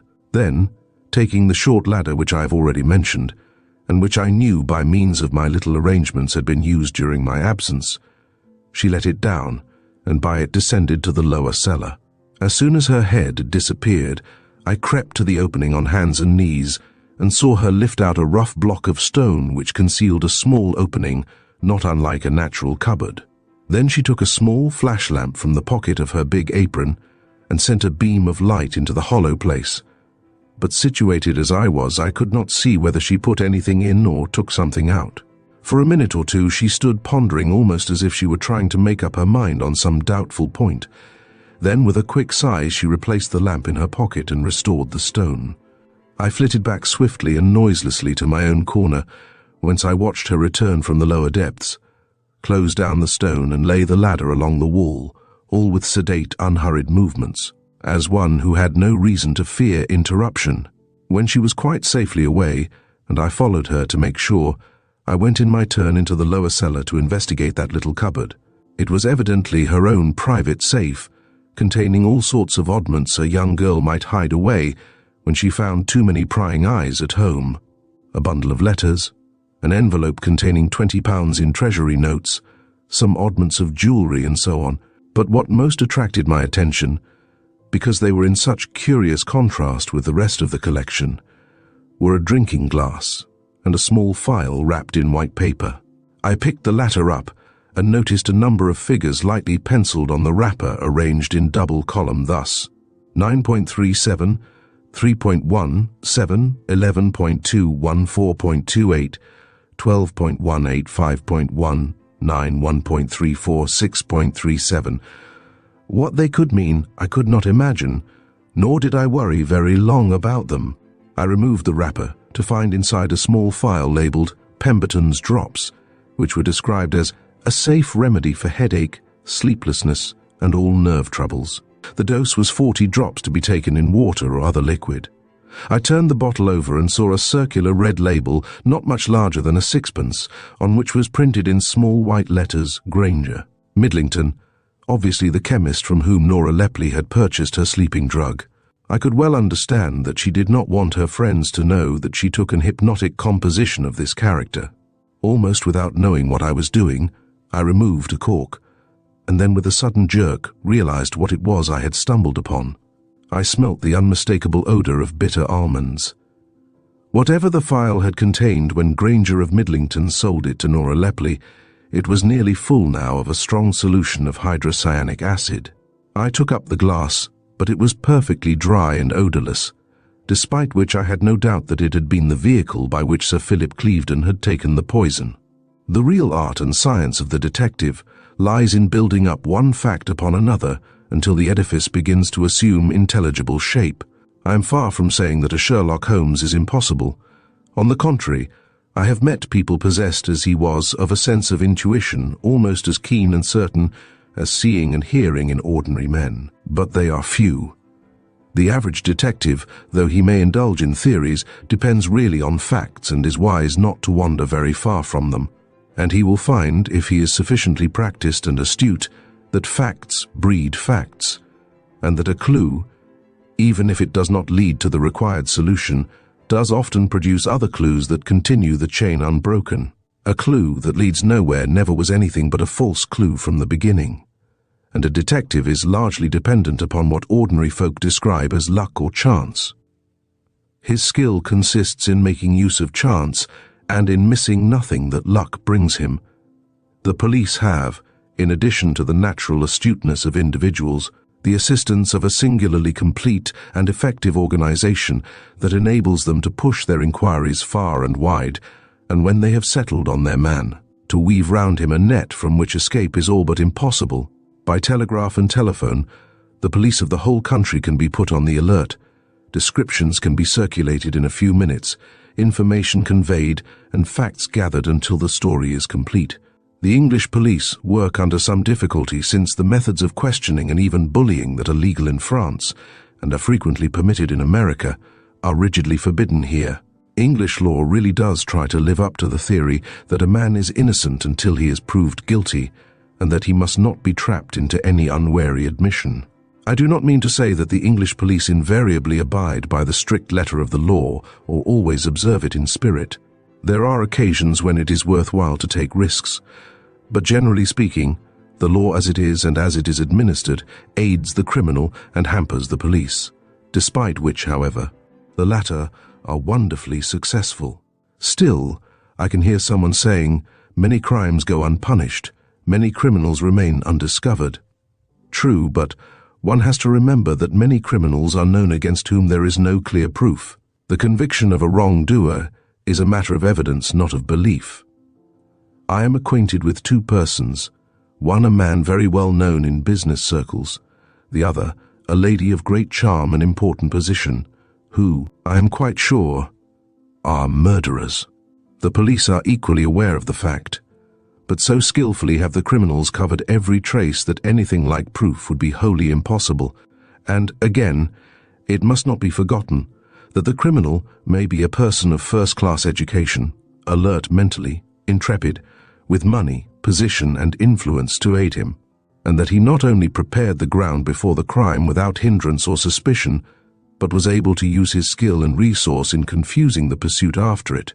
A burglar, jewel thief, or the like, may be a person of the Bill Sykes variety, but he is quite as likely to be a university man with a profession and income, and a wide circle of friends. When brains are pitted against brains, it is a straight fight, and the best brains win quite irrespective of right or morality. The pursuit's most valuable and useful asset lies in the fact that most criminals sooner or later make mistakes, and crime as a rule leaves no margin for error.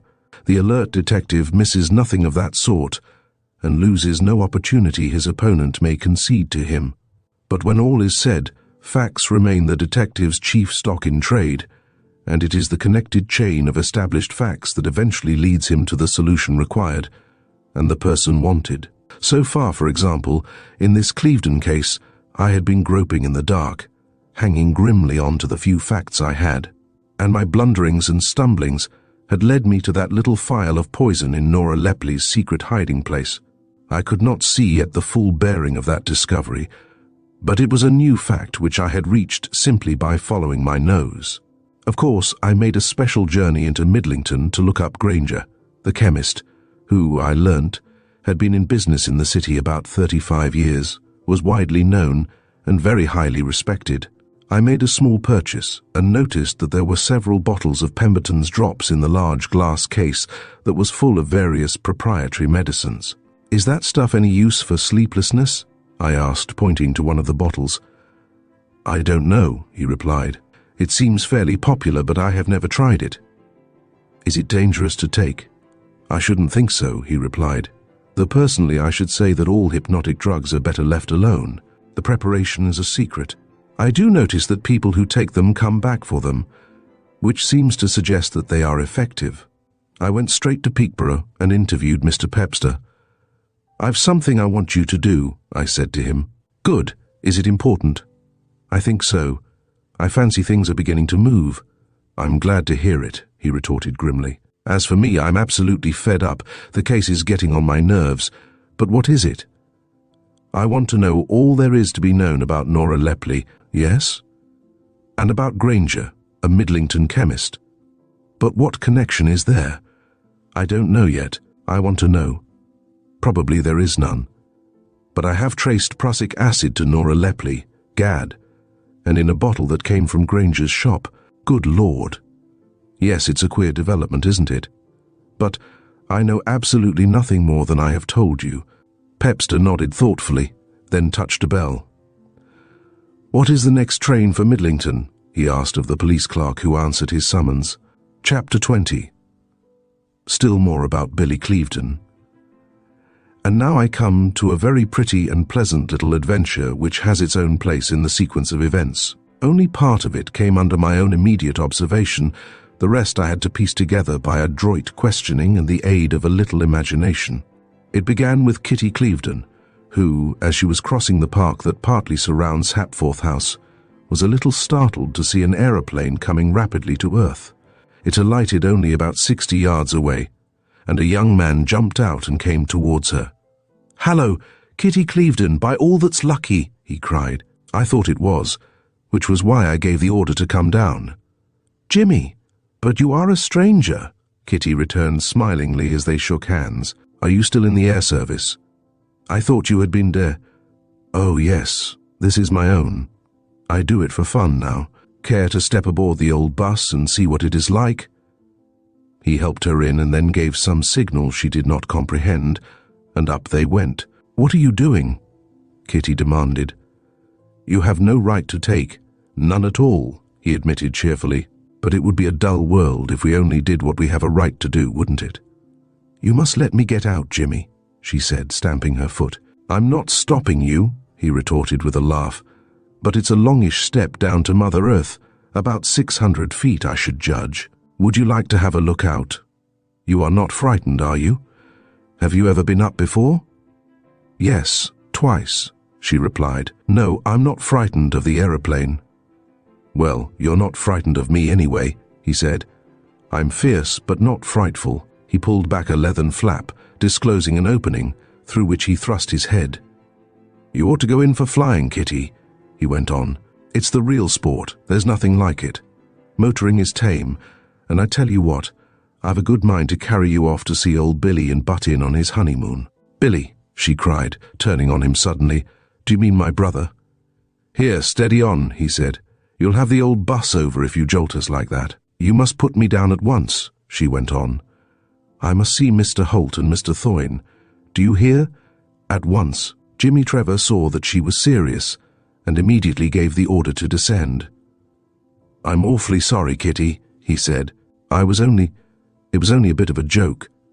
I would like to apologize if you—" "Don't be an idiot," Kitty replied sharply. "Only be quick, and don't talk until we are out." "But you will forgive." "Oh, yes, yes, and now don't talk. Let me think." They made a safe landing, and Jimmy helped Kitty to alight. "Now tell me," she demanded, turning on him suddenly, "do you know where my brother is?" "Why, yes," he replied, evidently a little mystified at her manner. And did you say honeymoon? Is he married?" "Good Lord, didn't you know?" he shouted. "Have I put my beastly number 9 foot into it again? He didn't tell me it was a secret. I was his best man, you know, and saw them off to Jersey for their honeymoon. But he said nothing about keeping it secret. Didn't you know?" "Will you come with me to see Mr. Holt?" Kitty asked. "I will go anywhere you say, anywhere at once," Jimmy replied. Kitty started off immediately in the direction of the village, Jimmy Trevor keeping pace with long strides, muttering apologies to her and imprecations on himself at intervals. As they passed through the big gates into the main road, they met Thoyne, who glanced at her companion a little questioningly. Jimmy Trevor was a very personable youth, and jealousy is easily aroused. "Oh, Ronald, this is Mr. Trevor," Kitty said. He knows where Billy is." "The devil he does," Thoyne cried. "And where is he?" "He is," she began to laugh a little hysterically, then pulled herself up, "on his honeymoon. His honeymoon." Thoyne stood stock still in the middle of the road and gazed, first at Kitty and then at Jimmy Trevor, who grinned appreciatively. It seems to be news, the latter said dryly. Didn't you know? Am I making the first announcement? I seem to have created a sensation by posing as an amateur Morning Post. Why shouldn't Billy get married if he wants? And she was a deuce of a nice girl too. But the murder, Thoyne stammered. Murder? What murder? We're talking about a marriage, not a murder. The murder of Sir Philip Clevedon, Thoyne replied rather angrily. You must have heard of it. Not a word, Jimmy responded. I've been abroad and only returned to England 2 days ago. Sir Philip Clevedon, why then Billy is Sir William and doesn't know it. We must tell Mr. Holt, Kitty broke in, and Thoyne nodded his agreement. And thus it was that they came to me with their story. I listened to them in silence, and then put a few questions. Had Clevedon arranged that you should be his best man? I asked Trevor. Not at all, he said. Nothing of the sort. I met him quite by accident on Midlington Station, and what date was that? It was February 23rd. Are you sure of that? Yes, it was February 23rd, right enough, because that was the day I had to be in London. It had been fixed up with the lawyer chaps, Finns and Tregati, who did all my uncle's business. I went down from Blanchester by a train that stops 5 minutes at Midlington. Beastly hole it is too.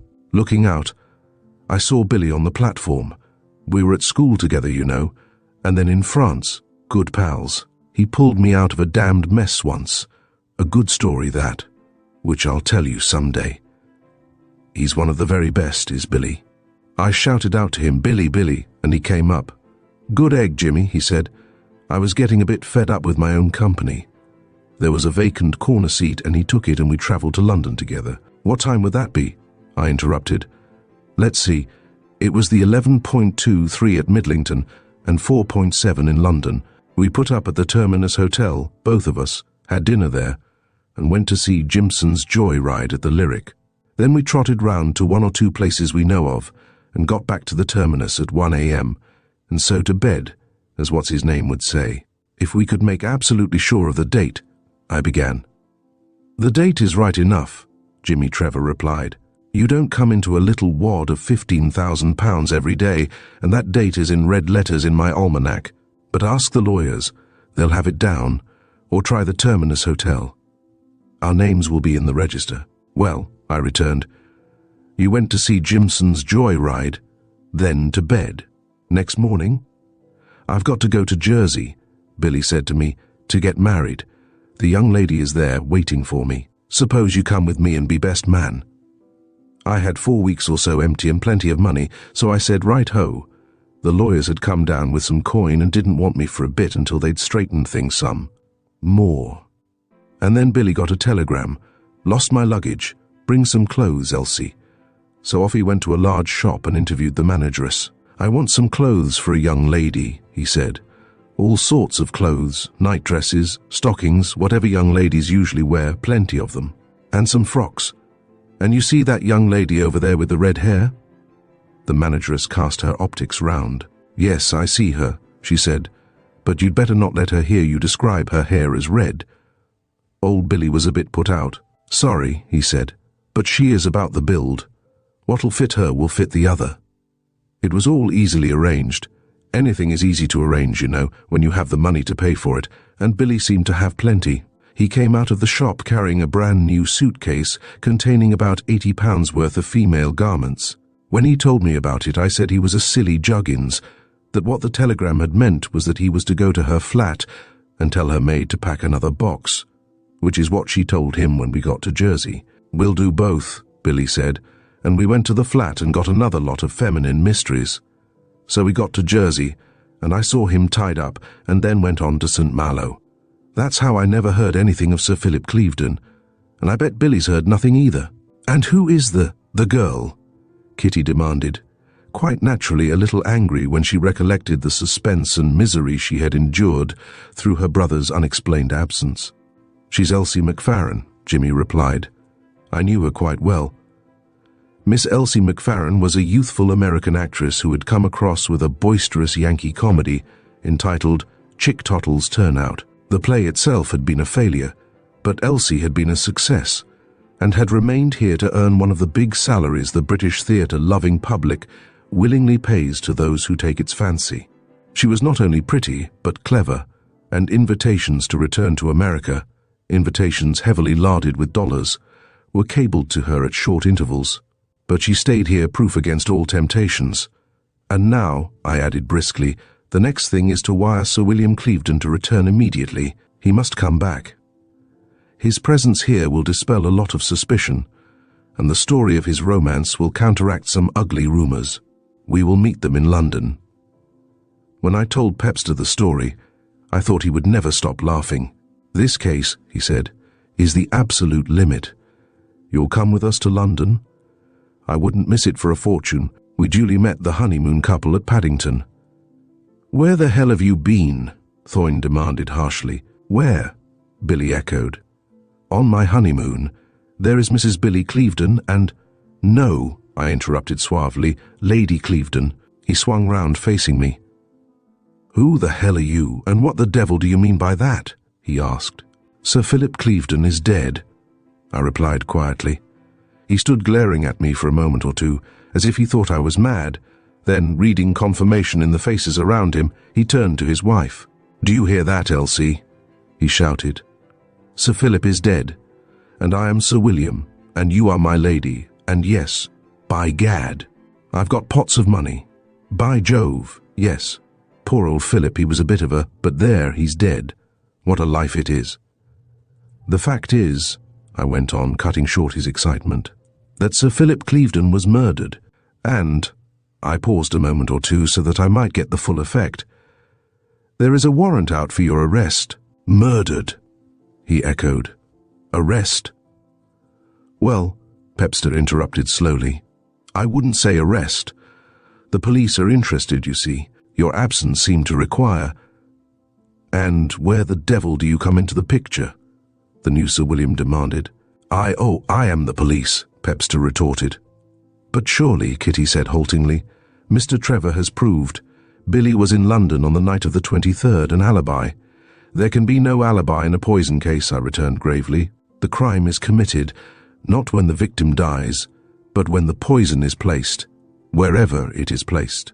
For example, if I were to put prussic acid now in some whiskey which you were to drink next Sunday, I might go off to Paris, or be on the high seas far off enough, anyway, when you drink the whiskey, but I should still be guilty of— Is that the story?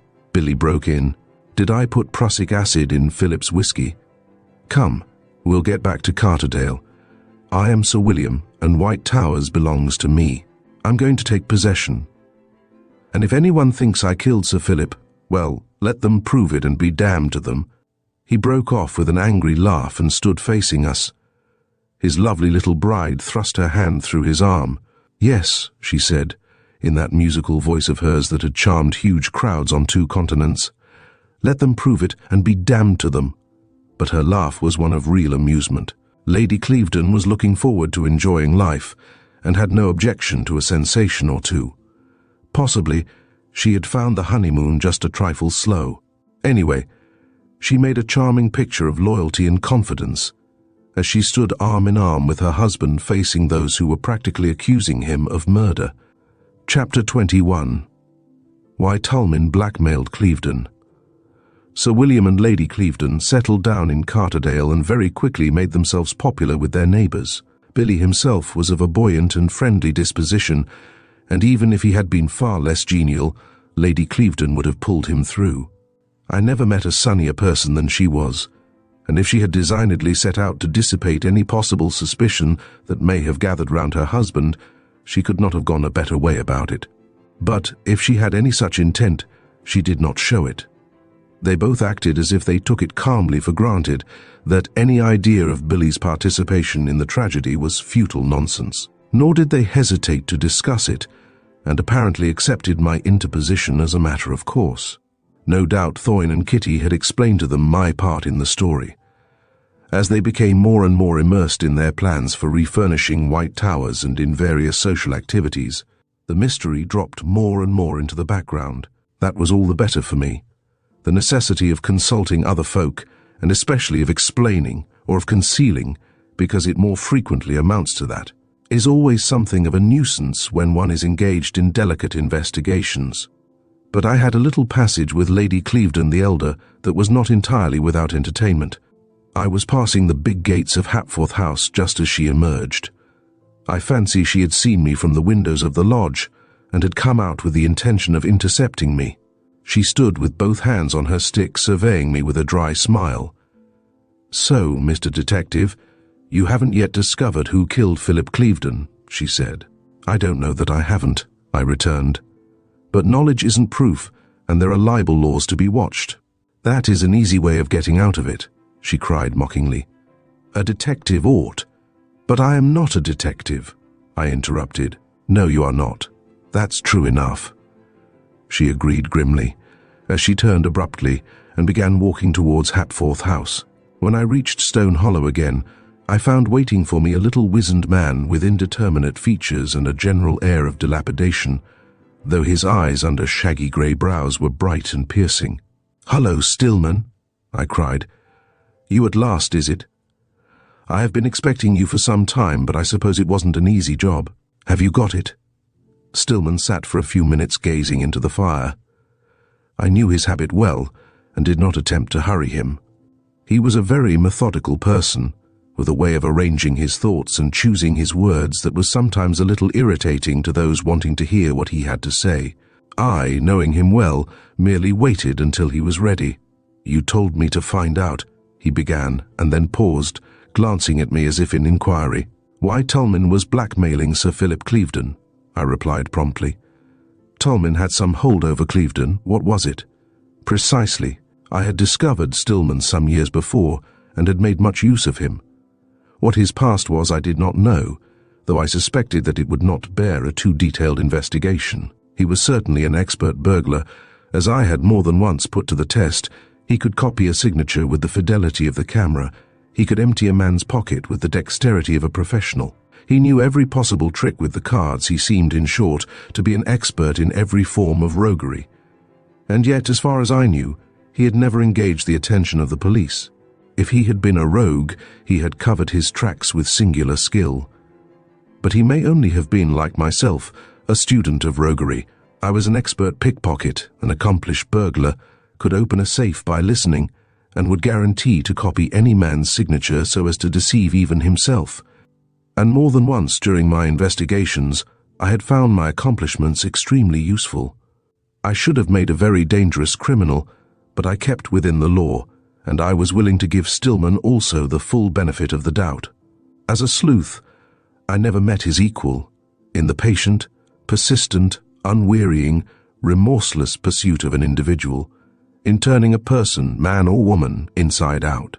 In penetrating the most sullen reserve and uncovering the secrets of the past, he was unapproachable. I had the first taste of his quality in the Strongley case. He brought me some information, and I happened to remark that I must have Robert Strongley shadowed.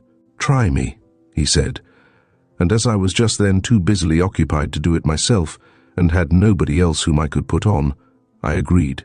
He followed Strongley half round the world, and wormed out secrets that even Strongley himself had forgotten.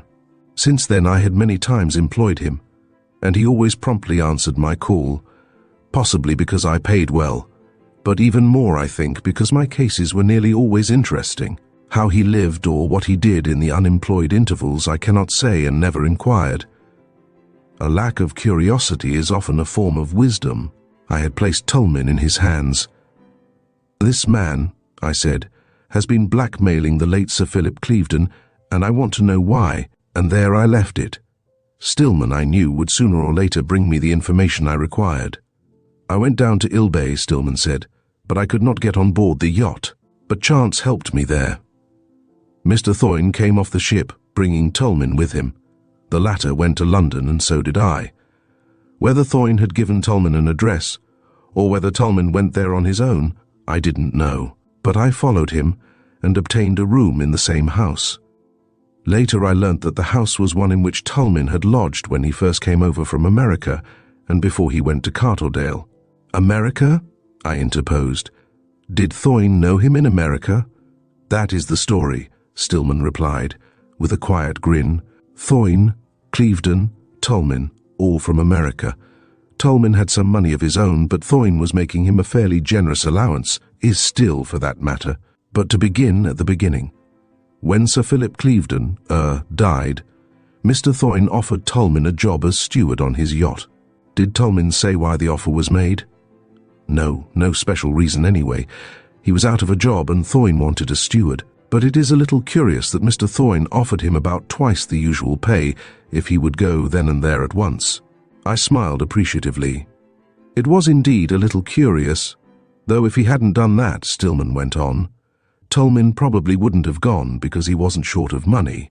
At all events he went, but hardly had he got to know his way about the yacht when a telegram came. "I want you to go to London and wait for me there," Mr. Whodunit said to him, and that seems to be the whole story. Did Tolmin see the telegram? No, Mr. Whodunit burnt that when he had read it. That, of course, was Kitty Clevedon's telegram warning Whodunit of my threatened visit. It was lucky Tolmin went to London. What should you have done if he hadn't? I asked, with some little curiosity. "Oh, I should have found a way," Stillman replied. "Perhaps an opportunity of boarding the yacht would have presented itself, or I might have learnt its destination and met it there. I should have found Tolmin some way. But that telegram eased matters considerably. I am much obliged to whoever sent it." In all his confidences, Whodunit had never told me why he took Tolmin away, nor had he given me any indication that he knew where he was. As to Tolmin, Stillman went on, I had rather a lot of trouble with him. He wasn't exactly an easy subject, but I got there in time. He is too fond of his whiskey to keep many secrets, and I have spent a lot of money in whiskey. At today's prices, whiskey does cost money. But I had to drag it out of him almost a word at a time and piece it together as best I could. But I think I have it straight now. The story was very simple. As Stillman had said, the three men had all hailed from America, where Clevedon, known then as Calcott, had been an object of much attention from the police. Tolmin himself was a crook, though of rather smaller dimensions than the other, and they had occasionally worked together. Then Calcott disappeared, and it was given out that he was dead.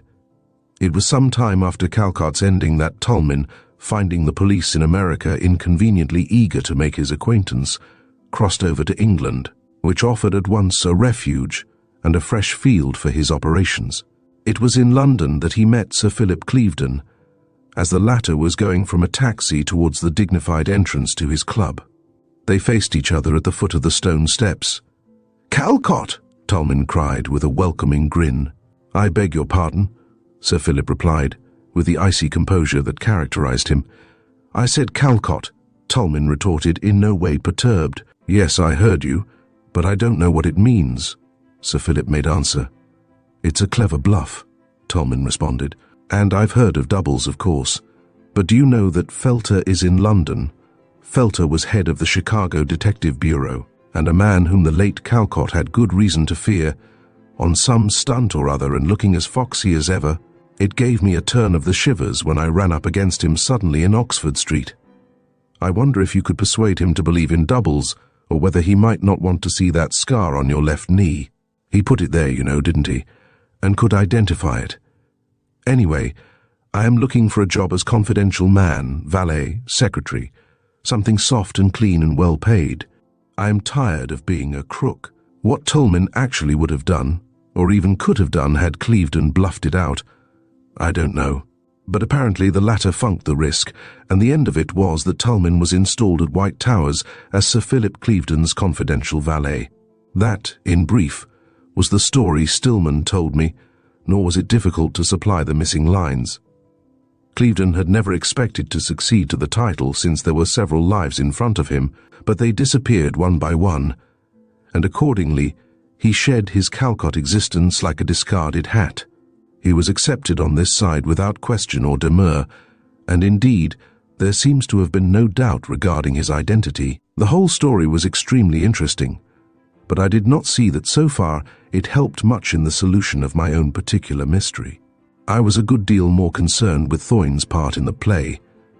The hold Tolmin had over Clevedon seems clear enough, I observed reflectively, but I don't quite see how he managed to hook Whodunit on, unless Whodunit was also.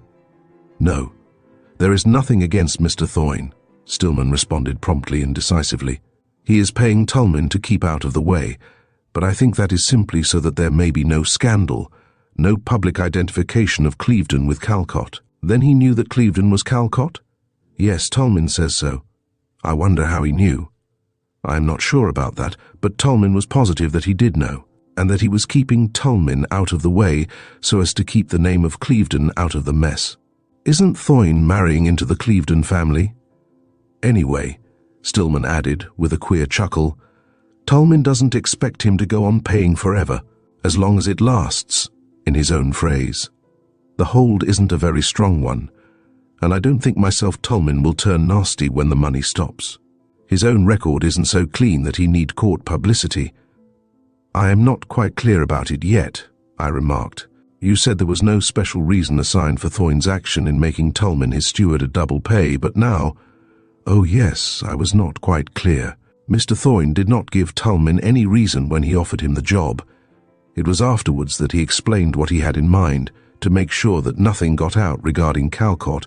Indeed, I am not quite sure that he actually explained in so many words. But he knew about Calcott. Tolman is sure of that, and perhaps Tolman jumped to the conclusion that that was his motive. Yes, I dare say it would puzzle Tolman to know why Thorne should appear so friendly. I made up my mind at all events that I would interview Tolman myself. Not that I had any specific aim in view, but it would at least be useful to learn all I could regarding Clevedon's past. Stillman's story had opened new possibilities. If Tolman could recognize Clevedon as Calcott, others might have done so. It might easily be that one would have to go back into those dead years to solve the mystery of the Clevedon tragedy. And among those possibilities was Thorne. He may have known Clevedon in America, and have had good reason, quite apart from their rivalry for Kitty Clevedon's affections, to desire his death. At all events, I determined that I would have an interview with Ronald Thorne before many hours were out. I felt that I had a legitimate grievance against him. He had known more about Tolman and Clevedon than he had ever told me, and though he had invited me to investigate the mystery, he had given me only a half-confidence. I could at least teach him a lesson on that, I thought rather grimly. Besides which, somewhere at the back of my mind was a queer suspicion that Thorne had deliberately thrown me off the scent, telling me, with every appearance of frankness, much that did not matter, but remaining stubbornly reticent on several things that did. Chapter 22. More anonymous letters. I sent Stillman back to keep an eye on Tolman until I could myself interview him, and then set myself to arrange a meeting with Thorne. He was staying at White Towers, and I had no difficulty in finding him. "Hallo," he cried. "You look very serious, Holt. What is the matter? Have you made a fresh discovery?" "Yes," I said, "I have." "Well, cheer up. I can't say you look pleased about it." "Thorne," I responded, looking him straight in the face, "did you ever hear the name of Calcott?" He sent me a quick glance that was partly, I think, surprise, but was not entirely devoid of wrath. The name had evidently no very pleasant sound in his ears. "You see," I went on, interpreting his half-instinctive movement in my own way, "you have given me a lot of quite unnecessary trouble. Had you been frank with me—" "I was frank on everything that mattered," he said sullenly. "You thought the fact that Clevedon had been an American crook known as Calcott whom you had met in Chicago. That's a lie, anyway. You needn't get excited about it," I rejoined equably. "Excited the devil," he cried. "I am not excited. I'm as calm as you are." "Then perhaps you would like to tell me the whole story." "What story?" "The story of Calcott, the crook, and what you knew about him in Chicago." "I did not know him in Chicago." He sat himself down and ran his fingers 2 or 3 times through his thick hair. "You are rather a marvel," he said, with a smile that was just a little rueful. "How you get these things sorted out amazes me. First one, and then another. You get them all straightened and leave no loose ends." "No, I never knew Calcott, though I'd heard of him.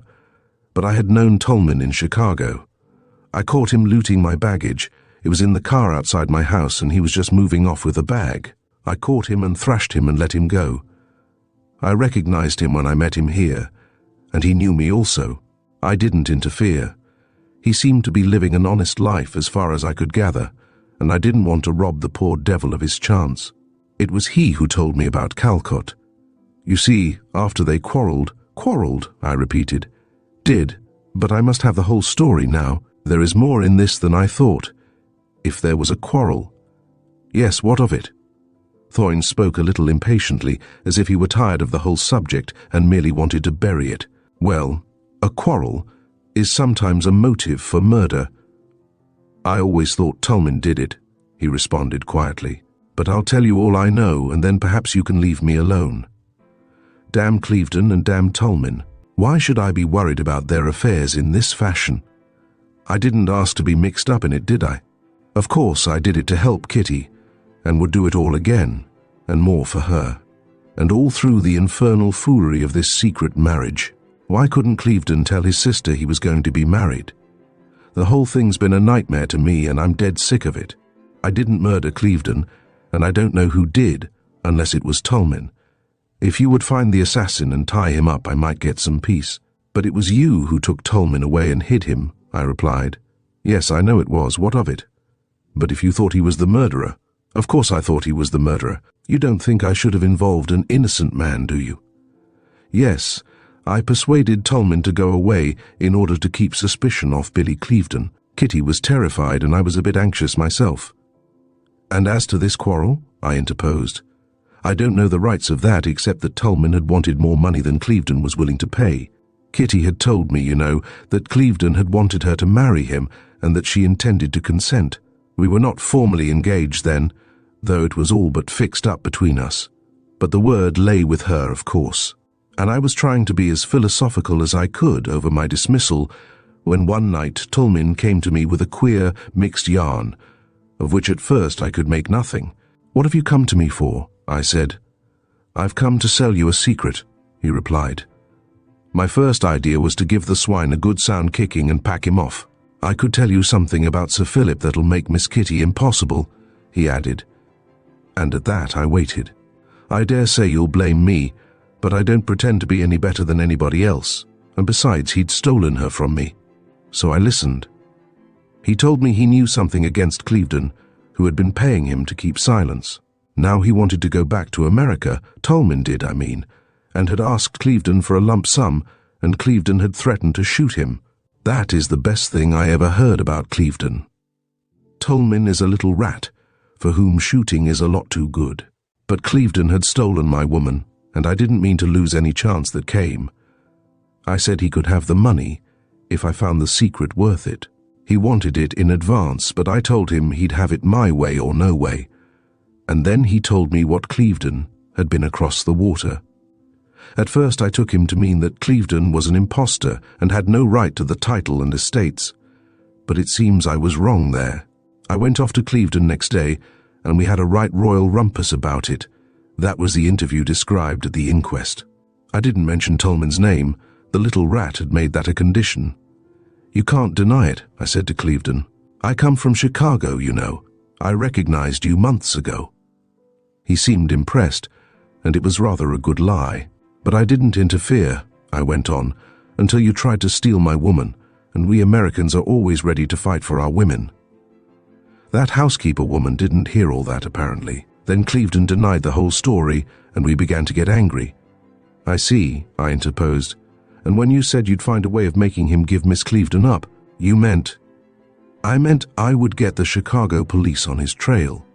Did you know that Clevedon gave Tolman a check for £500 the day before the murder? No, did he? Well, evidently Tolman didn't think it enough. What day was it Tolman came to see you? It was that same morning, February 23rd. Clevedon gave Tolman £500, which was less than Tolman wanted, so Tolman double-crossed Clevedon and came to you. That seems like it. It opens all sorts of fresh avenues, I remarked. Don't say that, Thorne murmured with a groan. I was hoping it would end the case. I never want to be mixed up in another murder mystery. It is the very deuce. Suppose Clevedon, having quarrelled with Tolman, and knowing you also had penetrated his secret. Do you mean it was suicide? Thorne cried, his whole face lighting up. If you could prove that I would give you a cheque for £10,000. It would settle such a lot, wouldn't it? Suicide, yes, I think after all it must be suicide. He gazed eagerly at my unresponsive face, then shrugged his shoulders a little angrily. "Yes," I replied slowly, "but then, what of the hat-pin?" His face fell at that. "Clevedon certainly didn't stab himself with a hat-pin," I added. "But you may as well finish the story," I went on, "and tell me why you spirited Tolman away." "Oh, that's quite simple," he replied. "Kitty was worried about her brother, whose absence puzzled her, as it did the rest of us. So I offered Tolman a job, and he jumped at it. Did you tell him?" "Of course not. I'm not a fool." "And was that why you offered to buy my house?" He laughed at the recollection of that particular interview. "I dare say you thought me an awful idiot," he said. "And now you've told me everything." "Yes," he responded, "everything, the truth or otherwise of which will appear in due course." On my way out, old Lady Clevedon met me, grimmer and more caustic than ever. "Any discoveries, Mr. Detective?" she cried. "But I suppose I need not ask. Have you seen the Midlington Courier today? It has an interesting article on the Clevedon case. I forget how many weeks gone and nothing done. It wants to know if the police—" "But I have nothing to do with the police," I interrupted smilingly. "Pepster, whom I found awaiting me at Stone Hollow, began on the newspaper article as soon as we met. What do you think of that?" he cried, waving the cutting as if it had been a flag. "Have you read it? Unfortunately, we cannot congratulate the police, who seem to have been waiting, like the famous Micawber, for something to turn up. What do you think of it?" "Oh, newspaper writers are very fond of dragging Mr. Micawber in," I replied. "He is overworked." "Damn Micawber."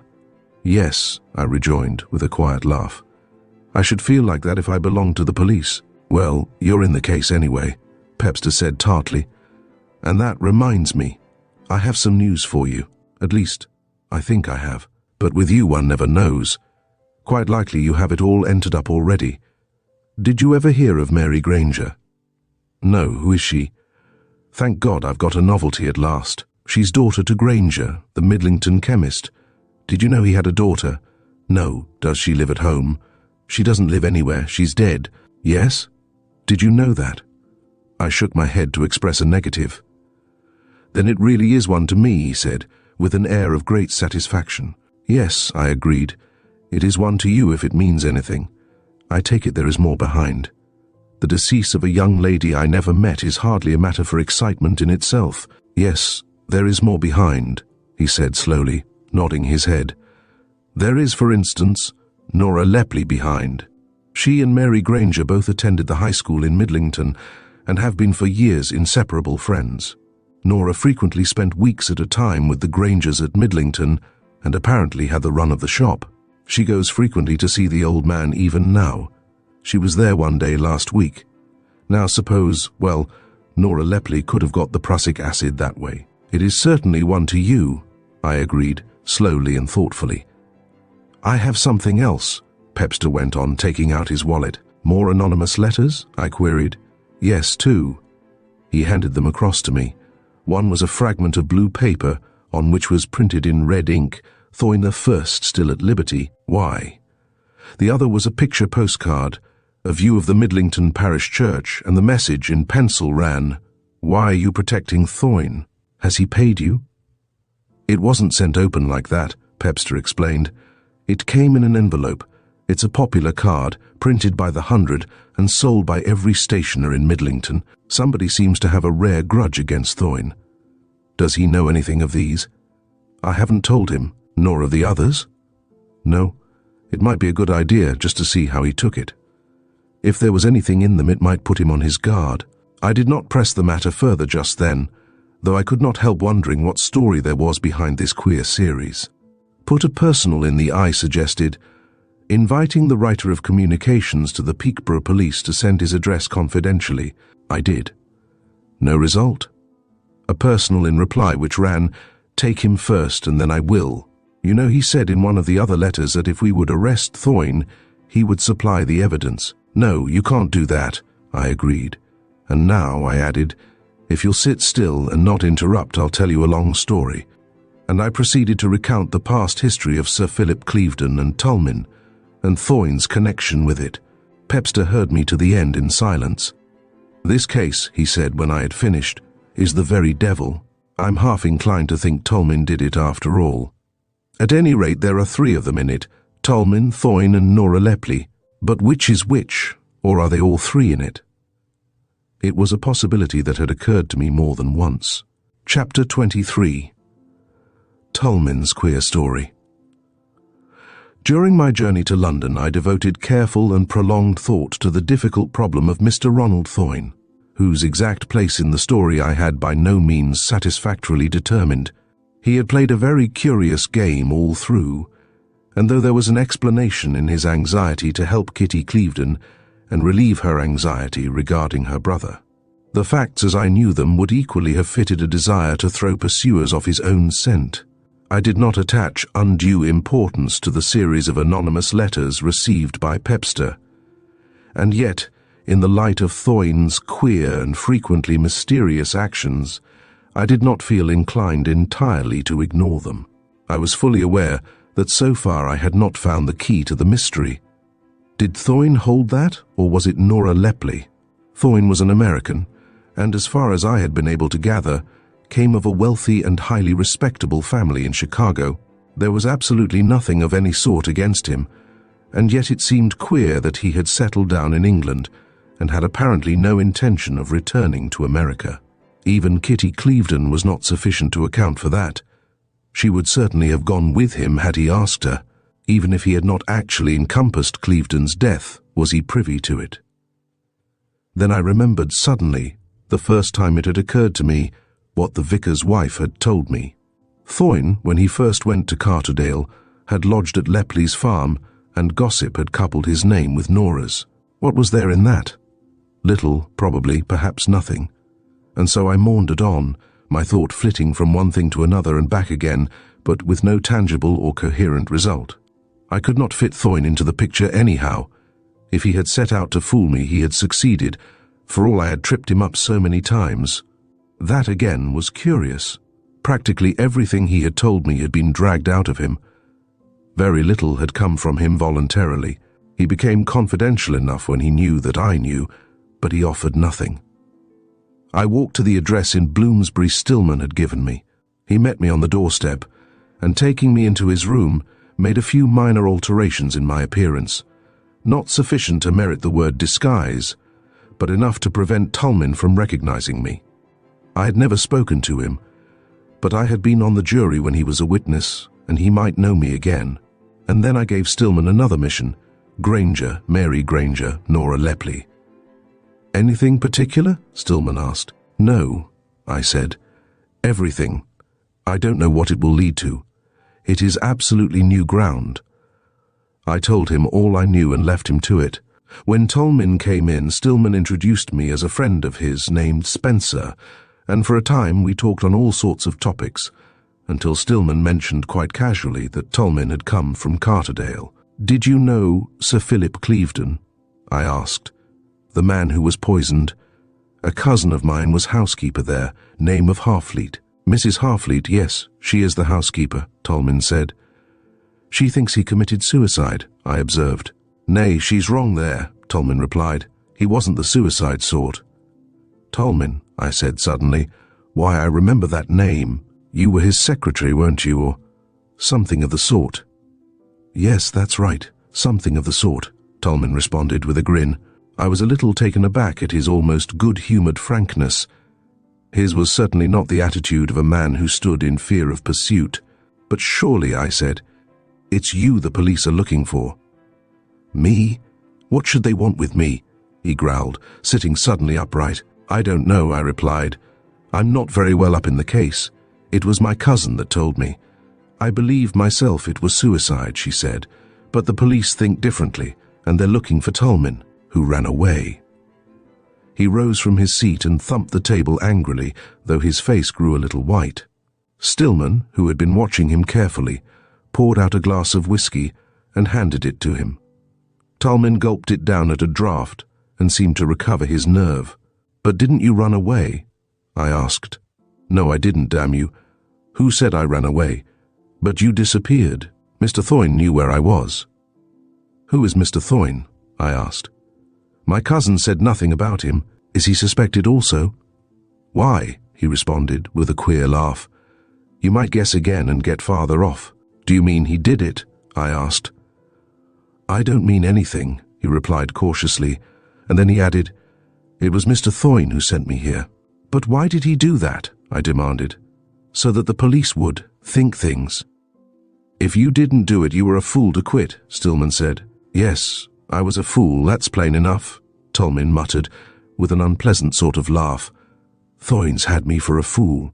He reached out his hand for some more whiskey, which Stillman supplied. I see now, Tolmin went on, almost as if talking to himself.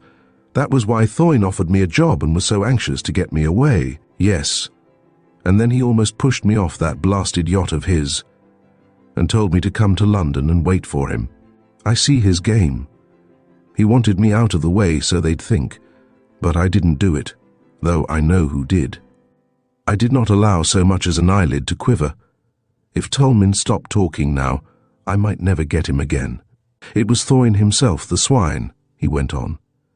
I saw him give Clevedon the dope that killed him in a white packet. You'll sleep all right after that, he said, and laughed. He wasn't far out. He put Clevedon to sleep sound enough. Did you tell Thoyne what you saw? I asked. When did he give it to him? Why, Clevedon called on him that night. They'd quarrelled over a girl, and Clevedon went to... I don't know what he went for. Went where? To see Thoyne, at Thoyne's house. I followed him. I couldn't hear all they said, but I could see everything. And you didn't tell Thoyne what you saw? No, I didn't. But why? Oh, well, I was keeping that, he said with a maudlin grin. I thought it might come in useful later on, but Thoyne did it right enough. Do you know what was in the packet? No. Then you can't possibly say. They both wanted the same girl, I know that, and Thoyne took his chance. He came to the door with Clevedon. I was hid in the bushes. Take a dose of that stuff, and it'll put you to sleep, Thoyne said. And by God it did. Suicide, no. He didn't commit suicide. Thoyne killed him. And then he flung his arms over the table and fell into a stupid drunken sleep.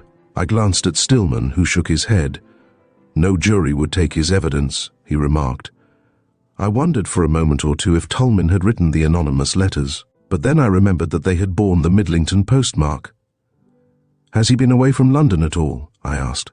No, not even for a day. No. Of course, he might have got somebody in Midlington to post them for him, but I doubted it. I did not think he had written them.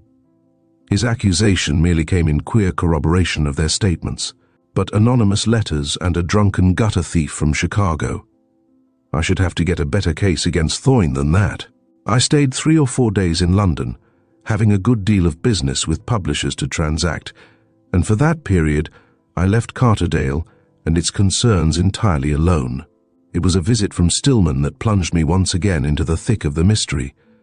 It's only a preliminary report, he said, but as far as it goes it is simple enough. Miss Granger died at Long Berminster, a small village in the Midlands about 60 miles from London. That was some months ago, and she left behind her a little baby girl who has been adopted by the people, themselves childless, with whom Miss Granger herself had been lodging.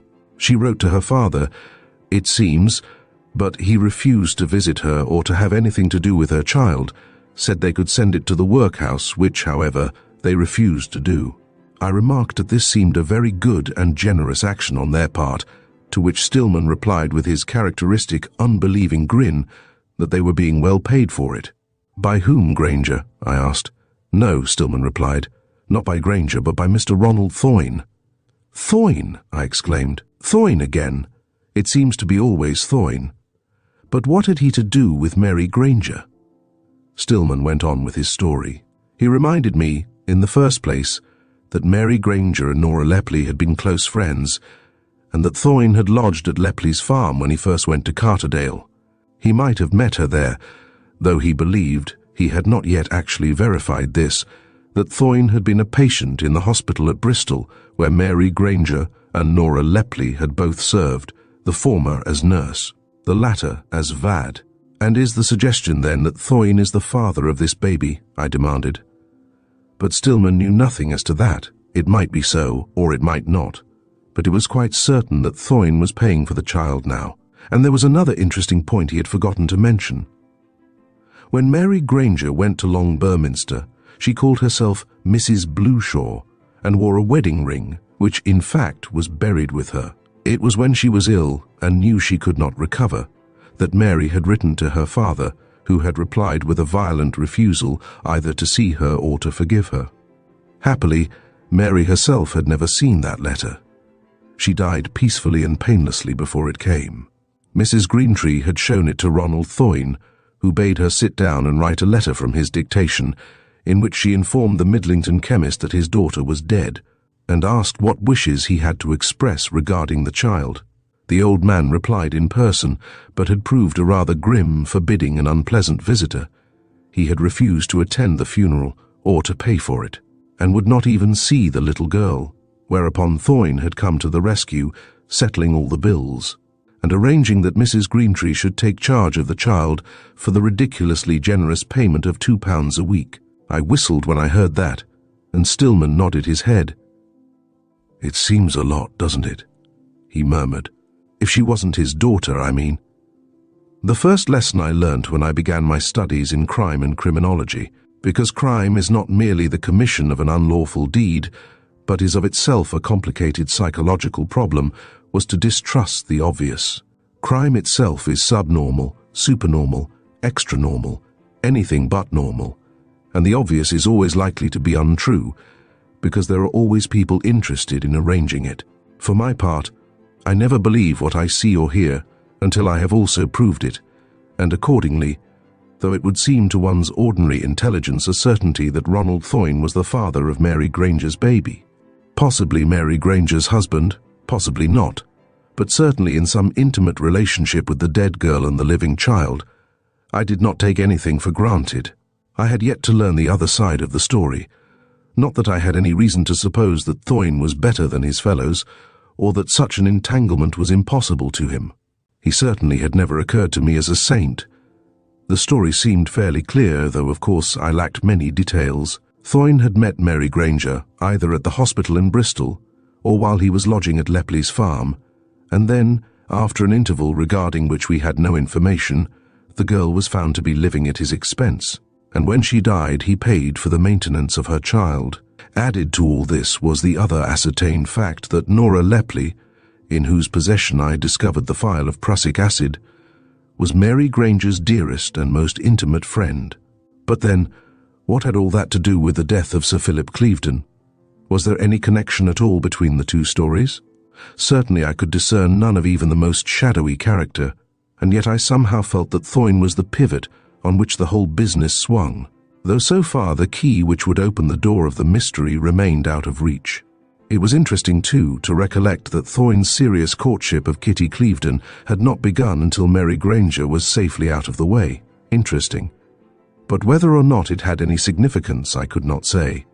I told Stillman to continue his inquiries, and myself returned to Carterdale. Chapter 24. The Wrath of Ronald Thoyne. "I want you to come with me to Midlington," I said to Pepster, whom I met soon after I reached home. "I am going to try a long shot, and I would like you to be there." "A long shot at what?" he demanded. "Well," I replied, "I don't quite know. I can't quite reckon it up yet, but it seems worth trying anyway." Pepster nodded and waited for me to continue. "Those anonymous letters," I went on.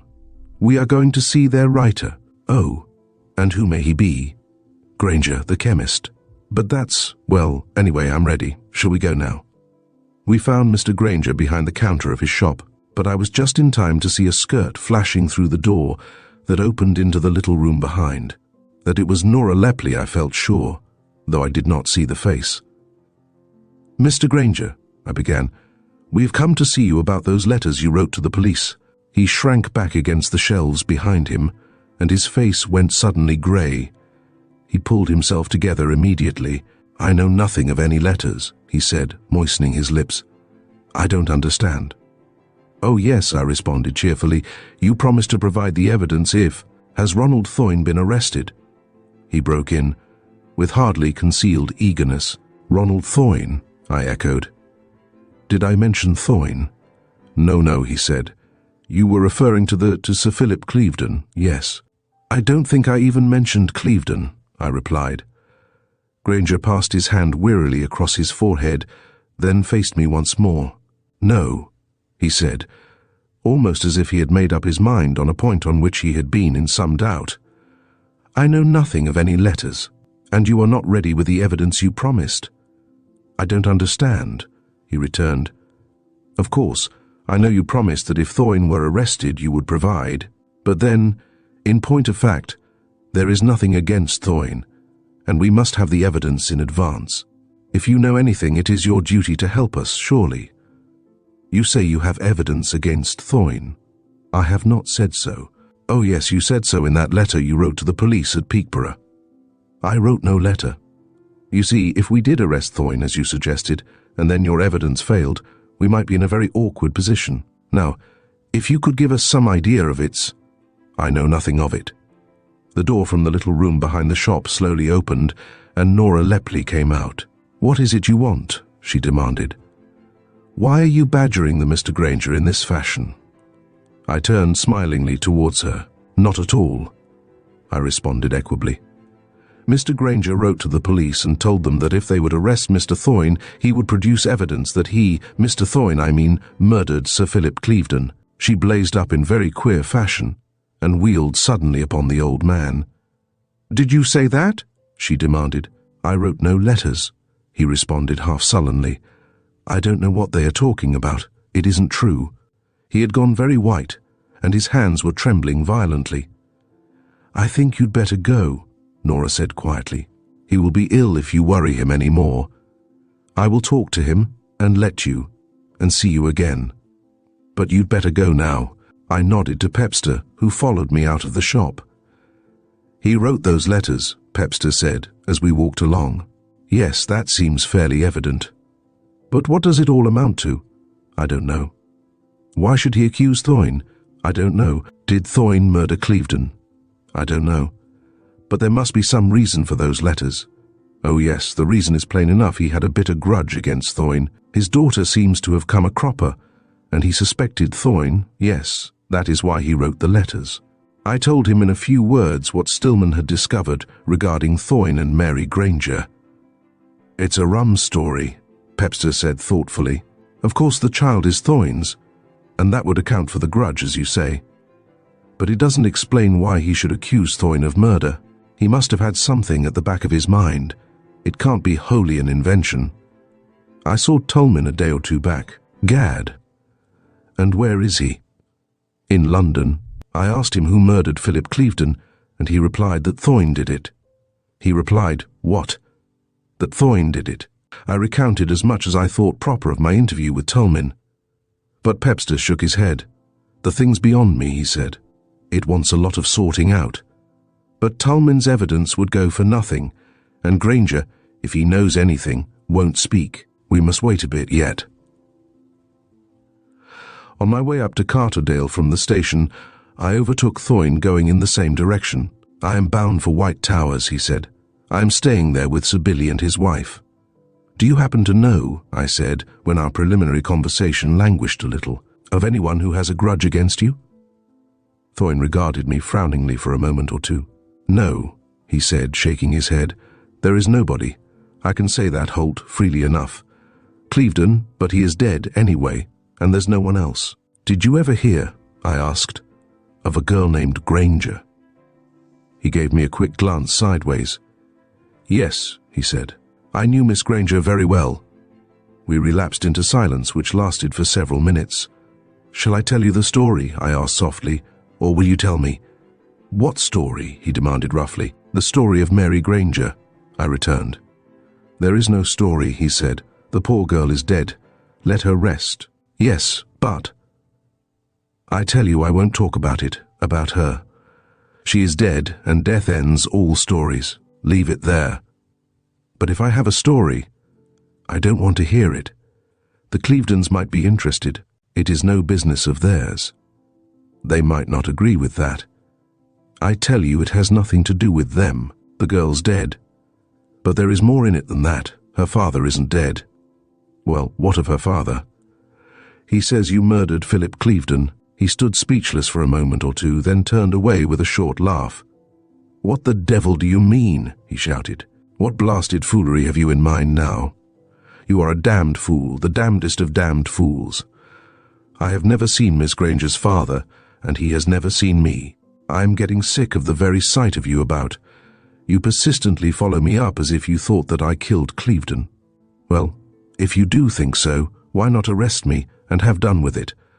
I would sooner face a jury and take my trial than put up with this perpetual persecution." "It is your own fault," I returned equably. "You will tell me nothing, and your whole attitude is a challenge. You kept secret your knowledge of Clevedon's past, but I found that out. You did not tell me where Tolmin was, but I tracked him down. You have said nothing about Mary Granger. Then there was Clevedon's visit to you on the night of his death, and the medicine you handed him which—" "I never have committed murder," he cried, turning on me with a savage intensity which betokened the inward strain. "But I am nearer to it at this moment than I ever thought I should be. If I stay here, I shan't be able to trust myself. He left me abruptly, and vaulting a low rubble wall, made off at a quick pace across some fields which gave him a short cut to White Towers. But in something under 2 hours, he had joined me at Stone Hollow. "I apologize," he said, as he strode into my study. "I apologize for everything I said. You were right, and I was a fool. You told me that Granger had accused me of murdering Clevedon. Well, now he has written to Billy." "About the murder?" I asked. "No, damn the murder, something a lot worse than that," he responded. "He accuses me of bigamy, says I have a wife living. It's got to be sorted out now because of Kitty, and I've come to you." He took a fragment of paper from his pocket. "There's a copy of the infernal thing," he said. "Read it." The letter was terse and to the point.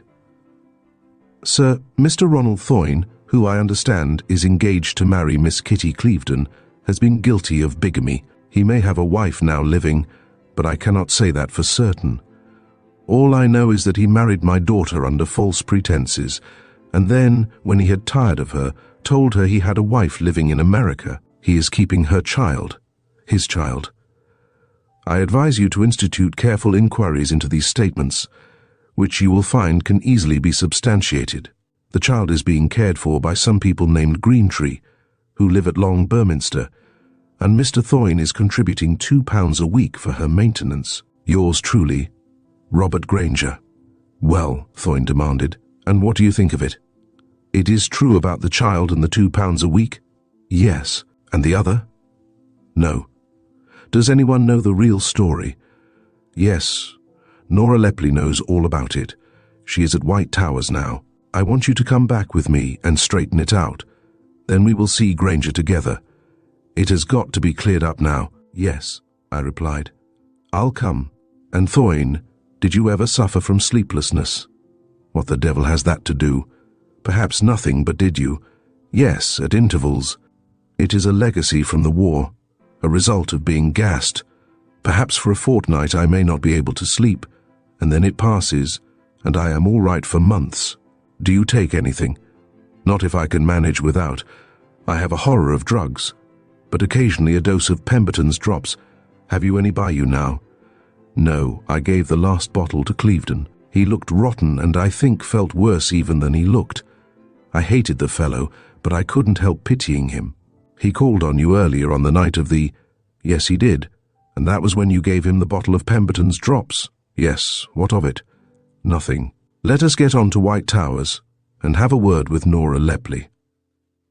But on our way, I called at the post office and had a long conversation on the telephone with Detective Pepster. Chapter 25. The Story of Mary Granger. At White Towers we found the family party assembled, apparently awaiting our coming, though old Lady Clevedon, grim, forbidding and unbelieving, flung up her hands as I approached. "And what may you be doing here, Mr. Detective?" she said. "This is a family council, and strangers besides. What have you to do with this?" "It is the other mystery you are engaged on, and you might as well not have been for all the good it has done." "It is all right," Billy Clevedon interposed, a little brusquely. "Holt is here at my suggestion." "If we might all sit down," I began. "Do you know who killed Sir Philip Clevedon?" the old lady demanded. "Yes," I said. "I do know who killed Sir Philip Clevedon, and before this evening is out I shall probably tell you." Has this other business anything to do with it? The old lady asked. Everything to do with it, I replied. But now, let us straighten this out first. I will tell you what I know as fact, and Thoyne can supply any embroidery that may be necessary. In the first place, Miss Granger, that is Robert Granger's daughter, and Thoyne were in the hospital at Bristol at the same time. They left within a few days of each other, Thoyne first and the girl a day or two later. That is fact. Then comes a long interval. When next Mary Granger is seen, she is living in Long Berminster with her baby girl. Whether Thoyne was actually keeping her then, I don't know, but after her death, he paid her debt to her landlady and all the funeral expenses. And since then he has paid £2 a week for the child. Not much if she is his daughter, the old lady interposed bitingly. But a good deal if she isn't, I retorted. You mean you think she is? I don't mean anything except what I have told you. I deal only in facts. But why should he keep a baby girl if she isn't his daughter? If that is a conundrum, it isn't. Then if it is a suspicion, it isn't. It is merely a question. Good. Then Thoyne himself will sooner or later supply the answer. But I have not finished my record yet. Just before she died, Mary Granger wrote to her father, telling him she had secretly married an American soldier who was in hospital in Bristol, only to find later that he had already a wife. Ronald Thoyne is an American, old lady Clevedon muttered. I have heard so, I rejoined. But that is the story.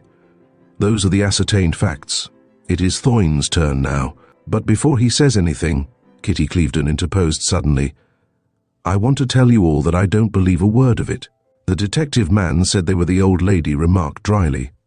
Perhaps, Kitty retorted, flushing hotly. I don't remember that there was any perhaps about it, old lady Clevedon replied. The story as far as Holt has told it is perfectly true, Thoyne said slowly, but now there is one other person who knows the whole truth, and I want you to ask her. Her? Who? Lady Clevedon demanded. Nora Lepley. Nora Lepley, but she was a fifth AD in the hospital where Miss Granger was a nurse, I interposed. Yes, she may know if we could send for her. She's in the house now, the younger Lady Clevedon chimed in, speaking for the first time. I will ring for her. Nora came, and I handed her a chair. For a moment she hesitated, then sat down with a glance round the semicircle of perhaps not very friendly faces. I sat back, watching the girl closely. Now then, Mr. Detective, ask her what you want to know, old Lady Clevedon rasped. Oh yes, it's your job. You've got to fill in your interval, you know. I glanced at Thoyne, who nodded affirmatively, and then I turned to Nora Lepley. You served as a VAD in a hospital in Bristol, I said. Mary Granger was there as a nurse. Then Mr. Thoyne came in as a patient. You remember all that? Yes, what of it? You were there when Mary left, and no, I wasn't. I'd come home. I turned up ill and they sent me home. Then you were not at Bristol when Miss Granger ran away with Mr. Thoyne and ran away, she cried. With Mr. Thoyne? She sat straight up in her chair and laughed in my face. Mary didn't run away, she went on. She was married. I was there as her bridesmaid. I met them in London specially for it, and Mr. Thoyne was there too as best man. She married an American named Blueshaw. He was a patient in the hospital, like Mr. Thoyne. The marriage had to be kept secret because Mr. Blueshaw's father would object. I didn't like it, neither did Mr. Thoyne. He told me so. But it was Mary's business, not ours, and she had agreed. They took a flat in London. Oh, I know what you mean. When she died, Mr. Thoyne was paying for her, and he has kept her baby since. But that was because he had introduced Blueshaw to her, and Blueshaw had let her down. He thought he was in some sort of way responsible. I didn't see it myself, but he did. Blueshaw went off to America, and she followed him, only to find that he had a wife there already. When she discovered that she came back to England, she wouldn't touch the money Blueshaw offered her, and tried to earn her living. But she didn't tell anyone, not me, not her father. Mr. Thoyne found her just as she was almost at her last gasp, and he looked after her. Her father would have nothing to do with her nor with her baby. Mr. Thoyne found her quite accidentally, and he told me about her. I went down to Long Berminster to see her. That is the whole story. "Thorne comes well out of it anyway," I said cheerfully. Kitty went to him and kissed him, and I think with very little provocation would have kissed me too. She had loyally asserted her belief in him, and possibly had actually persuaded herself that it was genuine. But it was easy to see that she was enormously relieved when she heard Nora Lepley's corroboration. After all, Mary Granger had been a very pretty girl, and Thorne was only a man. When Nora had gone, Thorne told us Mary Granger's story in more detail, though I can summarize it here in a few lines. It was just as she had recounted it to him, with annotations where necessary from Mr. and Mrs. Job Greentree. Mary found work at first in Liverpool, where she landed on her return to England, and then, when that failed her, she left her baby with the people with whom she had been lodging and set out to walk to London, a mad project. As it seemed, though she did better than one might expect, many helped her on the way, and eventually she reached a little Midlands village, still over 60 miles from her destination. It had grown dark and was raining heavily, and as she stood in the shadow, gazing rather longingly at a warmly lighted inn, the door of which stood invitingly open, revealing an interior that seemed to be all bright reds and warm browns, and which at all events promised shelter, a heavy motor van on the sides and back of which was painted in big white letters Job Greentree, carrier, drew up, and from it descended a big man muffled in enormous coats and sporting a huge beard. He lifted 3 or 4 parcels from the interior of the van and strode into the inn, leaving the door of the vehicle a few inches open. Mary crept forward. Here, at all events, was shelter and a means of covering a few more miles. That it might be going in an opposite direction did not occur to her. She clambered easily into the car and, creeping into the shadows at the far end, lay down on something soft, warm and comfortable, though whether sacks or rugs she did not know. What happened thereafter was a total blank to her. She lapsed straightway into a stupor that was more unconsciousness than sleep, and lay thus, oblivious to everything. When she came to herself, she was seated, swathed in blankets, before a wood fire that roared and crackled halfway up the chimney of an old-fashioned grate, while, bending over her, with a mug of steaming brandy in one hand and a spoon in the other, was the motherly, anxious face of a woman. The carrier, he combined the office with those of village wheelwright, blacksmith and undertaker, and was known far and wide as Job, had drawn up with a rattle at the door of the cottage that stood alongside the smithy, had dismounted and lumbered round to the back of his van. "By gum," he said slowly, "that's a rum un, it is an all." The door of the cottage was open, sending a shaft of warm light across the roadway. "Hallo, hallo, mother, come here and look at this," the big man shouted. The woman standing in the porch caught a wrap from one of the hooks behind the door and flung it over her head, then went to the car, where her husband stood with the light of his electric lantern blazing upon Mary, who lay wet through and motionless from utter weariness and exhaustion. "A girl." "Who is she, Job?" the woman asked. "I don't know," the bearded man replied. "I never saw her before. I wonder where she got in." "Well, pick her up and bring her through," the woman said. "She can't lie there, she's terrible wet, poor dear." The bearded man stooped down, and lifting Mary as if she had been a doll, strode with her into the house and placed her in an easy chair before a roaring fire in the warm, well-lighted kitchen, and there she lay, with the water dripping from her skirts and forming tiny rills on the hitherto spotless floor. "Poor dear, she's worn out," the woman said. "Now you go and look after your van, and I'll see to her. It's bed she wants, and something hot to drink.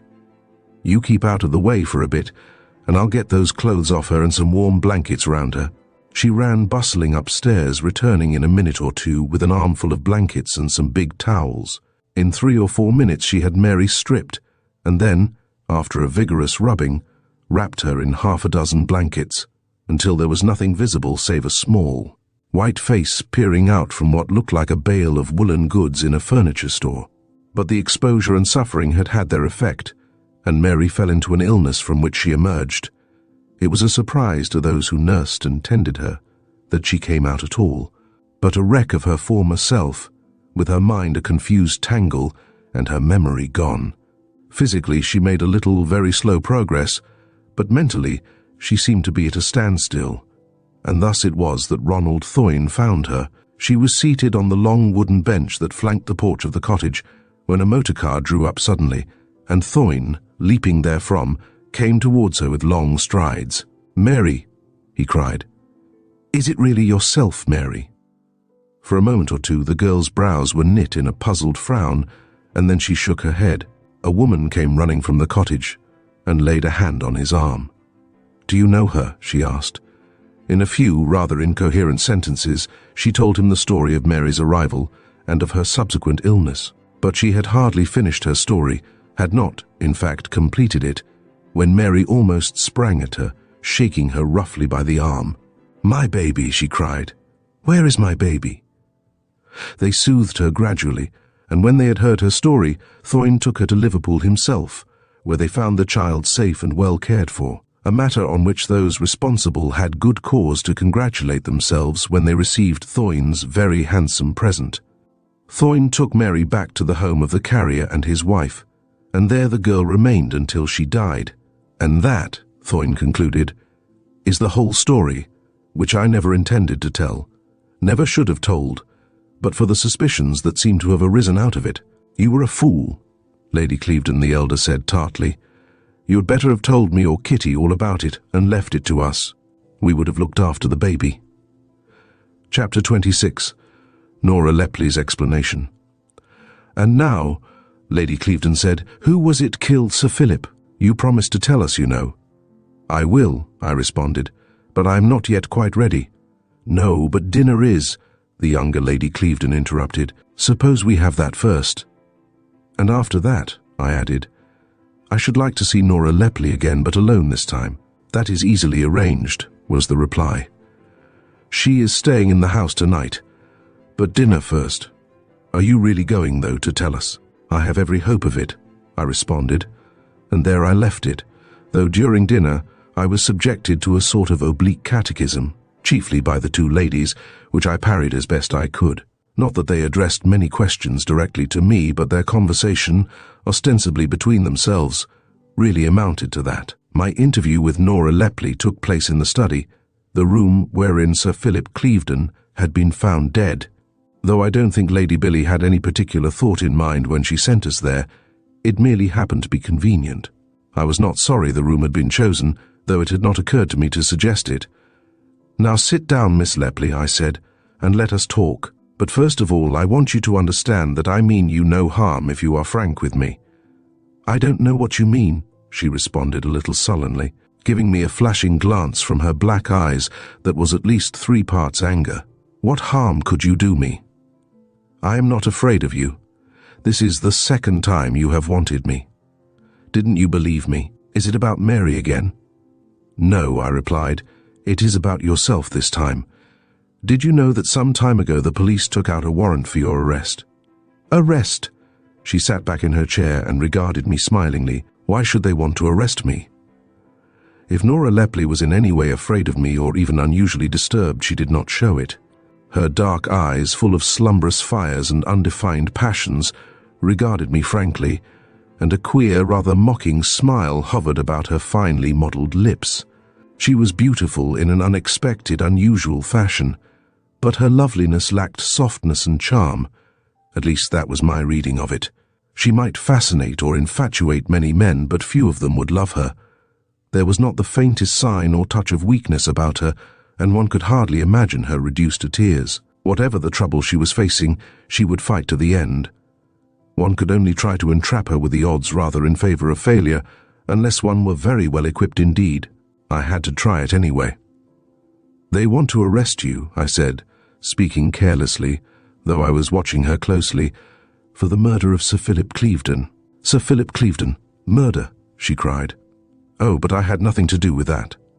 "You stabbed him with a hatpin, but he was dead before. I don't know anything about it. I don't know what you mean." "How did you know he was dead when you stabbed him?" I asked. But I didn't stab him. I know nothing about it.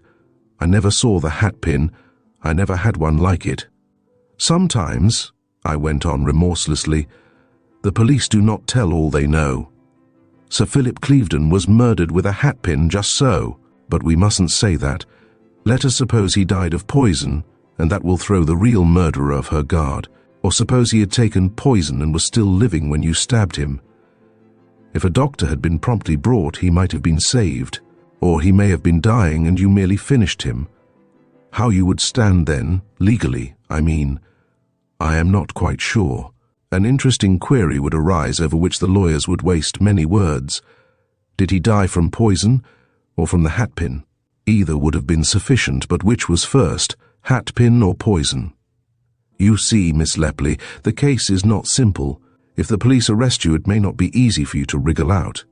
But I tell you I know nothing of it, she cried, her voice rising a little. Well, I went on, let me tell you one or two things I have learned, one or two facts, just to refresh your memory.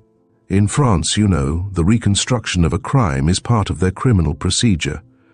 It is not often adopted in this country. No, sit down, please, but it may be useful now. I think you must hear me out for your own sake and your parents. Leave my parents out of it, she cried, her face reddening violently. Unfortunately, we can't do that, I rejoined equably. What affects you touches them also. You cannot separate yourself from them, but we won't quarrel over that. Let us go back to the morning of February 24th, when you discovered Sir Philip's body. He was dead when I saw him, she said, and I know nothing of. You went through your aunt's sitting room, I continued, as if I had not heard her, and you noticed the hatpin which Miss Clevedon had left there the previous night. You recognized it and picked it up. I don't know what you are talking about, she muttered sullenly. It was in your hand when you entered the study, and saw Sir Philip asleep on the— He was dead, I tell you, dead, she cried shrilly. Well, perhaps you say so anyway.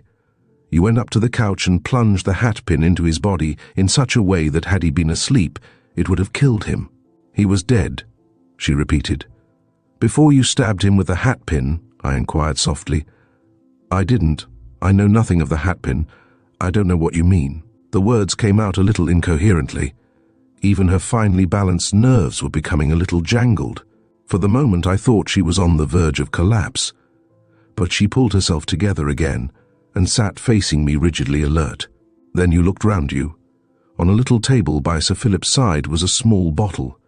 Your first thought was that Sir Philip had poisoned himself. I knew he had, she interrupted. You mean it was suicide? Of course it was suicide. Then why did you stab him? I did not. And more important still, I slowed down very perceptibly here. Why did you carry away the bottle and hide it in a small opening in the rock wall of the passage beneath the ruined wing? Her face whitened a little, but she did not lose her self-control, and sat resolutely facing me. You wanted the world to believe that Sir Philip Clevedon had been stabbed to death. Why? She faced me unflinchingly, determined, as I could see, not to utter a word. Why did you want the world to believe that Sir Philip Clevedon had been stabbed to death? She did not move so much as an eyelid. Was it in order that suspicion might be cast on Miss Kitty, who had been wearing that hatpin? She rose from her seat and passed her left hand with a gesture of utter weariness across her forehead. Send for your policeman, she said, and let me be arrested. You have no right to torture me. I would sooner go to prison. I would rather be hanged than listen to you any longer. I stood up too, and going towards her, laid a hand on her arm. I have not willingly tortured you, I said gently, but I had to learn the truth. I have denied everything, she replied. I admit nothing.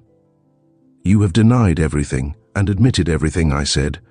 What do you mean by that? She demanded. Tell me, I said softly. What made you think that Ronald Foyne had killed Clevedon? You were quite wrong, you know. Wrong? Yes, he had nothing to do with it. Nothing? Nothing at all in the way you mean. But I know what I am saying, nothing at all. Or is that? It is the absolute truth. There came an interruption in the form of a low knocking at the door, followed by the entry of Detective Pepster. Well? I asked. Yes, he said grimly, both well and bad. I was too late. He handed me a document he had been carrying in his hand. Granger's confession, he said. Granger! Nora Lepley cried, springing forward as if with intent to seize the paper. What do you mean by that? And where is Mr. Granger? Dead, Pepster returned laconically. A dose of the medicine he gave Clevedon, dead in his own office, and with this paper left on the table. "Sit down," I said, turning to Nora Lepley, "and listen. This will interest you." I read aloud what Granger had written, and after that we had no difficulty in persuading the girl to talk. Chapter 27. Who Killed Philip Clevedon? It has fallen to my lot to outline the solution of a good many mysteries, but never did I have a more appreciative or attentive or admiring audience than on this particular occasion. To them I was a wonder worker who had straightened out what looked like a hopeless tangle. I made no attempt to undeceive them. It wasn't worthwhile, and it would have taken too long.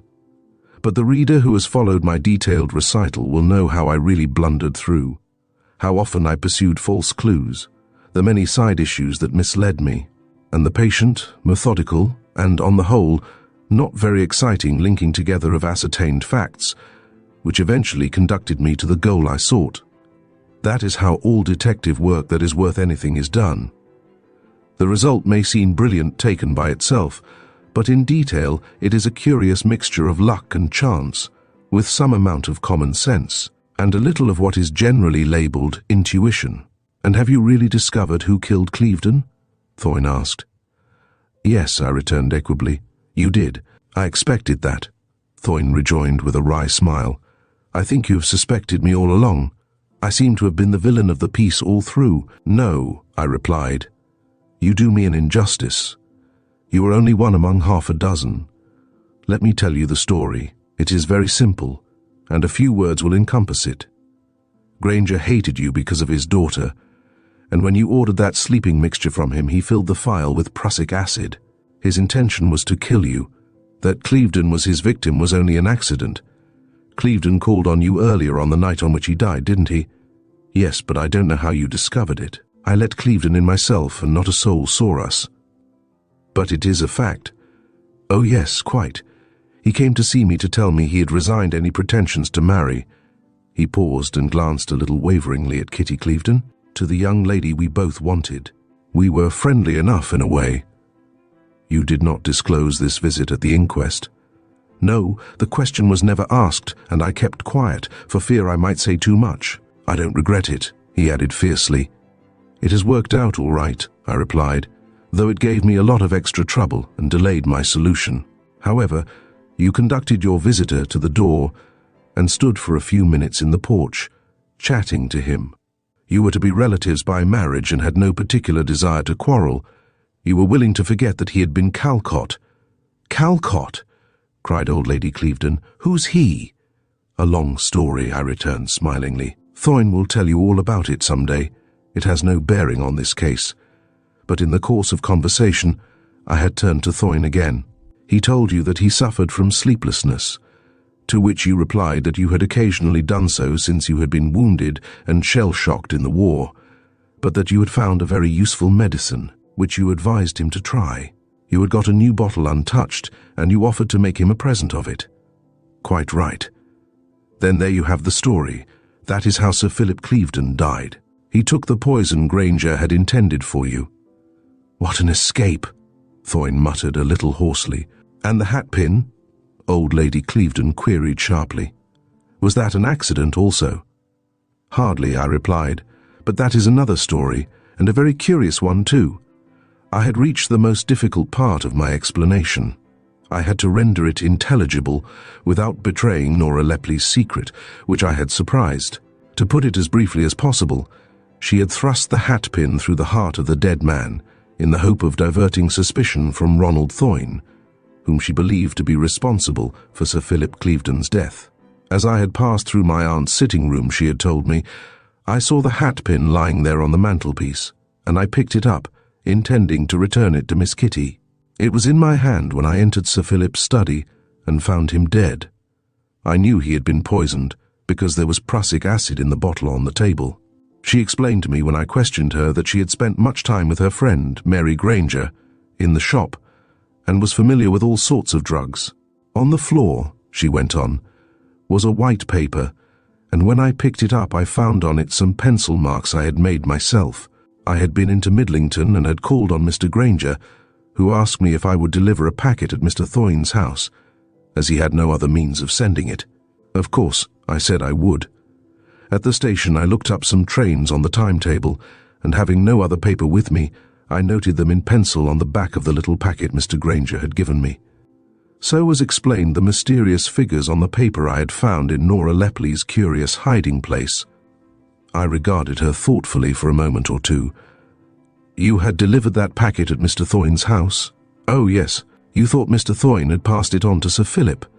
"That's what I thought, yes." "That he had procured some prussic acid from Mr. Granger, so that he might murder Sir Philip?" "Yes, and then it occurred to me that if Sir Philip, that perhaps they might think he had been stabbed if the hatpin was found. You did it to protect Thoyne." That she had been in love with Thoyne seemed evident. That she would never confess as much was equally obvious, and I had no desire to force her confidence. The fact was sufficient for me. The motive I was content to leave in doubt, or at least unexpressed. That was the difficulty I had in telling my story to my little audience. I was determined they should not draw the inference I had found inevitable. "The story of the hatpin," I said, "is very curious but quite simple. Nora Lepley, when she found Sir Philip dead, recognized the bottle as one she had found in Granger's shop. She had known Mr. Granger for many years and had been his daughter's bosom friend. She jumped to the conclusion that Granger had poisoned Sir Philip, and it was in the hope of diverting suspicion from him that she took away and hid the bottle and, used the hatpin. There is the whole story. But suppose somebody had been involved, Kitty, for example, or Ronald. Would she have spoken?" the younger Lady Clevedon demanded. "Undoubtedly," I replied. But I spoke without knowledge, because that was a question I had carefully refrained from putting to Nora herself. My own impression was that she would cheerfully have seen the whole Clevedon family hanging in company if that would have secured Ronald Thoyne's immunity. But I did not tell them that. Thank you for listening to the Clevedon Case. As we leave Dennis Holt in the midst of his investigation, we are reminded of the delicate balance between truth and deception. The journey to uncover the truth is often more perplexing than the mystery itself. We hope you enjoyed this suspenseful adventure, and don't forget to like, share, and subscribe for more classic tales. Until next time, stay curious and keep exploring the world of stories.